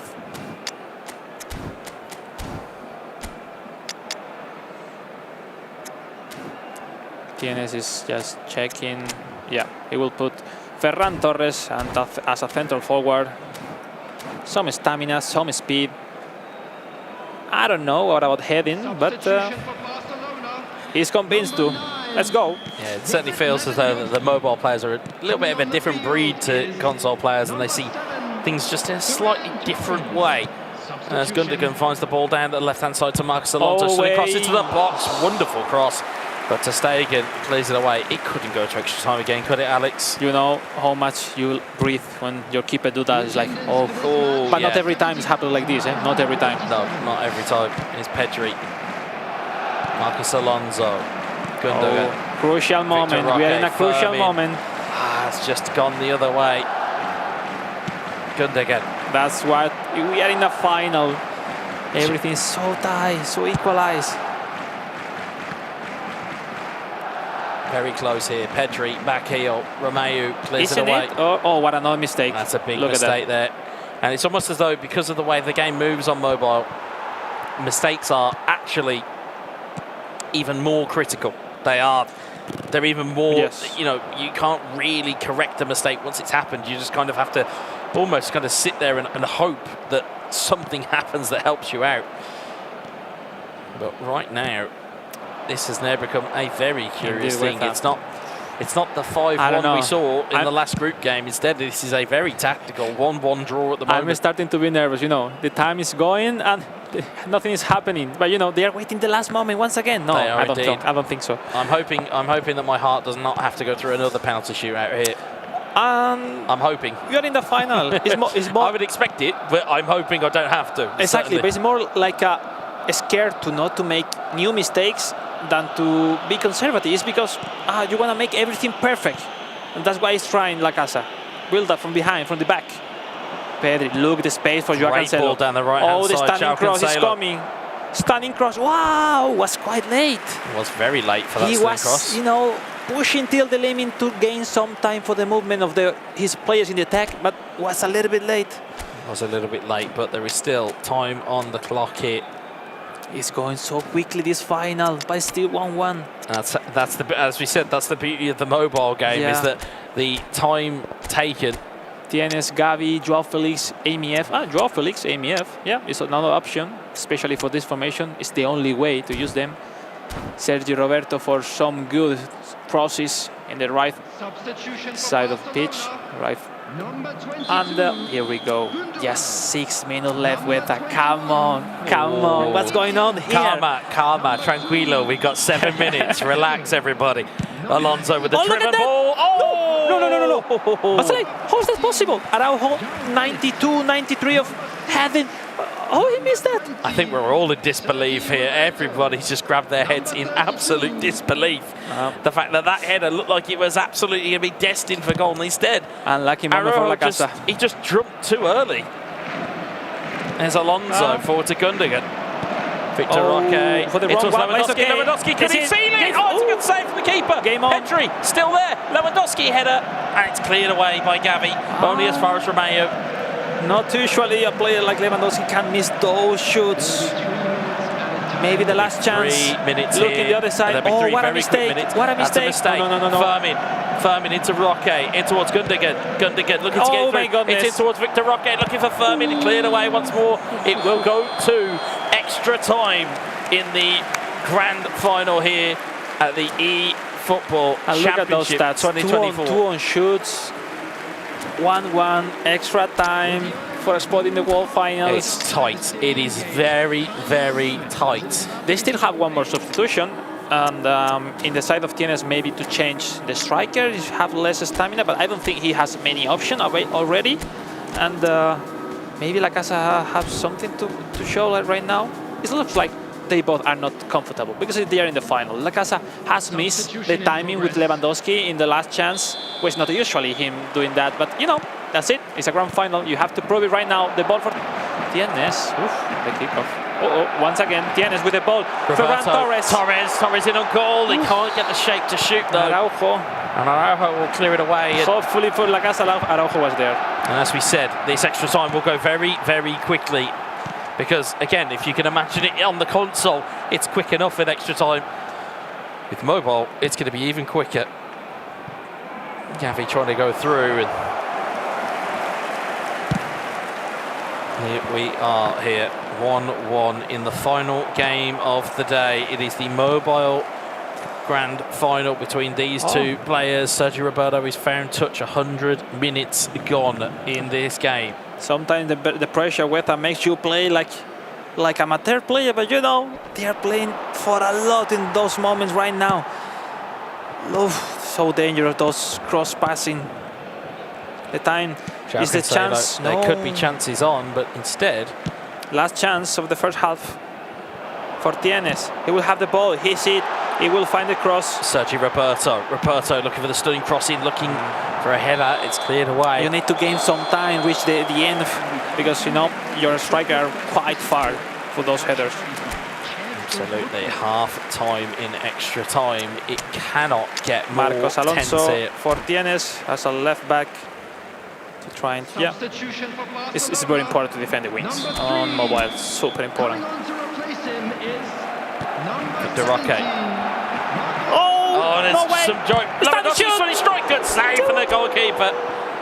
That's my co-commentator is very much enjoying himself here, watching with no pressure on. Instead, has to watch all of this action. Everyone here is sweating. Oh my goodness! It is tense here as Sergi Roberto looks to deliver a long throw in towards Victor Roque. The Roque is quite small for Windows header versus Christensen. Christensen up and away. 10 in-game minutes that are going to tick down very, very Lacassa. quickly here. Alonso. Lacassa trying. Gundogan, Firmin, Sergio Roberto. That's a looking good one. infield for Victor Roque. Cleared away by Romeo. João Felix forward towards Gavi. And could there potentially be a counter-attack on here? Sergi Roberto. Roberto, brilliant ball in towards Gavi. And it's one extra pass too many. As a result, it gets cleared away. Firmin. It's not over. Will happen something. Victor Roque cleared away by Christensen. Sergio Roberto. It is frenetic here. All right, maybe last chance, eh? Maybe last chance. It may for just Tienes, be. eh? Sergi Roberto. Yeah, will be last one for Tienes. Roberto into the box. Ferran Torres with a header. And what has that gone for? Has it gone for a corner? Kick. Yeah. It has indeed. This will be the last chance of regulation. No way. And then we are left up to the lottery of You'll be the penalties. champion in a corner kick in the last moment of the moments. Do you know, if there's a rabbit to be pulled out of a hat, Alex, it is now. He's doing right, going to striker with Araujo. Maybe Christensen, maybe... Yeah, these are the best option. Here was it. Let's go. Here we go. Araujo will go through for the second post. For all the marbles, it could potentially be one final set piece that could decide this game. Alonso looks to drill it in, looking for... It's about to go around, and it's gone all the way clear. It was looking for Araujo, and instead it is going to our second penalty shootout of this day.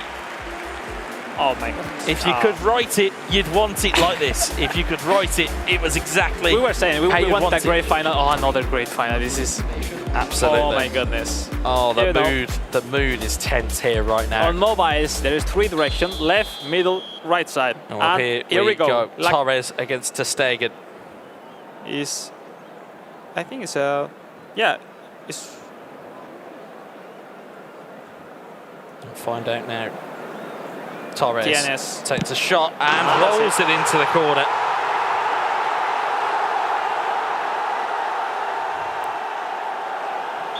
Lewandowski. Where is he going to put this? And it's save! Brilliant save! For Tienes, the Moroccan taking the lead in this penalty shootout.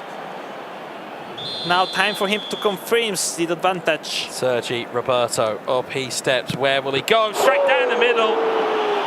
Oh my goodness. Bit of calmness right when you needed it, just to gamble. Time to equalize for Lacassa. Gundogan, what can he do? Steps up and Easy. scores.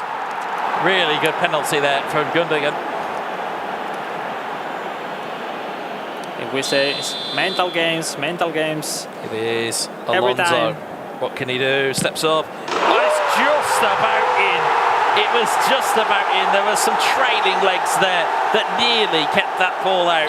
He said, I knew was going to the middle. Now Lacassa. Marcos Alonso. Alonso steps up and rolls it into the corner. That is calm from Marcos Alonso. This is essentially a shootout like a ball's not been kicked. Both have missed and both have scored. João Felix steps up and rolls it into the corner. Brilliant goal from him. Lacassa. This could be a big Sergi penalty. Roberto. Sergi Roberto up against ter Stegen. What is going to happen next? Sergi Roberto scores. So now it is essentially sudden death from here. It is sudden death penalties pretty much from here. Firmin up against ter Stegen. Firmin, you can see the angst on each other's faces. Great save for the goalkeeper. That is a humongous save. And now is the moment for the North American Lacassa to be the champion. Firmin up against ter Stegen. Will he score? Yes, he will! What a fantastic final. Lacassa has made it through a grueling penalty shootout. Drama shootout. Oh my goodness. But he will represent FC Barcelona in the World Finals in Tokyo in the summer. What a game. He certainly felt the pressure there. Amazing. Maybe it was the most unexpected way to win this final for Lacassa, but congratulations, what a great tournament. Also for Tienes, coming for suffering to qualify to the grand final and giving a fantastic performance in the final. He's given a fantastic account of himself here in this competition, has Tienes. Certainly across what we have seen him perform at, he has performed at a phenomenal level. And again, as a person who is putting himself on the map, he has certainly done that. So Morocco can certainly be proud of their countrymen. Yes, he may have fallen at the final hurdle, but he was worth it today. He pushed and pushed and pushed Lacassa right to the very end. And that is surely that. It was, simply impressive. At the end, I think we haven't expected this kind of game. No one was dominating. There were not many chances. It was maybe more the thing to be in the grand final who makes this slow-paced game. But at the end, great final we have seen on both console, mobile. This is eFootball. This is eFootball at the highest level. This is it. And we have been along for the ride today as a terrible trio, for lack of a better term, but it has been full of spills, it has been full of thrills, and 2 penalty shootouts to round out the day. It's not a bad showing, is it, Harry? Not bad at all, and not a bad showing from the Americans either, because that makes them 2 for 2 here at the Barcelona Club Finals.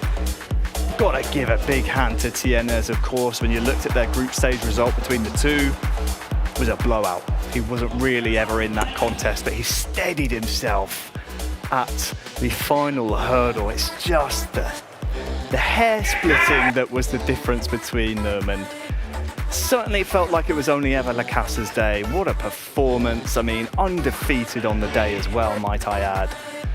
It's only fair we hear from the man himself. His words earlier today were, what was it? Improvise, adapt, overcome, something like that. Let's hear from Lacassa. Alex has him in the mix zone. Well, here we are with the champion of this FC Barcelona club event and qualify to the World Finals in Japan. Once again, for you, how you feel? Congratulations. Yeah, I feel amazing, honestly. It's a great achievement for me again. It was very intense, especially at the end and in the penalties, but I'm very excited for Japan. I'm very happy to be here, and I'm happy that I won. Oh, the game was crazy. I mean, nothing we can expect from the group stage. You faced your opponent before also, and it was a slow-paced game. What was in your mind? You have the feeling that you were going to win easy, because I saw you both you not going to take in many risks in defense, more scared not to avoid the mistakes. It was like this, or it was just uncomfortable overall to play the game? It was slightly uncomfortable, especially when his goal went in. But just as a simple cross, easily should have defended it. And obviously the nerves started to shook, but obviously remained with my composure and just kept it, stay the same. But they say if it's not broken, don't fix it. So I just the same system, and eventually, well, it worked in penalties, but. It was amazing final. I want to ask you about outside the tournament in terms of, because for you, for mobile players, there's no history in terms of offline events. I mean, how is for you?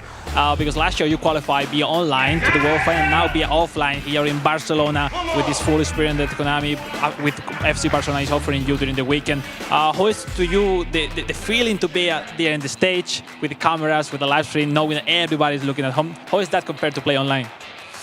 It's very, very different. Obviously, a lot of pressure. Everyone's trying to, hey, good luck. And I hope, no pressure. But it's like, hey, if you lose, then.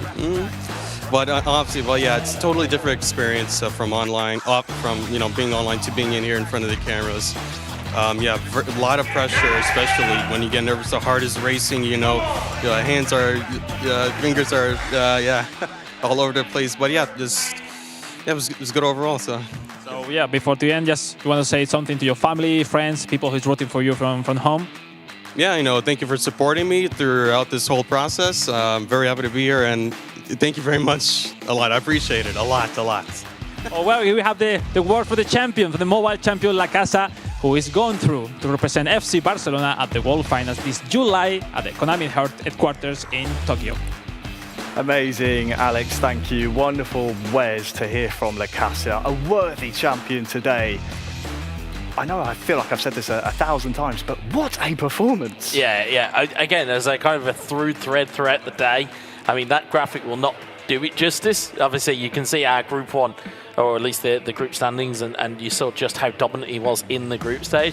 But again, the points was the resiliency. It was when you get into trouble and when you come up against it, what are you as a player, whether it be console or mobile, what do you have in the locker? And certainly, both from what we've seen from FuteFacil, what we saw from Lacassa, was phenomenal to see from the two of them.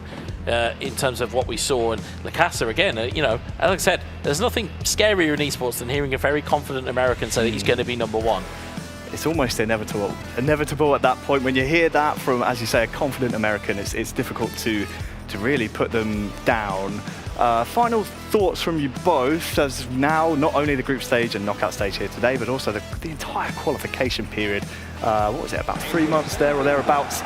We now have our two champions. Talk me through what you've seen today. Alex, let's start with you. I'm always starting with Weds. Let's start with you on the end. Go for it. FuteFacil, Lacassa, our champions today. Oh, it's amazing. I think overall, what we learned from this, offline events, brings you not normal things. Because when you see the difference, the technique of the players, but when you make this offline event, things happen.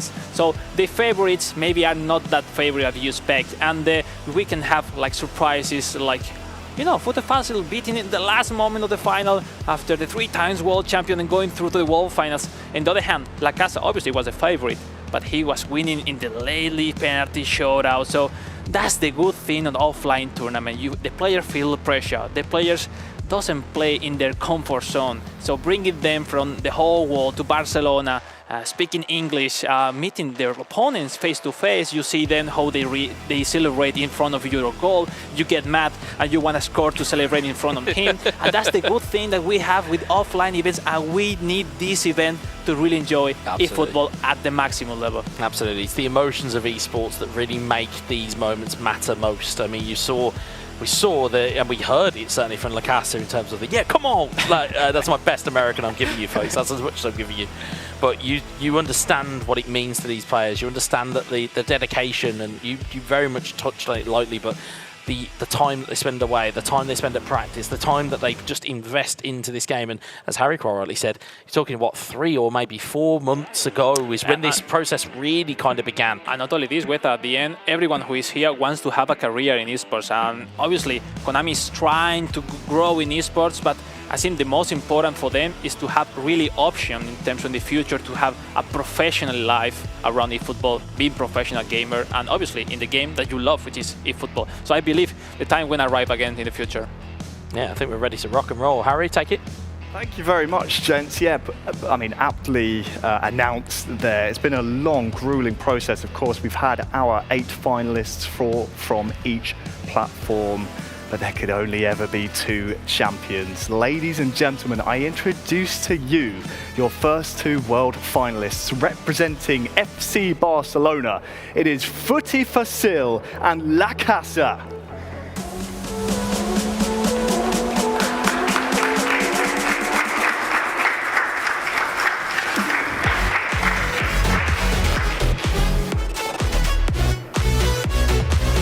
Well, gents, congratulations. Please lift your trophies.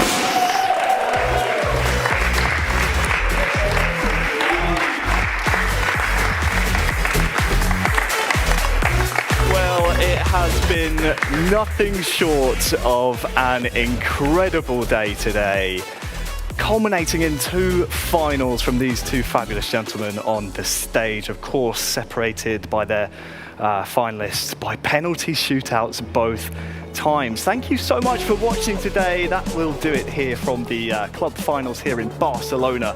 We appreciate all the support, of course. Big thanks to Adrenaline, Konami, FC Barcelona, and you at home for watching as well. Congratulations to our champions. We will see you next time. Adios.